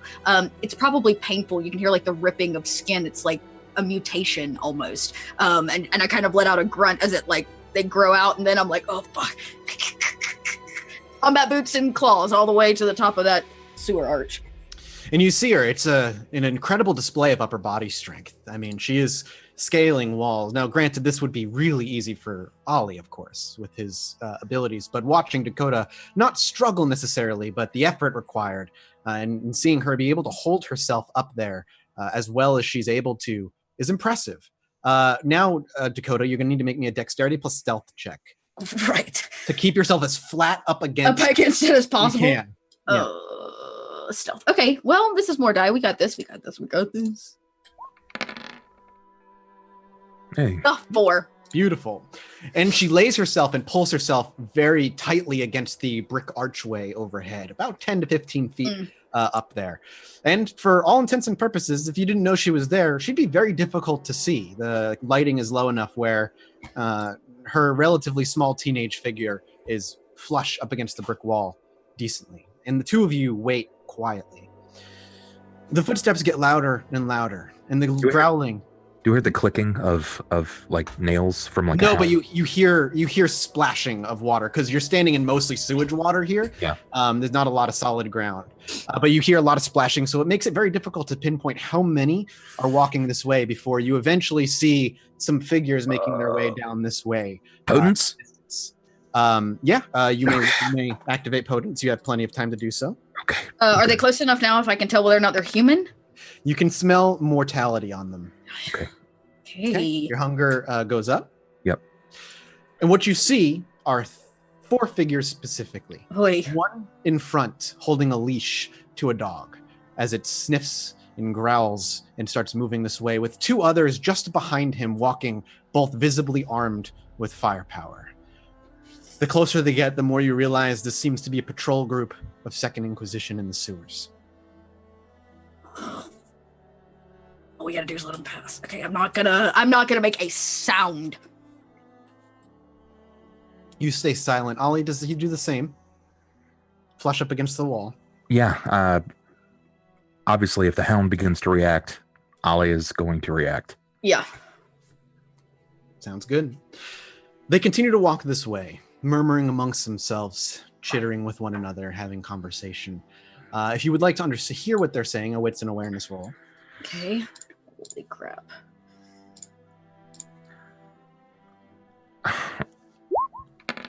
What's up there, Ollie? Okay, that's a 4. Okay. Oof. I hear him say. They couldn't possibly smell the Nosferatu that has an irregular stink. I got a 4 on that wits awareness. Sure, I'll give it a listen. Wits awareness. Nothing. Dakota's the only one that can hear any conversation, and it's mostly complaining that there's so many of them on tonight. Patrolling the sewers, usually there's only 1 or 2, it seems. But tonight, for whatever reason, there's more of them. Maybe just paranoia on their behalf, maybe not. You're not entirely sure, and they're not entirely sure. They just seem annoyed with it, but they're patrolling, and they're getting closer. Eventually, once they get in, the dog stops suddenly. They're about 20 feet out from where you are. Begins to growl, stops smelling, and begins to sniff in the air. Do you two react? No. I say as chill as a cucumber.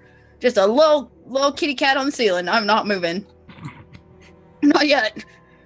Ollie, do you react? I do not. Okay. The Inquisition stop chattering with one another. 2 of them pull the guns up closer to their chests, the 2 in the back. You can clearly see one is carrying a pistol, another is carrying a shotgun. The one who has a dog has no firearms drawn, but he looks around in the dead silence. a stoic look on his face. And you can see him a little bit clearer now. He's gray in the beard, and he's got a rather nasty scar along the side of his right eye, going right around it as such. Spray painted on his attire are religious symbols of all types, but the most prominent is a cross. He takes a couple of steps forward and kneels next to his dog. He reaches forward and pulls the collar tight with his left hand while he unhinges the leash with his right. He looks up and around and then smiles, and you hear him say, "Go get him, boy." And he stands up, and the dog rushes forward, barking madly as drool flies from its lips in the direction of Ollie. Fuck. I drop down. Right, I want to drop. Oh. Initiative. Oh. Great. Fantastic. What are the two of you looking to do in this situation? Let me tell you about the time that sewers aren't exactly that large. They're not meant for a fucking rave of people to pass through, so... Nope. Okay, knowing that they have guns, I'm going to try to talk the dog down. You want to try and talk the dog down? Yeah, I want to drop down and go, stop! Like, try to, to stop the dog. I mean, I know it's trained to attack vampires, but I do have animalism to some degree, right? Yeah, but do you have a discipline that'll allow you to speak with them? I can't remember. No, that's level... It's more, I guess I'm looking more for an animal kin, You're going to try and animal kin the thing. Gotcha. Yeah, I don't know. I think my animalism is only for bonding. The one dot that I have for the discipline, but I'm more of looking for a way to socially try to calm it. Okay. And I don't know if there's a way to do it. What are you going to do? Well, I'm gonna body him. Yeah, I'm gonna body him. You're just gonna you're gonna body the dog? I'm gonna soaring leap. Nice. Well. I'm literally going to be as wide as I possibly can and send my almost 400 pounds through soaring leap directly at the lot of them. That's one way. Oh, at them. Okay, cool. Okay. Dakota, that's fine. The others are going to have to deal with seeing Dakota, but they won't realize Ollie's coming until it's too late. Until I fucking hit him. Also part of the goal. Okay. So I'm going to be rolling some dice. You're going to be rolling some dice, and we'll see how this all goes. Okay. Dakota is going to immediately release herself from the ceiling. She comes careening down, righting herself before she comes colliding to the ground to speak with the dog. You're not really going to have an opportunity to do anything else, so you're welcome to attempt to make a... Sorry, hiccuping. There it is. There it is. We're getting there. Okay, I'm rousing. I'm rousing first. Okay. I'm going to get an extra die on this. Yes, sir! Okay. And then animal kin charisma, you said? Yes. You're gonna try. I'm gonna sure try. Check that out. Take a 3. It is a critical success. Holy shit. In nature. That's 5. So 5 successes. Yeah. Dakota comes careening to the ground and throws her hands up to the animal as it is viciously snapping and barking and charging to where Ollie was. You drop in front of it, which gives Ollie the opportunity to leap without having to be interrupted by this thing. And again, you're trying to just appeal to it. You're a gangrel. Animalistic nature is second nature to you. Alpha among all things in canine packs. So you try to assert your dominance over this thing, maybe even standing in front of it and pushing it aside, shouting at it. But it does not seem to be it does not seem to listen to you in any way. It does not seem to take command from you in any way. However, you still were able to buy Ollie that moment where he doesn't have an opportunity to be snapped at from the dog. And that's what that critical success is going to represent. He's not going to take any penalties from being snapped at or even grappled by a dog grabbing at his leg or something like that. Meanwhile, dropping from the ceiling in front of the dog makes you incredibly obvious to the other 3. Right. They're going to be shooting at you, while Ollie is going to be leaping at them. So, Ollie, I want you to make your soaring leap is just... it happens. It just happens. Yeah. So you want to collide into just the group of them, no specific one, you just kind of want to careen into the group. If my goal is to be as obnoxiously inside of that mix, so let's send some guns scattering down the sewer. Okay, why don't we have you make... I'd say strength plus brawl, but that's not really what I'm looking for in this particular moment. want to collide into them. Give me a dexterity plus athletics check to see how well you aim your jump. I mean, could I argue that it's more like a linebacker tackle? Yeah, I mean, the soaring leap is basically a strength thing anyway, pushing yourself off and just flying direct. Could I argue strength athletics? Yes, I will accept the strength athletics check. Okay, that feels a lot better. And yeah, I still have potence on top of this, so. Ooh, my. Let me just check something very quick. Go for it. I like the idea of the new meta for Ollie is we literally get him to roll back and forth over the top of everyone we meet. Crush, crush, crush, Yeah, crush, just crush. like, you know, roll them. Change his name from Butcher to Dozer. I also have something that helps with my defense against lack of cover for firearms. Yeah, you never take the -2. Yeah, you don't. Yeah, exactly. Yeah, 'cause just so of your you, I just want celerity, to make sure you know. Yeah, because my Yeah. celerity. Mhm. And then I get worth up to 2 die per turn, such as readying a oh yeah. I get a minor action, but that doesn't really count here because I'm not wielding a firearm. All right, Ollie. They're going to make some rolls as well, and then we'll see who comes out on top. Just for They're Mine's shooting sake. at Dakota. They're shooting at Dakota. Yeah, I'm going this- at them. Yes, correct. So this basically determines how many are going to get any hits off on Dakota, how many you're able to knock out of the way. It's all contested rolls in this combat system. So with Okay. potence, that is essentially 9 successes Ooh. then. Oof, that's Yes! fucking No, awful. potence roll. adds Yes! damage, not successes. Right. It just adds damage if you succeed. Am I doing damage though? I thought like my intentions were to sort of disarm them here. So It's, I just thought this was like a feat of strength. You're colliding into them, and that's going to cause damage one way or Okay. another. All right. Sure. So let's see. 1, 2 for him, and then.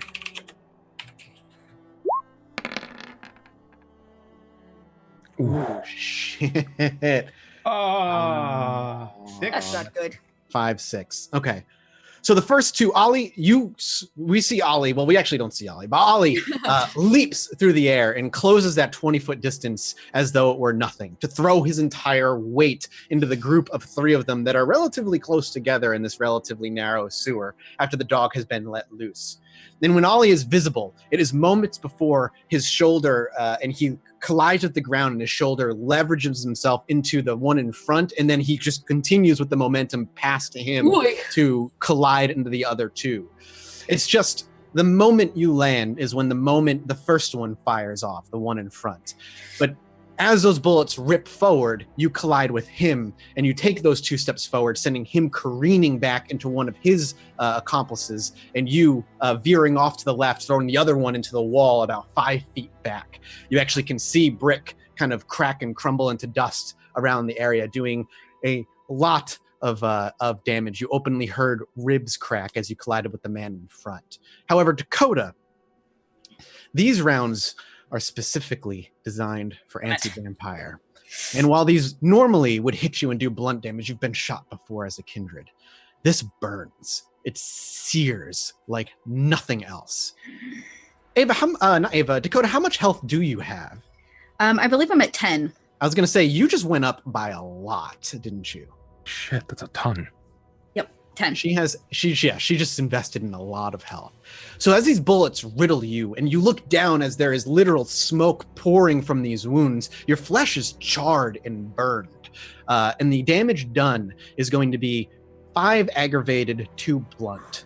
Okay, so aggravated is the X on my sheet? X, blunt is slashes. Aggravated takes a long time to heal. Correct. I'll deal with that later. It sizzles and it smokes, and the smell of burning flesh pierces your nostrils. A rotten corpse of a smell. And I'll probably scream out a little bit, just not being able to help myself. Next round, what are the 2 of you looking to do? The dog is clearly not going to stop, and now is snapping at you, not at Ollie. Ollie, a few of them are writhing on the ground, but not quite dead. One does not seem to be getting up, however. Okay, so one's not getting up. 2 of them are writhing around. Do they have their firearms? It does not look like that they are immediately in their hands. Okay, knowing that Pang got off and I just heard her scream. You heard Dakota scream in a way you've never heard her scream before. Okay, Then I'm going to. Yeah, Dakota yells out, "Get their guns!" Fist. Fist, the closest one. Yes. Fist of Cain. Are you activating Fist of Cain? Oh, You can activate a power around. Well, Fist of Cain isn't necessarily needed, right? These are just mortals, and Fist of Cain is primarily meant for me for fighting kindred. These aren't kindred. My potence is going to overcome any sustaining armor that they may have. That's unnecessary for me. I'm just I'm going to target the last guy right here with the beard. All right. So you're going to go ahead and swing at the guy probably closest to you, one of the ones getting up. Dakota, what are you going to do? well, I guess I got to deal with this dog. Mm-hmm. I can't really get around that. So yeah, I guess I'll kind of want to feed from this dog. They told me not to feed from the humans, but they did not say I can't feed from the puppy dogs. The dog has true faith. True faith that I'm about to eat it. So yeah, I would like to. I would like to eat. I'm gonna try to like grapple the dog. You want a bite attack, right? Oh my gosh, she's gonna diablerize the dog. And bite it, and I'm about to make a little snacky snack off this pooch that doesn't want to be friends. I tried. That works for me. Didn't Bite know. attacks. All dogs go to heaven. All dogs. One aggravated, and then the draining begins. I'm just trying to see what the roll should be. I think you have to grapple, then you have to bite. Yeah, it looks like a strength plus brawl to win the grapple, then you just make a biting attack. Okay, so I can do this. Strength, brawl, and I get a +1 for my specialization in grappling? Yep. Cool.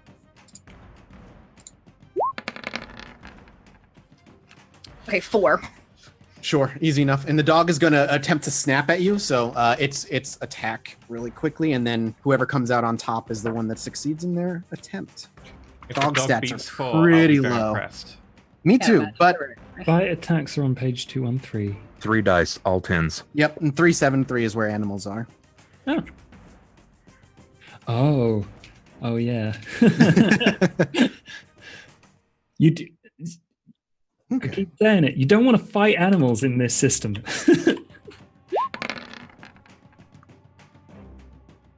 It gets 1 success compared to your 3. So you are actually able to do 3 damage to it. Basically, what ends up happening is this thing immediately redirects its attention to you after you've obviously made yourself obvious, and has no intention of listening to you at all. Pure defiance. You are below it in its mind. But as it snaps at you, Dakota's quickly able to throw her hand under its jowls and snap its neck to the side as it viciously attempts to just rip flesh off of you. And within a moment of having its neck exposed, your celerity, you're so fast, your fangs are sunken into this thing, dealing 1 point of aggravated damage. And from here on out, every turn, you can drain it, doing a point of aggravated damage and taking a hunger off of your hunger bar.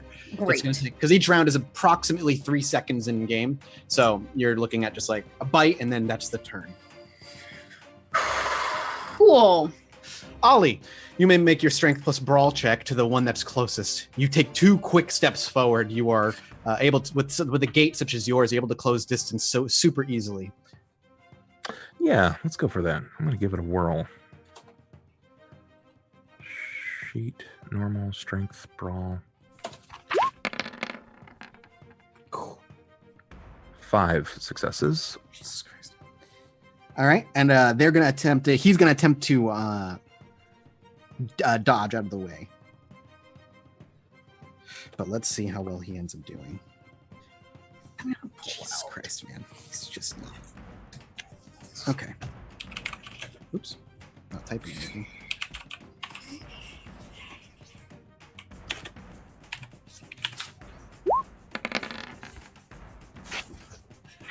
Okay. You charge and barrel towards him. He looks to you for a minute, looks to his gun that's a few feet away, and quickly scrambles to his gun. Unfortunately, you're faster than he expected, and you level your fist into him. He's already wounded. Blood had been trickling from his nose and his lips, and he already had lost a bit of health before, with 1 punch, his wind is not only knocked out, but you can feel his internal skeletal structure crumble beneath. He doesn't get sent flying. He merely gets sent. It turns into a crumbling pile of meat in front of you as his last breath escapes, and his eyes go dead as he stares at you first, and then up and beyond you. The other one is going to be trying to shoot at you the whole while. Or the other one goes for his gun, rather, and he's going to try and get it up quickly. But he's not going to be rolling nearly as many dice. You hear him able to pull his gun up to him, but he's not unable to fire it at you in the same round. He has a shotgun pulled close to him. Did you say you went for the guy with the shotgun or the guy with the pistol? I apologize. I went for the old man, the one with the beard. Ah. So the one with the pistol, then. Easy enough. Then this next round, my apologies. Dakota, do you wish to keep drinking from this dog? I want to drain it dry. Okay, I you'll be wanna drinking die. from it this turn. Oh, okay. From it this turn. Ollie, Question. answer. Would it be faster for me just to crack its neck? Absolutely. Great. At this point, I've got my health down. Let's go ahead. I'll do that instead. I'll Okay. plan to just try to break its neck. It's simple. It has lost itself to the feeling of the kiss. It is an animal. It doesn't have that much of a resistance to it. So you're able to pull your fangs out after draining a point, and with just a simple strength plus brawl. There is actually a potence ability for you to like drain someone in like a turn, like a Calypso. Mm-hmm. Like, Oh, Yep. That's done for. Yep, and then instantly you pull your fangs out, realize that it's much faster to snap its neck, and you lift you just simply place your claws under its chin and just pull back. And its neck bends at a 90-degree angle before its forehead is touching its back. And with a whimper and a twitch, the dog dies in your arms. And boom, it is down. Ollie, strength plus brawl? I know this guy has the gun up, right? Mm-hmm. Okay. Following the punch, I'm going to keep my hand on him and wheel his body over to the one that's popping off the shot. Do you want to hurl the body at him, or do you just want to use it as a shield? Shield. Okay. You'll get bonuses, or he'll take penalties to his roll against you when he takes a shot. But you still make your strength plus brawl because you're making your way over there to essentially finish him off. I imagine that it's like I've got him as a shield and I'm moving in that direction. Exactly. Yep. Yep. You just hold his body to you. Okay, so strength, brawl.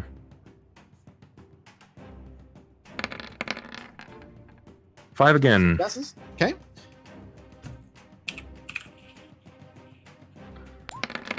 But mind you, he's taking penalties to this. Oh, yeah, and it doesn't matter at this point.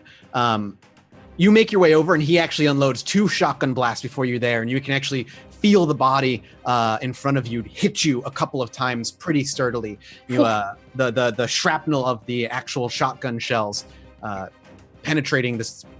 If it wasn't fully dead prior, he is fully dead now. And as you take your final step close to him, you're able to just drop the body and reach forward. How does Ollie want to finish this one off? Is he looking to just punch him and kill him, or is he looking to tear him apart? How does Ollie handle the final kill? Let's see. Ollie is probably just going to try to make as light work of this as possible. Mm-hmm. Just a Punch. punch right to the face. And that's exactly what happens. And as you collide with his face and you feel even the teeth loosen and immediately shatter and fall out of his mouth, and you pull your fist back as a mix of mucus and blood from his nose strings from his face to your fist before dropping. What was once his face is no longer recognizable, and he simply collapses to the ground, a pile of meat and bone like the one before. And in a deep breath, those 30 seconds felt much longer than that. You look around and see 3 bodies and the corpse of a canine. But more importantly, a wounded Dakota. Was there a 4th man? 3 men and a dog. Okay. Yeah, All right. which way I think we handled. Mhm. Dakota is smoking. You took out the first one with your first jump. You rolled incredibly well. Dakota's killed the dog while you went over and took the one on the left, killed him off, used him as a shield, and walked over to the one with the shotgun and finished him off. And that's why combat in World of Darkness is fucking scary. Yeah. Yeah, I'm going to rush over immediately. Dakota, you are not feeling good at all.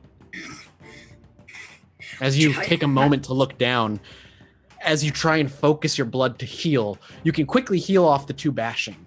But these wounds that are scorched into you struggle. They do not respond to the blood's call. You cannot seal them so easily, and they hurt. But the other 2 I can heal? Yeah, you can heal off the 2 blunt very quickly. Okay. The rouse check per blunt, or is it 1 rouse check for 2 blunt at your blood potency? At hers, I think it's a rouse plus 2 because you're blood potency 2, are you not? I am blood potency 2. So yes, it's 2 per rouse check. Okay, so I just need to make 1 rouse check. 1 rouse check to heal the 2. Cool, and I'll Your get hunger hungry. does not go up. Great. And what you feel is the shrapnel being pushed out of your system. We should hide these bodies and keep moving. Do they have walkie-talkies on them, earpieces? If you take a moment to search them, you will find obvious walkie-talkies and communication Great. devices. I would like to make sure mine is turned down so there's no feedback. Yeah. And then I put theirs in. I want to hear what they're saying. And I hand one to Ollie while I'm at it. I'd like to tune into to ours and let them know. Absolutely. Ollie, before you get one as well, make me this is not, I know it's a bad roll for you, don't worry. This is going to be a Dex Athletics, mainly to see how many you break from just punching them in the chest and colliding into them. Low rolls. 3. No! The dogs is fine. One of them survived. Okay. You have 1. All right. I'll look at him and say, tell the others the sewers are packed with them tonight, which only tells me that the inside is too. They may know we're coming. We did hear them say, or you heard them say, that there's so many more on tonight than normal, right? Yep. That's specifically, I'm guessing specifically in the sewers for guard, I think is what Mathis said. Mm-hmm. They talk about the sewer patrol. But you also know that the construction of the orphanage has just begun, so that also would maybe it has something to do with that. You don't know. Okay. But that's sewer specific. Are their guns still usable? That you specifically go and check. I just want to pick up whatever hurts so bad. You got hit with a bunch of bullets that hurt real bad. Their guns do work. Great, I'm gonna take them all. I don't want them to have them. I just like pockets. I'm wearing like military You get pants. 2 pistols, 2 pistols and a shotgun, basically. Great. And any ammo they have on them, I take as well. Sure. This level of the sewer, are there? Sometimes sewers have multiple tiers, like multiple levels. Is there another way down, like a place where we could dump the bodies into a second level? There's if you go back the way you came and spend time going back that way. No way. There is a stairwell that you could go down to a second level to, but it's going to take you with celerity, might not be that bad. But if you were to take Bub with you as well, it would slow you down significantly. Yeah, no, we need to hide the bodies. So however best to do that. You could do it with a proper strength plus brawl roll. You could carry a couple of them at a time. How has it rained a lot recently? Like this can also lead into a water runoff. Oh, that's true. The sewer could just carry the body. Like likely if they are bugged and they're monitoring where they're moving, their bodies naturally moving will not send up as many red flags as them just stopping for X minutes. Yeah, absolutely. Thoughts on that? Not dexterity. What am I talking about? Please give me, Bub, an intelligence plus streetwise check, or wits plus streetwise check. Sorry, to see if there's any place he can recall that would lead to a water runoff. That's actually not bad for me. Nice. It's not good when I roll crappy. Yeah, man. Holy crap. Yeah, you can 3 dice. You can re-roll 3 dice. Sure. 2 more successes. Technically, so 3 successes. I got 2. Oh yeah, you got 2 10s. So technically, you crit. Yep. So technically, you critical succeed. There is a water runoff place now that Ollie takes a moment to get back to his senses. It's still maybe a little bit of a shorter distance than the stairwell over there. However, Dakota, like she said, she can move quickly and she can get there faster than you if she just leaves you here. As long as you give her direction, she can get them there. I give her the details and tell her to just, once the water starts running strong, just to drop them and let the water carry them out. Will it carry the whole body or should I break them up? It should definitely carry the whole body. Okay, great. I lug them and toss them. Sure. Dog and all. Just give me a strength already athletics. made. Oh, okay. I made a strength brawl, but I can totally do strength athletics. I'm cool with your strength brawl for now. We might as well just take that just because time's of the essence in the moment. That's fine. With 5 successes, you're able to carry 2 bodies and the dog, leaving 1 body behind, and you have to come back for that second body. But it takes you a total of about 15-20 minutes to take care of the whole thing, which is a lot quicker than if you were to go back with Ollie, which would have probably been 30 to 45. I'm going to send a message up to the rest of the crew. Okay, what do you say? There are many patrols tonight. They heard them say that they're extra, way more than normal. Got into a fight. Dakota was shot. Dakota's fine. No names. Okay, then remembering that, then I would say something like Hound Dog or Red. Yep, fair enough. At that, as we see the communications happening, we follow the communications above the sewer as Dakota is taking care of the bodies. Here we see Zach setting up in a building with a rifle across the street in a relatively in a completely abandoned apartment building, one of the many that has been emptied out recently. As Zach is making his way into this building, wits plus awareness, Zach.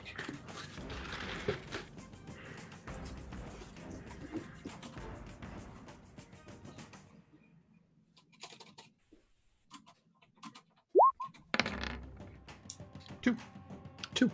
As he's making your way over to this building, a building you've picked out, and probably the best vantage point, one that you could find that'll give you a clear sight, not only on the front door, but a nice vision on the sides of the buildings as well. Should anything try to eke out the sides, you might get a quick shot off of them there. You actually hear, as you're reaching for the door to listen to open, you actually hear what sounds like a gentle cough coming from inside. So is this one of the buildings next to it that they're abandoned? Across the street, that's abandoned. Yep. Okay. This gives you this building specifically gives you a very clear view of the front and actually a decently clear view of the 2 sides of the building. You'll be able to see Ava and Dakota Ava and Saito probably heading toward the bathroom from here.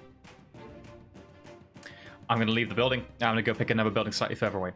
Okay. You can find one relatively further away that will not give you any vision on the side, but a pretty decent clear shot at just the front of the building, if that's okay with Zach. It'll have to be okay. Second choice. Okay. He makes his way over to that building and a wits and awareness roll for here. This building is not... Not one of the ones they've vacated. Right, exactly. That's the word I'm looking for. My brain died there for a moment. 1 success. Sounds quiet. Okay. Reach for the door. It's unlocked and leads into a stairway that leads up to the floors with apartments on them. I assume you want to take the highest floor. This particular building has 3 floors plus the roof. Would the highest floor get me any additional vantage point, really? The higher, the better. You're going to have clearer view of the building from a high vantage point, a clearer shot. If you need to take a pop at somebody, you won't have to worry about street level kind of faces obscuring targets. I'll probably pick somewhere high up. I assume there's a fire escape down the side as well from the hallway. All buildings around here have a fire escape. Is it one of the fire escapes where like the bottom is pulled up? Yes. Cool. Mm-hmm. I assume it's pulled up at the moment. Yep. As always. In which case, yeah, I'll find a decent vantage point from a 3rd floor, maybe. Making your way through the 3rd floor, you hear conversations happening in some of the apartment buildings. This place isn't exactly fully abandoned. Doesn't seem like it's the most kind tenants in the world, but at the very least, the safety of knowing that this place isn't occupied by Second Inquisition is reassuring. The best apartment, the center one, is the one that Zach finds the most appealing. It's occupied, but you're not sure by how many or by who. How would Zach approach this apartment? I'd look for doors that suggest a single occupant, so they've got probably no lived-in quality, like no one's changed the door handle or the door knocker, no one's made any alterations. No decorations no that look decorations, like maybe a plain doormat. Easily. There's a lot of there's one particular door here that simply has a doormat and that's it, and the doormat is just black. It's just for wiping your feet. There's no wording on it. Other places, the couple other apartments on this building are also relatively bare, but there's little things that dangle from their handles and whatnot. Again, leaving anything out here, it runs the risk of it being stolen. But this seems to be the blandest of it all. 3B Okay. I Knock? will knock on the door. Takes a little while before you hear some shuffling footsteps, and eventually the door just swings wide open. There's not even a chain lock on it, and this really elderly man stands before you. You're not sure if he's just a haggard late 60s or he's a really good-looking like early 80s, somewhere around there. He looks at you. He's got really thick glasses on that make his eyes gigantic, and he kind of squints at them, and he's like, "Eh?" Looking inside, do I see any signs of any particular hobby, interest, crosses? Yeah, a whole lot of frozen meal boxes. Excellent. Everywhere. Hi, I'm from frozenmeals.com, and we're just doing an offer in your area. Dot what? We have an offer regarding frozen meals. I don't suppose you'd like to sign up to our newsletter. Dot from where? What building? Just down the street. We're opening a new store. We're giving out free samples if you want. Charisma or manipulation subterfuge. He closes one eye really tightly and the other one bugs as he looks you up and down. Clearly. Got 2 successes. Wow, I'm gonna willpower that. Sure.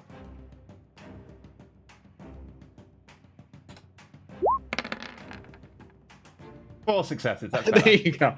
He looks you up and down, and he's like, "Oh, all right, building down the road, frozenmeals.lom. What's in your suitcase? You got frozen meals in your suitcase?" Yes, I have samples. Do you want me to show you? Yes, that'd be great. I haven't eaten in an hour. I go to move in. I assume he doesn't stop me. Yeah, To the no, he table. does not at all. He does not at all. Okay. Does he close the door? No, he leaves it wide open. Okay, And he then I actually close it as I shuffles go behind past. you. Yeah. He actually unhinges one of his suspenders that he actually has looped over his pants. He is like, loosens his pants a bit. "So what's your name, kid?" You're gonna go sit in that chair and turn away from me. With that, he actually, both his eyes kind of regulate a bit. And he's like, he just smiles. He's like, "I'm going to sit in that chair. You let me know when you're ready." And he turns away. He like turns the chair away from you as it drags on the ground. And then he just kind of plops and he just starts breathing heavily. Okay. I'm gonna bite from him and I'm gonna feed. Okay. And so you do. And you feed away. How many points of hunger would you like to take? I'm gonna just drain him to near death. And yeah, I'm gonna drain him to near death, and then I'm just gonna stab him in the throat. Take 2 stains. I am humanity 5. Does that affect? Oh yeah, things? you're not at 6 anymore. No. You went down to 5. That's right. You can murder, and it doesn't matter. Yeah, that. he doesn't matter to me. He's an obstacle right now. Yeah, he's just a pawn in the game. So you drain him dry. I assume lick the wounds close first. Yeah. That's why And I then- didn't drain him to death. And then how do you just slit his throat, or do you just jab it into his neck? I jab it into his neck and I wedge it a little bit open. Like, Zach probably isn't strong enough to go through the entire throat, so he's just going to jab and just twist. Okay, and twist. And it's not long. He was already taking shallow breaths after a feeding that deep anyway. And so a couple of coughs and sputters, and then the final gurgle of life And I before he just slumps. turn on the TV, crank the volume up a bit, default Yep. channel, whatever he normally watches. It's probably porn, isn't it? It's actually just static. Oh. I'm gonna find the TV guide and whatever, like, this guy normally watching the TV guide, I imagine there'll be, like, box sets that will be open, or there'll be something on TiVo or whatever.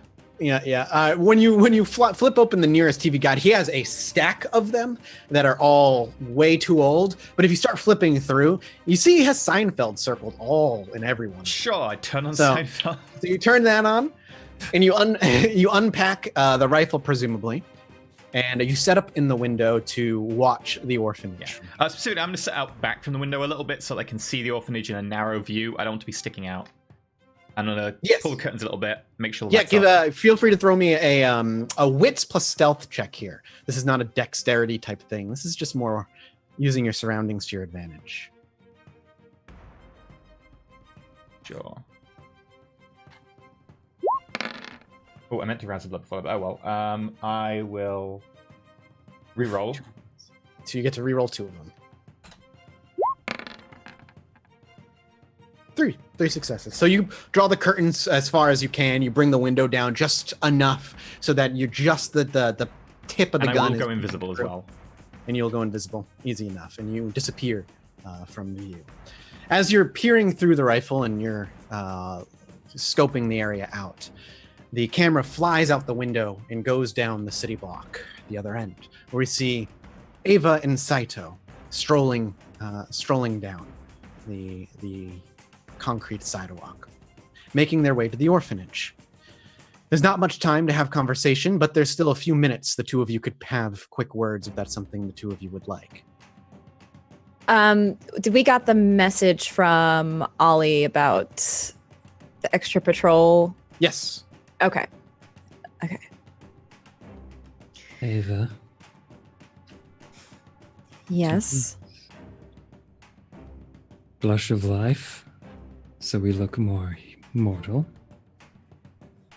And also, I'm very disappointed you got rid of my bracelet. I did not Ava like it. Ava chuckles a little bit at that. I loved it personally, but Zach made me get rid of it. And do you get rid of everything he tells you to? No, but after he saw what you did to Dakota's cat, can't help but be a little suspicious about things. So I understand. But his paranoia has hurt me. It was a present. I can get you a shiny one. wouldn't mind another. Actually, can I insight check him to see if he's lying about it just being a bracelet, or if actually it was something? That's up to Saito if he's trying to hide that actively. Saito is not hiding anything. Okay, you don't need to roll. Okay. But he's like both truths at the same time, as always. Yeah, of course. Okay. Of course. I promise the next one won't have a way for me to find you again in it. Then yes, I would graciously accept. Thank you. Now, Rouse, check the both of you for a blush of life.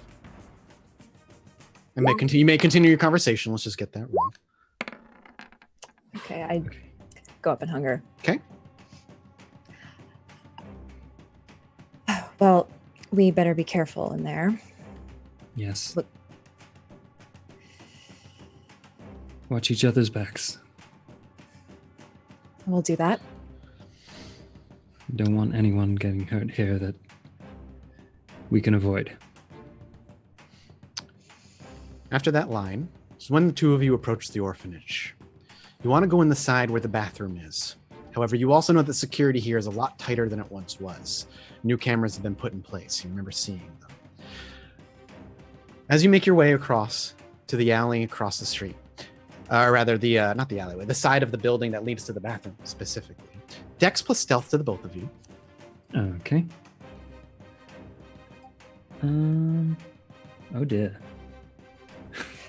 Fortunately, I get a +2 to this because I'm going to use my shadows. Oops, sorry, forgot to change. Do you want to move from shadow to shadow, or are you going to use a different power?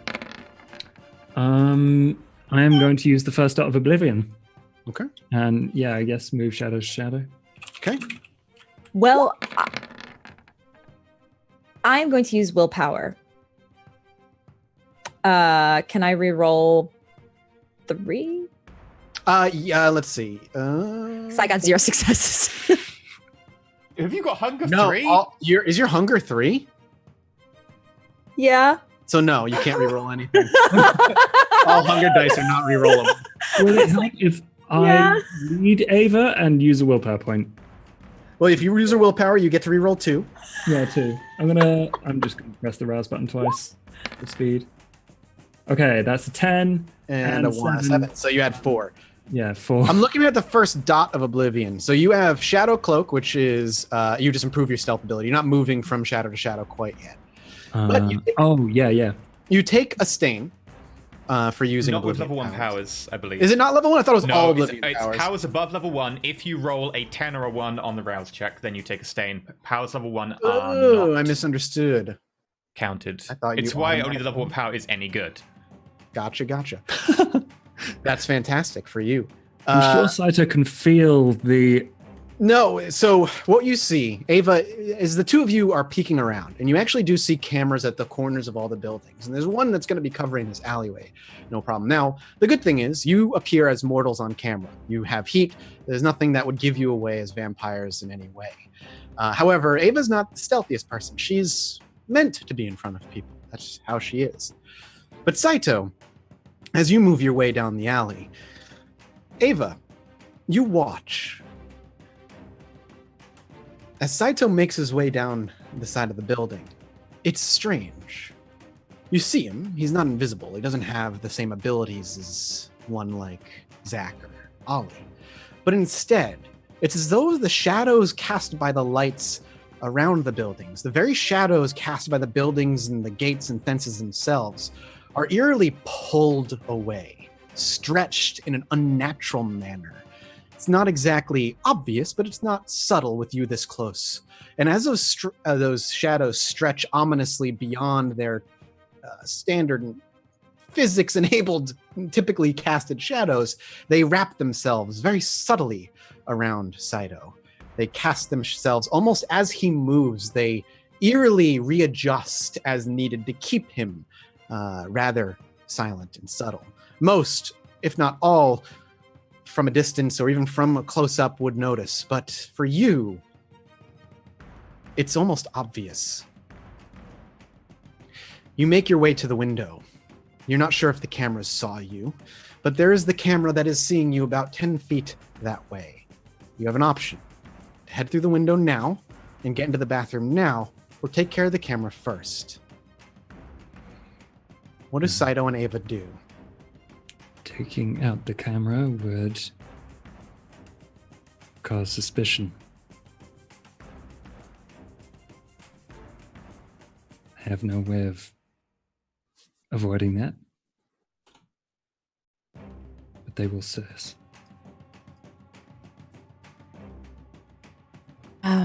Maybe just go in.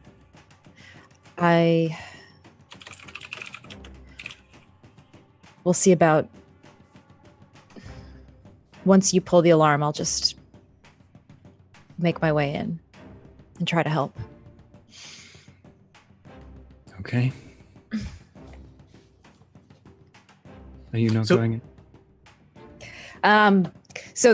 If I look around, there is no way for me to get to the window without a camera spotting me. It's difficult. You could try. It's possible if you press yourself flush against, but the point is, with the first roll, the way you peeked around the corner, you weren't expecting a camera to be as openly there as it was. Okay. It might have seen you. Can Saito go up and move? Is it like a? It's a dome. It's like a black dome. So there's not like an old CCTV. I can't switch its direction. Damn. Okay. We should just get inside then. Does Ava go with? You know what? Let's do it. We're about to pull these alarms anyway. So if they see something, it's not going to be long. Let's do it. Dex stealth as you make your way quickly over to the window and trying to pour your way in. Okay. 2 successes. 2 successes. 4 Ooh. successes. Oof. The window is easy to slip in. It's not locked, surprisingly. Maybe it's forgotten, somebody forgetful. Either way, Saito's able to quickly hoist himself up, and the shadows guide him into this window without being terribly seen. Ava makes her way over, and she's very quiet. The issue isn't necessarily the noise she makes, but just how obvious she is when she does it. Climbing in heels and a dress, even if she wears not heels for this particular thing, the way she moves is not that of a warrior or a rogue. She's able to pull herself in, but if the camera was paying attention, and anybody was paying attention to the camera, they saw it. But both of you find yourselves in the bathroom. There's actually still a crack in the tile where someone's head went through, courtesy of Dakota. I'm going to stay hidden. If they see you, they'll think one person was in here. Distract them, and I'll murder them. Okay. So you're going to stay in the bathroom, and Saito is going to go and look for the fire alarm? Look for the firearm. Yeah. Okay. Now, do you want to wait until you hear from Dakota and Ollie before you yank on that alarm? Yeah, probably should, yeah. Okay. Yeah. Otherwise, 30 minutes too early while they're dumping bodies. Then awkward. Saito makes his way out of the bathroom, and the camera quickly pans beneath the ground. Here, we see Dakota and Ollie quickly tearing through wall. It doesn't take long to see Ollie just taking huge swings and chunks of building flying. This is not a quiet task. It's quite loud, and Dakota is clawing and ripping away at a much of the foundation and the concrete wall that stands before. Even the metallic reinforcements and rebar is bent and snapped in a few minutes. It's taking time, though. It's not something that is as easy as you would like, though it is still a rather simple task. It's just time-consuming. You don't exert yourself. I'm going to take, please, from both of you, I want 2 strength plus brawl checks, 2 from each of you.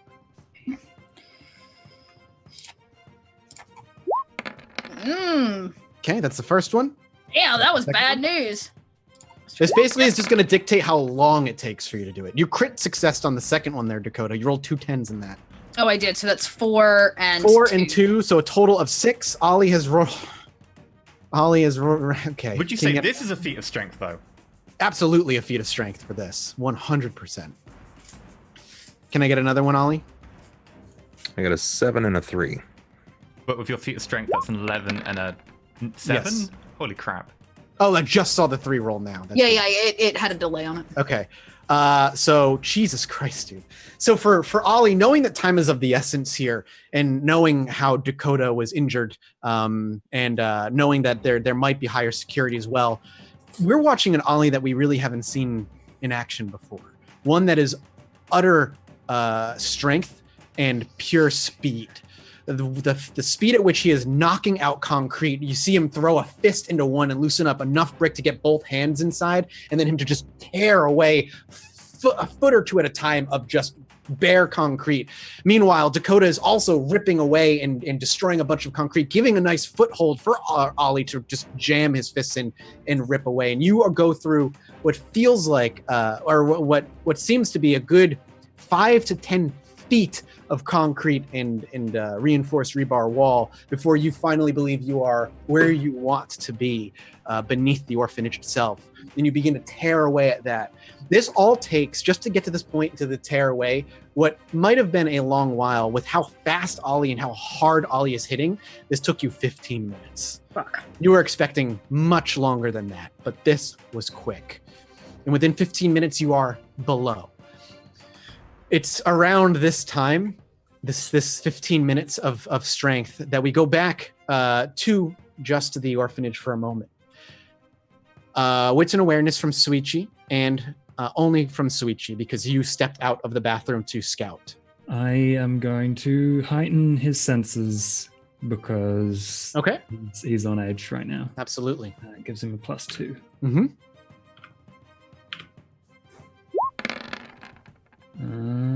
Oh, that's a 2. I'm gonna willpower that. Okay. 1, 2, 3. That is 2 extra successes. So 4 successes. You actually hear footsteps making their way this way. And after some time, you can see somebody turn one of the halls as you peek out, or as you're standing outside. And it is a priest in priestly garb with a cross dangling from his neck. He's muttering to himself. Prayer, you think. He seems to be heading toward the bathroom. Question: who has the radio? It's up to you. Between us, Ava. I feel like I would, to communicate with Who my carries the coterie. walkie-talkie in this relationship? Just Okay. because, yeah. Well, I'm going to trust that Ava is expecting this and then sneak around behind him and stab him in the neck when he goes into the bathroom. Wait for him to go into the bathroom, and you're going to sneak around behind him. The door opens, Ava. You hear the bathroom door open, and you hear footsteps march in, and you actually hear a voice saying the Hail Mary, you believe. A voice you don't necessarily recognize. Are you in a stall, or are you, like, in the open? I'd be in a stall. Okay. Give me a dex plus stealth to keep quiet. 1 success. Okay. Saito, he steps through. Give me a dex plus weaponry check as you try to stab him from behind. Okay. Dex. Melee. Saito is going to rouse check to get an extra dice on this. He goes up in hunger. Okay. +1, please. Oh, god damn, man. Wow. Wow. That is beautiful. I did say dex plus weaponry, however. There was weaponry. That was melee. You said you want to stab him in the back with a knife, right? Mm-hmm. That is melee. There's brawl and melee. Melee. Yeah, and firearms. The weapon attacks are brawl, melee, and firearms. Melee is close combat weapons that are not your fist. Wait, there is no weaponry check, is there? No, it's melee. Why did I think weapon? That's from the. It's got to be some. That's got to be the world. New World of Darkness. Yeah, that was the thing. That I apologize. I'm mixing my rule sets.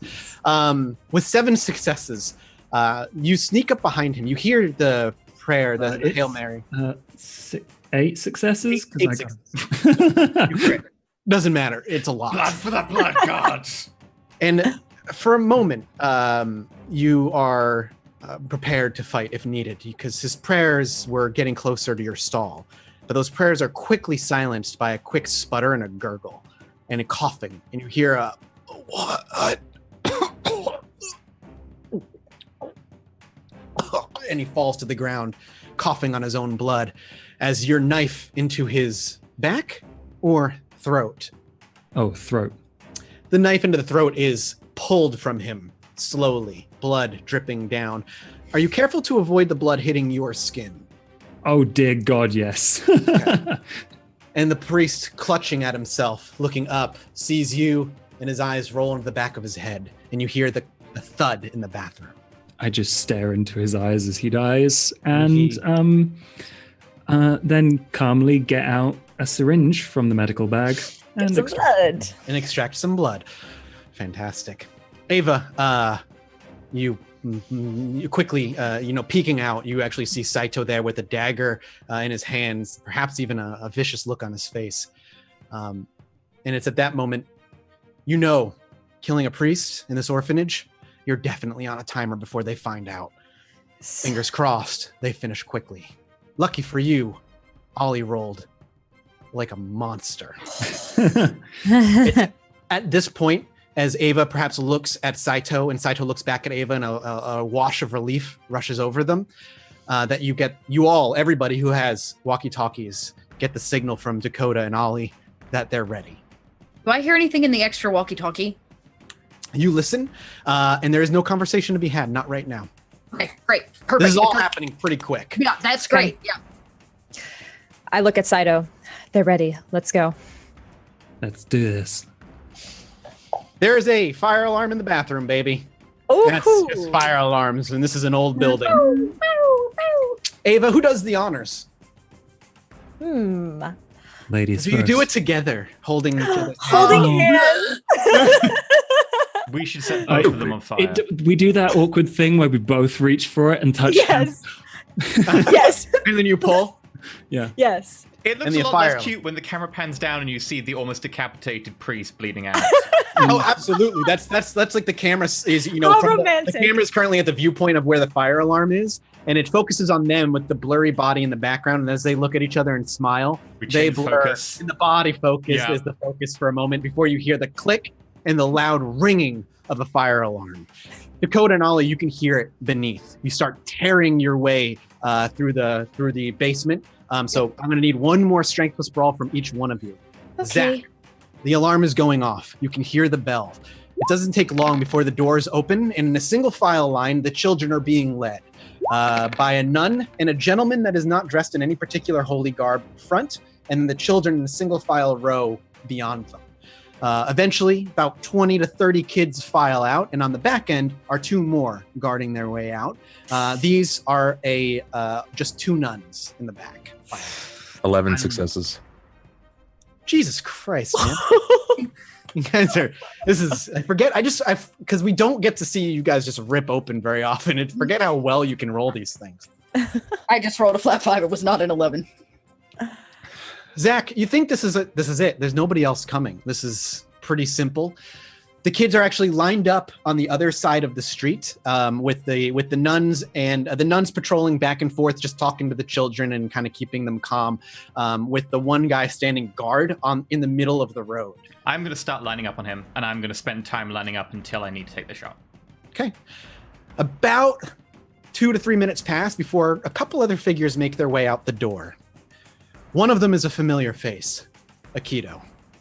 He makes his way out the door, speaking in hushed whisper. I'm not sure hushed whispers, but he's leaning over and speaking to somebody else, very clearly having a private conversation. Another priest. Get on the walkie-talkie.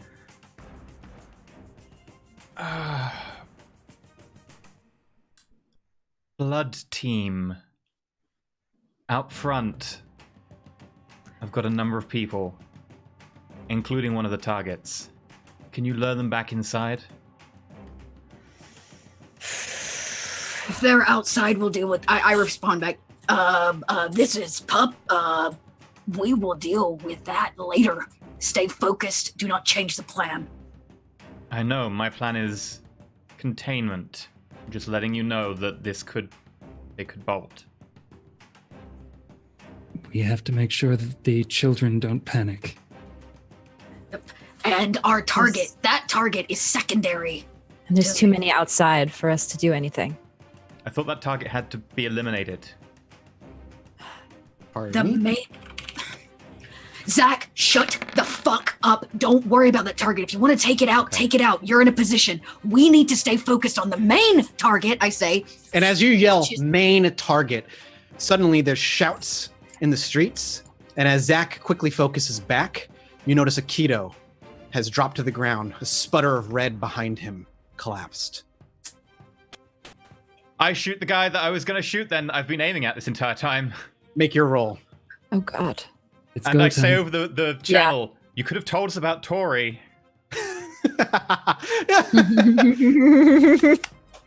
Assumption. Yeah. My assumptions have been pretty damn good so far.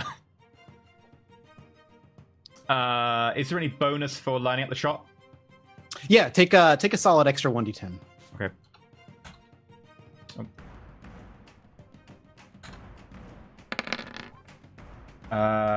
3. You can reroll 2 of them. I will reroll 2. Okay. That is a solid plan.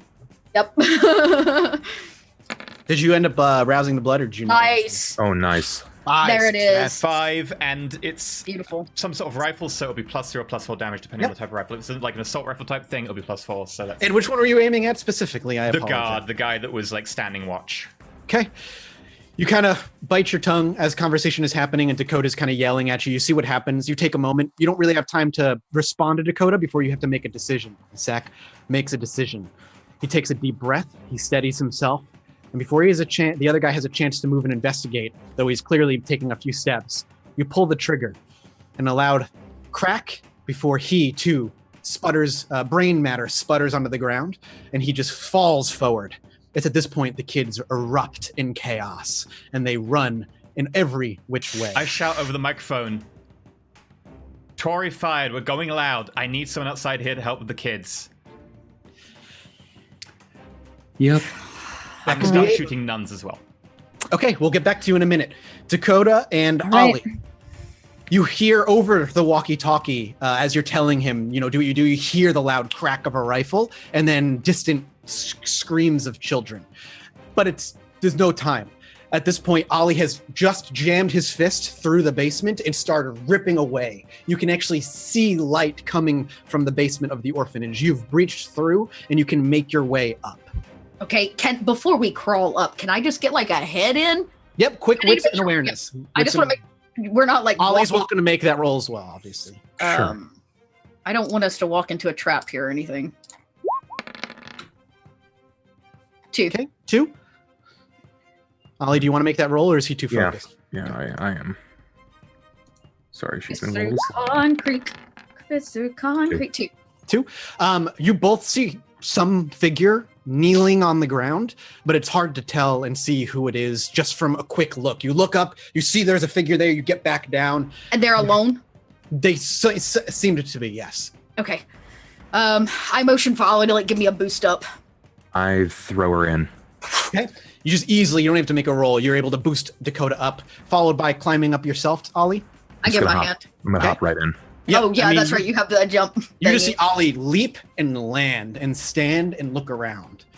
The sight before you is one of utter horror. The kneeling figure, now that you have a clear vision, must be the kindred you spoke about. Unrecognizable in almost every way. His ribs and whole midsection has been ripped and torn open.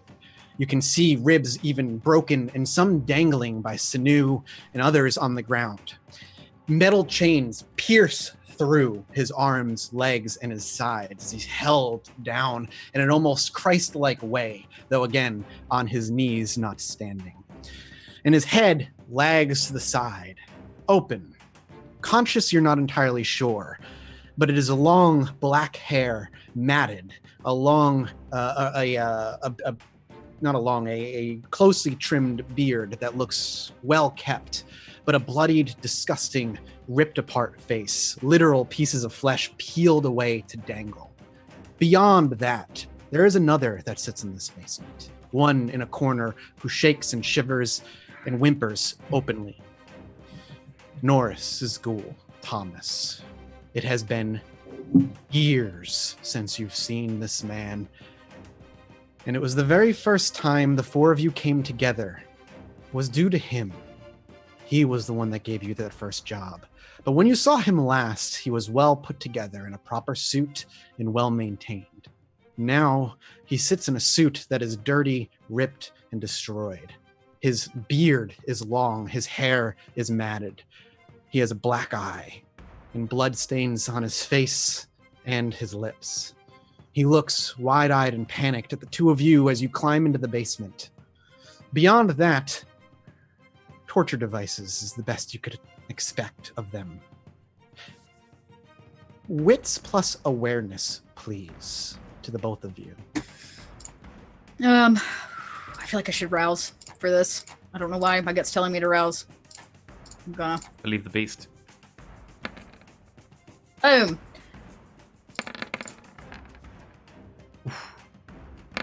God, come on. Oh my god!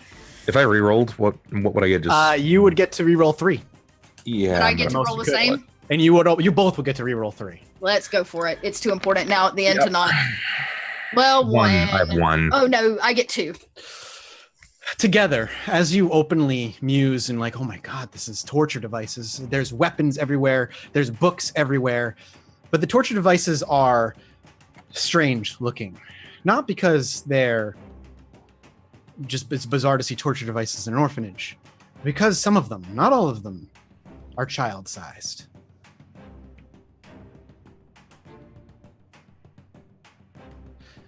It's at this point you hear a pair of footsteps walking down the stairs. Ollie invisible. I mean, Fist of Cain. Okay, activate Fist of Cain. That is the power you're going to activate. You will not be able to go invisible. Dakota, do you have anything you'd like to activate? I actually think everything is pretty instant for me. I don't actually think my feral weapons are already out. That's the only thing I would need. Nope, that's fleetness. I am going to. Fist of Cain means just straight ag damage, right? Yeah, it's Yes. yeah. That means all your attack do aggravated damage, and I think you bypass armor, or is that an earlier one? That's potence. Potence That's fine. allows me. I can bypass up to 5 points courtesy of potence 5. Yep. Okay, so I'm going to okay, I'm gonna rouse for toughness, and then I need to remember that I have Define Bane, which means if I take superficial damage, I can Superficial. Okay. Yeah, so basically I sent it to you, but we should have done this. That was just for the 2 superficial though, not the ags, right? No, that's the one that turns aggravated into Convert number of damage equal so to their see, first. I could have converted 4 of that 5 aggravated damage down. Gotcha. Yeah. Can you do any So point or only when hit? It's a reflexive. It's a reflexive thing, so I should have done it when I got hit. The description's very weird. It also says that it's supposed to be something that's done. I think effectively it suppresses it, and you can only do it once per scene. So it once per suppresses that one scene. thing. But the description made me think you have to do it at final death, so I didn't think I could do it. But it doesn't have to be done at final death. It's for anything that could cause final death. Yeah. It literally just turns the eggs into superficial, but you can't heal the superficial normally. Yeah, it and just, you can only do it once in a scene, so that you can't stack. Yeah, so exactly. let me rouse for toughness, which is going to allow me to subtract the fortitude of the defender from all superficial damage sustained. So again, to ignore damage that would otherwise inconvenience them. So I'll go ahead and rouse for this too. Okay. Simple rouse. And do we see the people coming down the steps? You will, yes. They're All just right. you hear them coming. You're about to see them cross that threshold where they're visible. So this is why you're able to definitely like. I want to move immediately. I want to catch them before they are aware that we are even there. Okay, so you're all prepared. As you see them walking down, you see one with a long blade drawn, a blade that may not be the exact same one, but similar in style, Ollie, to the one that you remember seeing prior. It can't be the same guy. He's dead, as far as you understand. And the other one with a miniature Uzi in one of his hands, making his way down. Your action upon seeing them is going to be what, Ollie? To punch the first one in front? I'm gonna rouse and Superman punch the fuck out of this guy. Okay. Yeah. And Dakota, what are you going to do when they're visible? I will do the same thing with claws out. I'm going to try to I want to lob off one of their hands with my claws so that they cannot pick up a gun. Okay. Now, again, rules thing. If you can focus on one target or you can focus on both. If you take your attack pool and split it depending on how you want to do it. So you'd be like, I want to spend 2 of my die pool attacking this guy and the other 5 on this guy. You can split your die pool between the 2. Ooh. If you'd like to do multi-attacks. I have a feeling Ollie's got one of them under control, so I will attack the one Ollie is not. I imagine Ollie's taking the one up front who has the sword drawn. So Yeah. Dakota will rush forward and attempt to attack the one behind while they're still on the stairwell. Oliver, you may make your strength plus brawl as you may as well, Miss Dakota. I'm gonna rouse. That gives me 2 additional because of my claws. Correct. Is that right? Plus 2 modifier with their brawl damage causes aggravated health damage. 2 Correct. mortal. Got it. Okay, cool. Make sure I know what the hell I'm doing. Nope. It's plus 2 damage, but not the dice, right? I think she said 2 plus 2 damage. Yeah. On top. Yeah, so not to the roll, but to the damage done. 5 successes. Correct. 1, What? 2, 3, 4, 5 successes. And if you wanted to, you could re-roll 3. I'm gonna. You still have It 3 that didn't are unrolled. roll. Did it roll on everybody's end? No? No successes Okay, on the that's reroll. fine. Still, 5 is 5. Oh, there we go. There it is. So 5. 1, 2, 3, 4, 5, and you two can roll 3. Re-roll 3 if you want. I don't know how much willpower you have. I still got a little, and this is the end, so I'm gonna take these guys. Oh, nope, Same. Same thing. You both These roll 5. rerolls. nope. So we see Ollie quickly take quick steps over to the stairwell, and as soon as they're visible, you just step around and level into this guy. He's not going to have time to react very well, so he's going to take a huge penalty onto his action and turn. So he's only going to get to roll 3. He rolled 3 successes, but that's not enough. And the other guy is going to get the same, Okay, and he only rolls 1. great. So Ollie, you Fist of Cain, which just means you do straight ags, right? Straight aggro, and I Okay, go cool. over all armor. Okay, so you collide with this guy's chest, and you, unless you punch, how is he? Are you just looking to punch him? Is that what you're trying to do? It's like picture Superman punch. I'm gonna even if I have to go over the banister of the stairs, I'm going over at him. So We we don't want to just, see the blade. It's just yeah. As soon as you see it, we see Ollie not even think for a moment. He wheels around and just takes a short hop, like over to the railing, and just collides with this guy, pushing up against the wall. Immediately, he coughs up blood, but he is not down. Dakota like an animal on all fours, rushes up and climbs up the side and just reaches over and just grabs this guy and rips at his flesh. You can actually hear the tearing happen as blood trickles down his chest, dealing a ton of damage to this guy as well. As he tries to shoot you, bullets go off, but none of them hit. Hang on. Oh yeah, none of us. I just want to say too, I also have lethal body, which is a potence. But you can only activate a power a turn. Yeah. So you activate This is instant. This happened. I don't. Does that? Do you Does it rouse have to check be for activated? it? If No. you rouse check, okay, then it's automatic. So I'm capable of causing additional damage to mortals, basically tearing skin, breaking bone. Unarmed attacks now do aggravated health damage to mortals if desired. And they also ignore 1 level of armor per potence level. So I can ignore if they're wearing armor. I ignore it. Yep, that's fine. So you Also- are also doing straight eggs. Bubs had +5 damage from his potence level, right? That was still active. Yeah, it should Oh, be. that's right. Your Yeah. potence is still I was fucking wondering, active. how could anyone Yeah. survive a hit No. from that? No, he doesn't survive the hit. I was just doing the 5 in my head. That's when you said that he's bleeding but he's not down, I was like, holy fuck! I'm I fighting. forgot about the potence. So you Superman punched him back into the wall, and as he hits the wall and coughs and still breathes, you realizing he's still alive. You just take his face and drag it directly to your knee, shattering his facial structure as he tumbles down the stairs. The sword clanging onto the concrete ground and sliding a couple feet away from him. Dakota, however, he still lives because you don't have potence, right? You're not doing an extra potence. You didn't activate potence. Me? It's +2 No. because of the claws, though, so it should be 7. +2 is fine. Plus 7. 2, yeah. He's still up with 7, however. Fuck. Okay. But he is bleeding profusely. At this point, however, we can say 2v1 with an injured man. With a teamwork such as yourselves, a simple another rip at the throat, you finish him off, and he too will slide down the stairs, both dead at the bottom. Before you, a whimpering Thomas, and what you presume a chained and enslaved Maxwell. And as you look around, good, the gas pipes are still visible. Great. I jump and just You have start. claws, yeah. You can just immediately start ripping at them. And Thomas, seeing you doing this, in a panic, attempts to sprint past the two of you up the stairs. Grab him! I'm gonna catch him. You're going to make me a strength plus brawl. Yeah.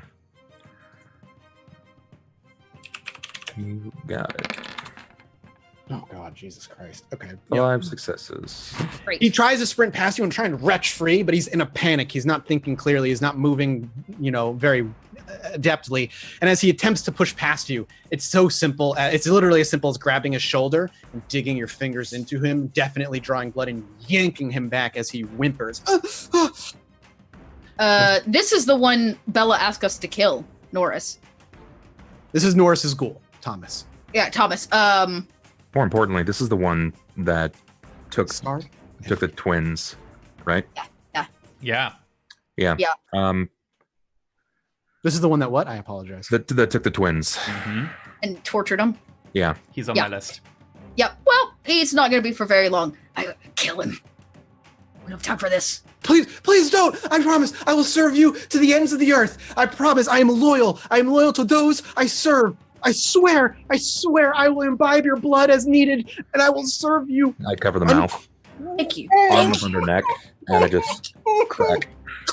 And his sobs instantly silenced. His body wide-eyed and limp in your arms. Do you just Shall drop we- his corpse? Do what? Say that again? Do you just drop his corpse on the ground? Yeah. I just Okay. dropped his corpse.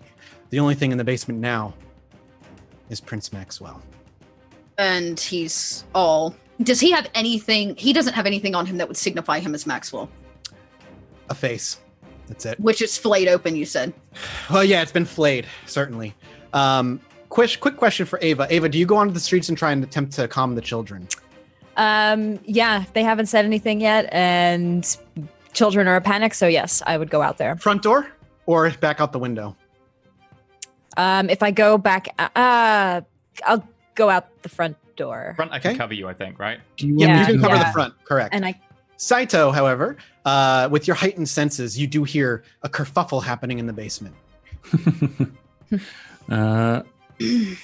I can send Tori to support them down there if it's too much. I will let them. I'll say, are you guys all right My down second. there? Don't say Tori. Are you guys all right down there? Yeah, I report back. Things are smooth. Stick to the plan. Do you need help? We're in the middle of Inquisition territory. Of course we need fucking help. Dakota's like rabid on the other end. I've got a lot of nuns out here. Bang! Bang! Have you literally been picking off the nuns? Yeah. Okay. Feel free to make me. If you want all of them dead, 1, 2, 3 rolls. Okay. You might. Each one's going to be more difficult as it becomes clear that they're being picked off and they're going to scatter. They're not just going to stand around. While this is happening, I'm also like, it's fucking weird down here, torture tamer type shit, and there's tiny stuff, like kids like tiny stuff. That's disgusting.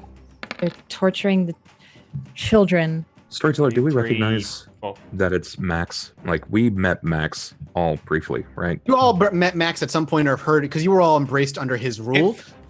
Shortly after he disappeared. If you asked this, like in the briefing, because I imagine we went over like how we know it's Max.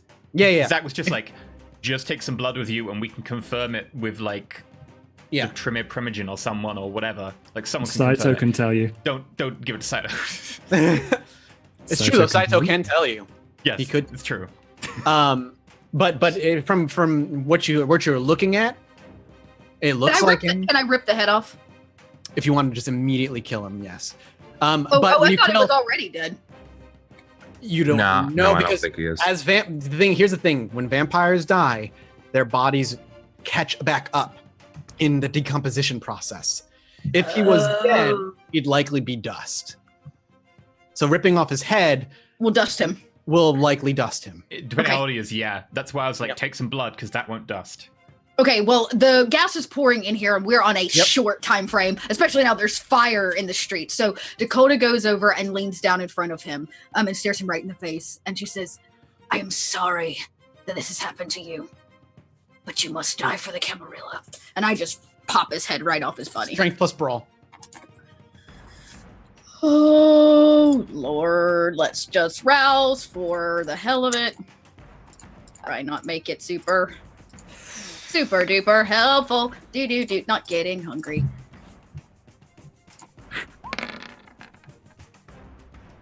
There you go. 5. You have willpower. You're able to reroll 3 if you choose. Sure. I'm down. I got 1 more willpower. Getting out of here is gonna suck. Here we go. Wow, that 2 more. A lot more.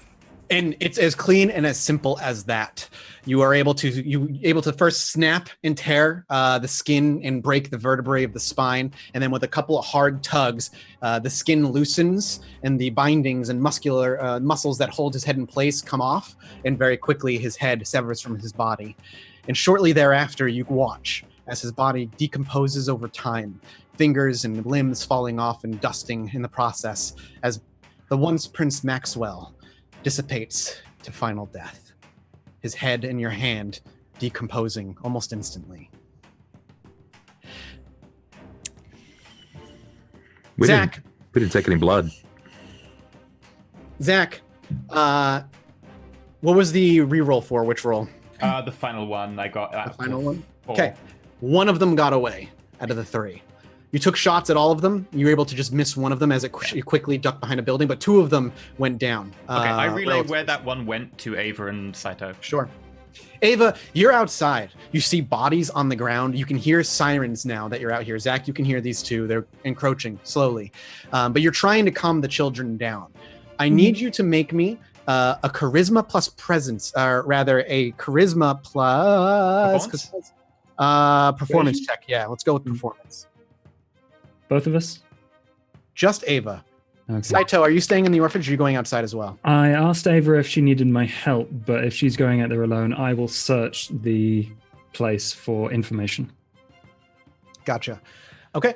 Ava, you're trying your damnedest to keep these kids calm.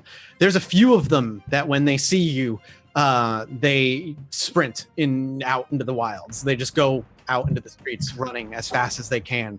Others are just trying, look to you for comfort. Most of them don't necessarily run from you, but listen willingly. They're calm enough. And like I said, there's a few that get close to you and are happy to try and take comfort into a calming presence, but there are still bodies splayed on the street and children swarming in a way. Now, what do you do with them? I'm going to take the oldest looking one and try to entrance him or her and convince them, can you get your friends to try to calm down? Let them know it'll be okay. The help is on the way. I like that. Actually, can you give me a wits and awareness check first? Okay. Where's awareness? There you are.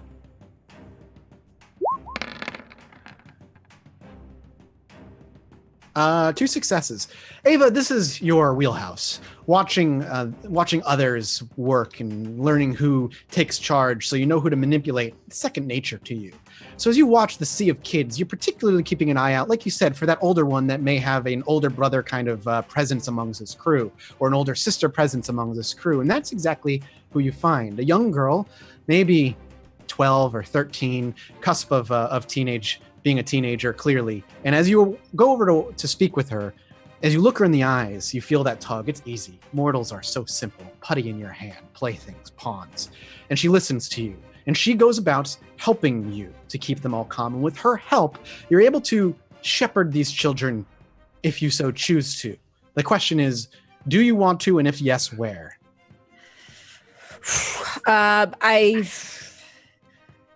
That's what I'm thinking, honestly. Yes. What was the next step after getting the children under control? Line them up in front of a bus. I promise them safety from torture. I'm gonna quickly to my earpiece. I'll walk, step away for a moment. I'll have them all in a single file line. I'll tell them health is on the way. This is just a drill. Don't worry. And what should we? Ava, can you get Saito to get that nun? I can't get them from here. Oh yeah. If you relay that message. Well, he's inside, so I know, but I can't contact We have Saito. walkie-talkies. Well, it's only 3. Only 3. technically, I had one and he didn't. Why would we Go get him, or you'll have to do the nun yourself because we've got to get no one. What about the children? Should I just? They could be. That depends on what the other two found. Well, the other two hear this conversation, so They told us don't. that. I think only she has the headset. Dakota, you hear this conversation then. I come back and I go, things are moving smoothly. Gas is pouring. Device is being set. If you're gonna kill now, and then we're getting the fuck out. Oh, God. I'm gonna. Either make a decision and get Saito and get the blood Okay. man. I have to get sight. I have to get the mage out of there anyway. So. Do you want to lead the kids back in with you? Yeah. Let's Okay. go, and So the I'll kids tell them listen. it's just a drill and that everything's safe now. The kids listen. They make their way back in and follow you in to find Saito. Where is Saito in this moment? Rifling through an office. Okay. You're going through an office and you're finding things that you deem useful. Things that might be beneficial. Now, granted, the files on this floor are not exactly as detailed as you would like, but a lot of this is a business front, an orphanage front. Likely some of the best stuff would be in the basement, where Ollie and Dakota are probably doing the same thing, where they're rifling through the useful stuff that they were told to kind of rifle through. Eventually, Ava, you find him. He's in an office and he's rifling through things. But it's at this moment that you realize things are not going to be as smooth as you would like, as the sirens are clearly very close. And Zach, you can see the lights coming down the street. That's your sign. Get I out. message everyone. They're here. Get out the way you came in. The top is not an option now. One nun got away. I'm going to leave that to Blood Team. I've got to leave. I'm going to go invisible. You think they have at most 2 to 3 minutes. 2 to 3 minutes. Okay. Yep. I grab Saito's hand and I tell him we need to get out of here right now. Let's leave. Okay. How about outside? No, as you look behind her, Saito, you see a mob of children following her. Oh God. Go down, go the to the police- basement if you need to, if you can't get out the top way. You've got 2 to 3 minutes, so either go out now or you're going for the basement. I will attempt to tell the children that the police are here, and I'm going to go talk to them, and that they should stay here. You're going to go outside and speak with the police, and you're going to leave them inside? Yes. Okay. That's what Ava I will walks tell- out the that's- front door. Well, no, Sorry. sorry. I'm telling the children that I'm going to go talk to the police, but I'm not going to go talk to the police. Manipulation, persuasion. Okay. Just so they are not worried. Okay. They listen easily. Your words are honeyed and smooth. You make your way to the basement then? Is that what you said? Leave the kids here, head to the basement? I would say either there's- get out in the next 2 or 3 minutes, or you have to go to the basement to get out. So you Yes, either go to the yes. front door Go now. through the basement. Let's go Okay. to the basement. Yeah. You and Saito, leaving the kids on the first floor, head down to the basement. As you make your way down, you actually see Ollie and Dakota with a handful of maybe some important computer bits, SD cards, USB, whatever. Saito just doesn't even look. He just grabs a manila folder off of You the just desk. whatever you can. I And don't care what this is. more importantly, you see 3 dead bodies on the ground, 2 that clearly were Second Inquisition, and 1, oh, there's Thomas. What a bastard. And a pile of dust and bones. That Maxwell. Bones. Yeah, hole, and I point to the hole. Move. Yep. Okay. Mission accomplished. You all jump into the hole. Who sets the fire? I Okay. was gonna say we need a light. You've got Dakota my timer has system. it. My timer system does the He ticking. has the timer thing. Oh, so I, okay, gotcha. Yeah, he didn't. You make the little device. Yeah, I made the device. Yep. It Yeah. works, So you set the timer Okay.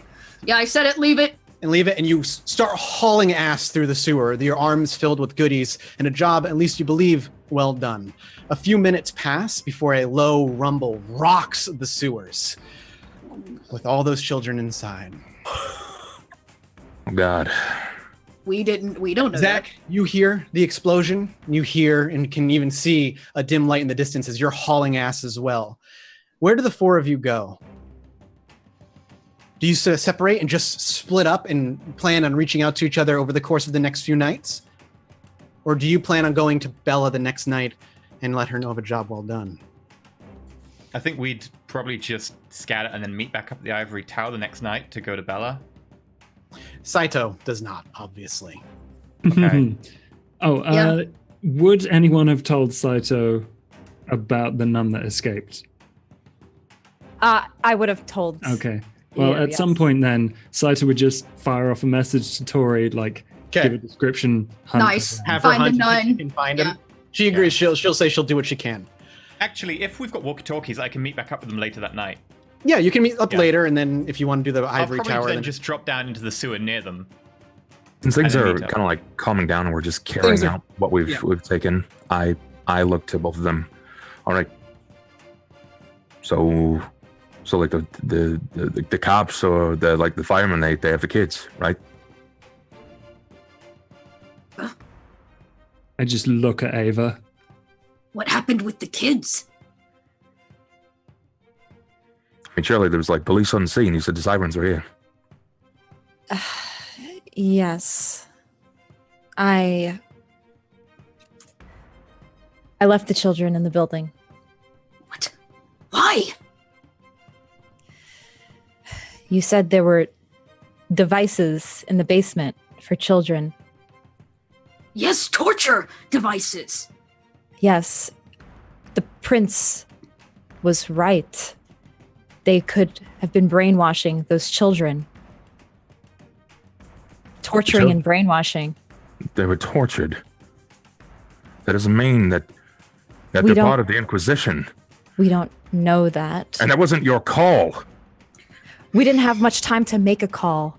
We don't have much time now. These sewers are crawling with Inquisition. We know that, Ollie. Let us have this conversation tomorrow. Eva, listen, just you take 30 seconds and you fucking leave. Saito's, I have no idea what I do here.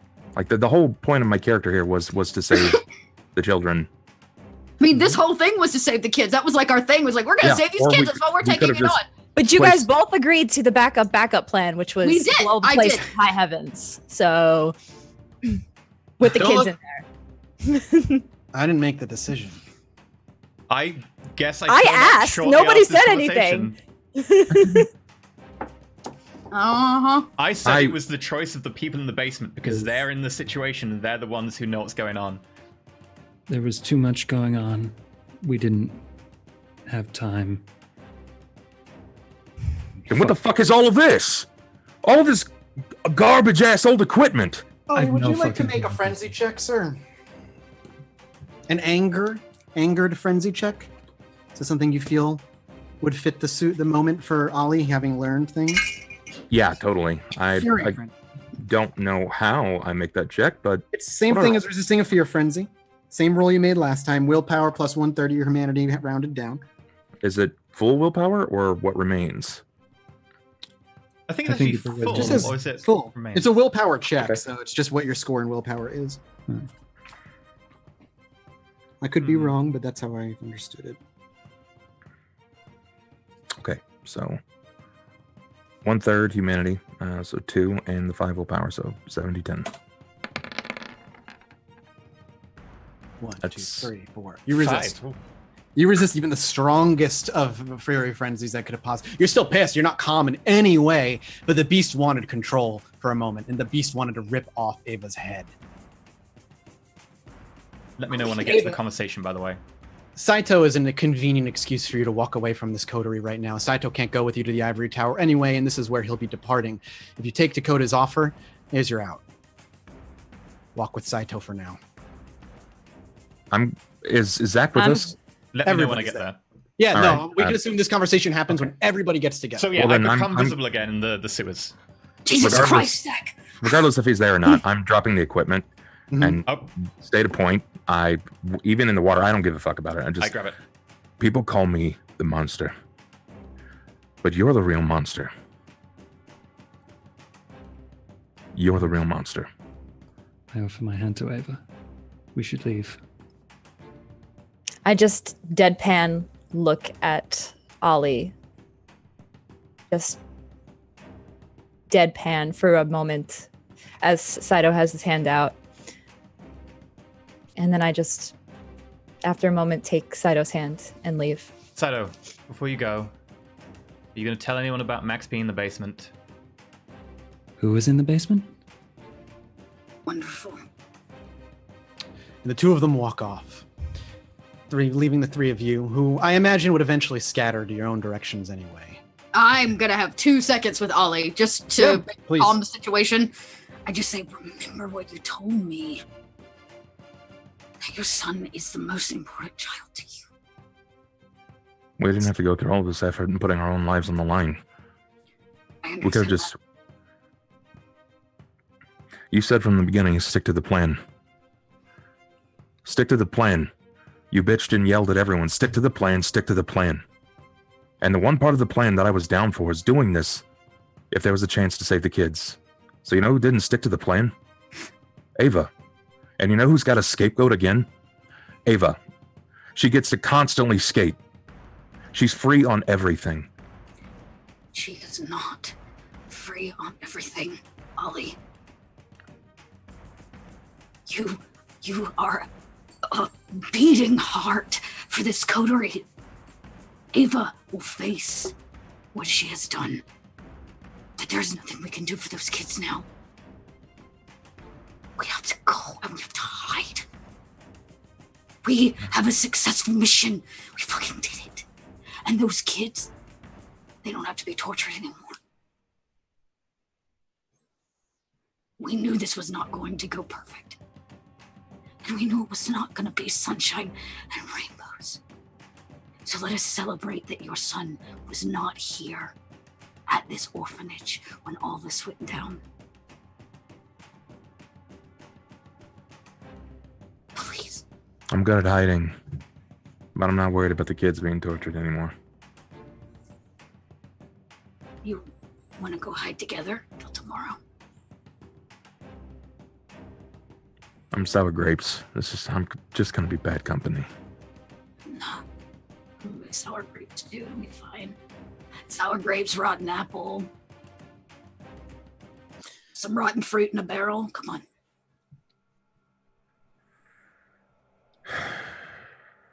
All right.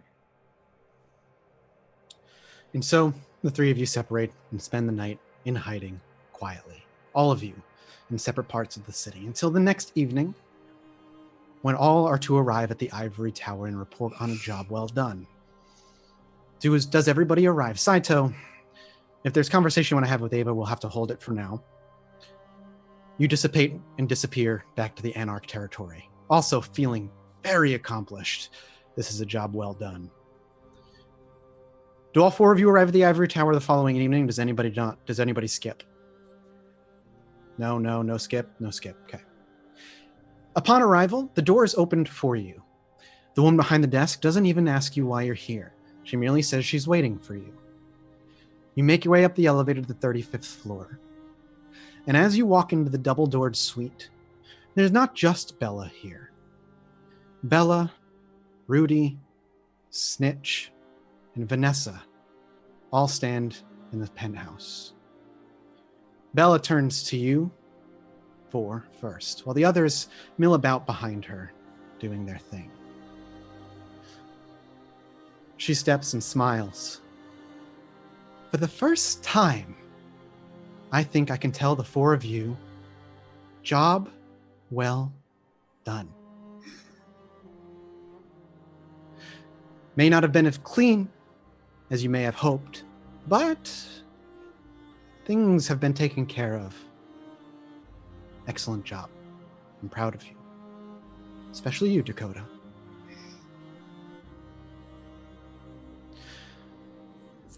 I sense tension among the four of you.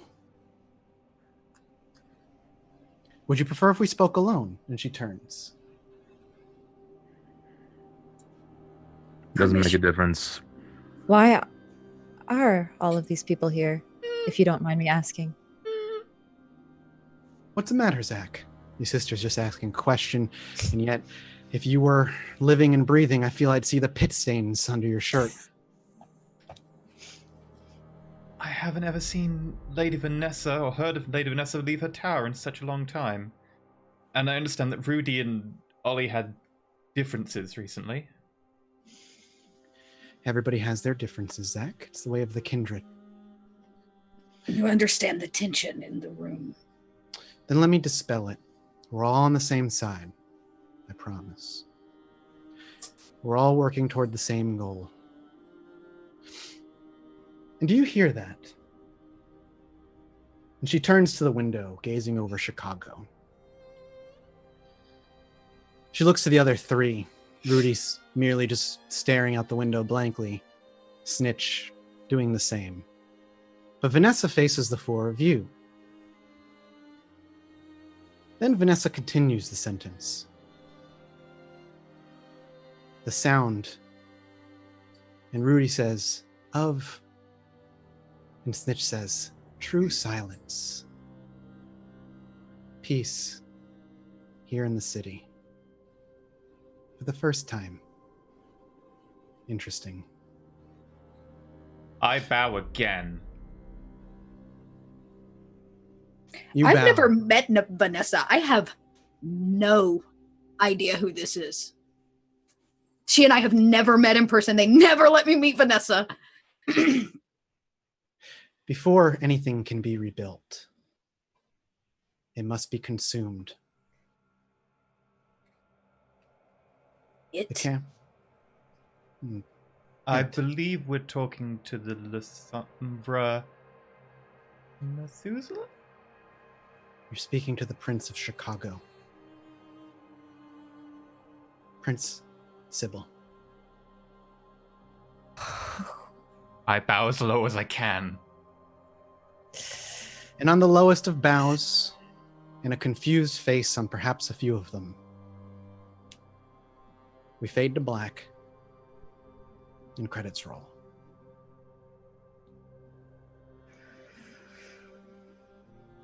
Was Bella in the room? Bella was one of the ones speaking. Mm-hmm. Okay, that's what I thought. I just couldn't tell when it was her and when it was Vanessa. So I just want to make sure Bella's in the room or Dakota's about to frenzy. Okay, as long as she's there, She's fine. Here. Yep. Well, So, everything I predicted came true just much faster than I thought. How very different it would have been had Norris been Prince and Maxwell been discovered in the basement of the Second Right. Inquisition. mm-hmm. That is not how, on day one, I thought the final session was going to go. Oy. Hashtag Oh. Team Maserati Sandwich. Yep. So, Wow. well, I guess I can say it for the after show. I just wanted to make sure. So many questions. Yep. That's a thing that just happened. So the Methuselah never slept below No, the it's tower. sleeping below. It's just acting She's through them. sleeping. Correct. That was Zach's okay. theory all along, that Vanessa was guarding it and it was maybe Yeah. speaking to her. And now the severing of the shadow, I was like, that's going to make a connection, right? So that's going to... Everything Zach predicted came true. It's just like conspiracy theorist's worst nightmare. Why do you think Vanessa from day one moved like she was on puppet strings the entire time? I wouldn't know because nobody was going to take Dakota to meet her. Right. Yep. Maybe not the most closure-filled ending of any. That's okay. I guess that just means we need a season 2. It's okay, we don't need to Yeah. kill Saito, guys. We're good. So sure. I We know. were chatting in Discord, actually. We were like, we should kill Saito. If Camille had been here, a different final scene for Saito, I think. A different confrontation. Right. We're going to do the outro stuff, but our after show was actually going to be available to everyone. So I've got a proposition to everyone. If you want, we can do the after show and record it live. That's fine. I mean, we're here. I'm Yeah. sitting here. Yeah, Yeah. whatever you want to do. Let's do it. So we'll do the outro stuff, and then we'll record the after show as normal. So for a start, thank you for supporting us and all the things. Remember that we've got the Patreon, the Twitch, etc., that helps to pay for like paying cast costs and so on, and these wonderful people, and paying for art and so on. So thank you so much for making this possible. Thank you very much, Whoopty Doda, for today's episode. You picked a guaranteed good one. I'll put that there. Well, good. Yep, good. Yeah. Let's start off with Mathis. You sneaky Hello. son of a... Ooh, our DM. I hope you guys had a great time. This is the longest campaign I've ever run. Oy. By a long shot, so I hope you had fun. I've definitely learned a lot and had a really good time kind of playing with the story and watching how the four of you shaped and shifted the outcomes of the entirety of Chicago. It's been a blast. So if you guys want to reach out to me directly, Mathis Games Anywhere is the best way to do it. Okay, how about our guest, Gaming FTL Josh? Hello. When I'm not blowing up orphanages full of children, you can find me at Gaming FTL pretty much everywhere. More vampires, you can find that on my Twitch channel, Gaming FTL, on Mondays. It's about thin bloods. It's not as beautifully crafted and stylish as Mathis's, but it's a This bunch is of just the fun. glory of Thin Bloods, man. They're messy in general. Oh, They no, are so the messy. messiest thing, and they have no idea what they have befallen. I every- love playing the straight man of messy to their messy coterie. It's great. It's like, hi, I'm a Torrid. What the hell have you done? Oh, God. Yeah, You're- well, they're a bit stab happy sometimes. Yeah, they really are. It's fun though. Yeah, and then just thank you. Thank you, Saito. It's a great character, man. Yep. Man, If I could have Saito and Camille every session, I would fucking just run a 6-person campaign. Right, I would play that. Ava, what about you? Hello, everybody. Thank you for an awesome first season. I really did enjoy playing Ava a lot. I know at times she cannot be the most lovable character, and she can be very much a hated character, but I like those kind of characters at times. I don't always play them.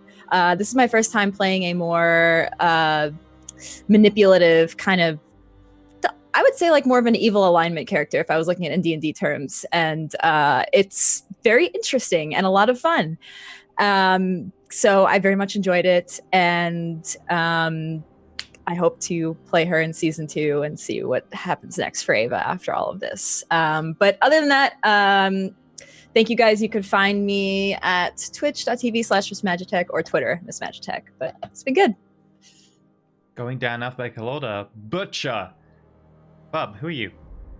Hi, I'm Bob. I do things on the internet like this occasionally, but I think we're going to be going to something else very soon. Unfortunately, I won't make the first session of the game, but I'll be there pretty much for everyone after that. But I'm all over the internet as the Bubbernut. You can find me on Twitch. It's my primary source. Find me there, or Twitter, YouTube, Facebook. Just look for the Bub. You'll find me in all the places. And of course, Dakota.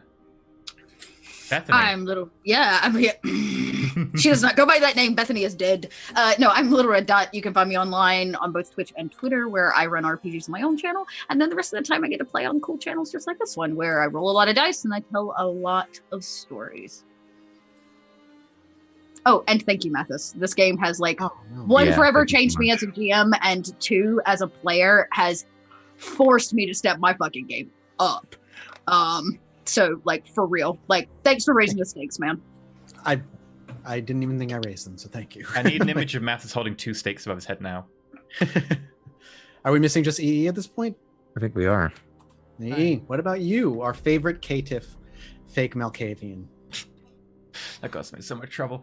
Hi, I'm Ender Elysium. You can catch me over at youtube.com/Ender Elysium and twitch.tv/Ender Elysium, where I play a mage game on Tuesdays. That's terrible. Similarly, everyone is on fire. In a not literal sense, but sometimes in a literal sense as well. And it has been fantastic. I enjoy being a player. It's been Fun. something. Yeah. Right. Announcements. Thank you very much for all the bits and stuff. I'm gonna load up the tip log now. I know Houndmaster jumped in ahead with a whole load of tips. We also had First Blog and Nerter on the list there. We also have a load of stuff to do with the new Game of Thrones game coming out on the Patreon. If you want to check that out in the next week or so, we'll have a few things popping up. I know Bentham has written up a ridiculous list of a 4 PDF primer, 4 different files of Game of Thrones, 3,000 words. That's a lot of words. And if it'll load up the tip log today.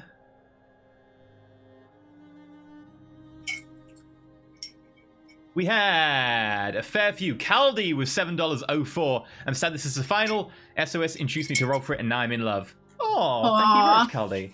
Vo, $1. Season 1 finale hype. Don't know what this episode will have in store, but I'm sure it's going to be a great one. As always, thank you to all of you for providing such high-quality entertainment. Legion salute to Roll4It is strong. Darkblade, $5. Thanks for all the wonderful entertainment. Due to this show, I fell in love with World of Darkness. My favorite one. Vo, $1. Just $1 for Sound of Silence. Season 2 fun, and to say that I bloody love Master's NPCs. And Vo, Sound of Silence, the prince is dead. Long live the Prince Maserati sandwich. Long live the Maserati sandwich. Yep. I need more points in etiquette. Crap. Okay, right. I'm not taking points in etiquette. After show time? After show time. First, we will leave you with the lovely new trailer we have for Game of Thrones, which is starting next week at the 4th of May, next Saturday at go to the 6 p.m. bathroom while you do BST, that. 10 a.m. PDT. Yeah, same. go pee. You've got a minute. So enjoy that, and then we'll be going to our actual after show, which we will do live, and we'll actually go up on the YouTube free to everybody, because the last after show is always free. So also, Benson says he wants to announce on stream that he's doing his 3,000 word PDF release. Sure, then there will be a PDF There it that is. you can go get it. Right, enjoy the video.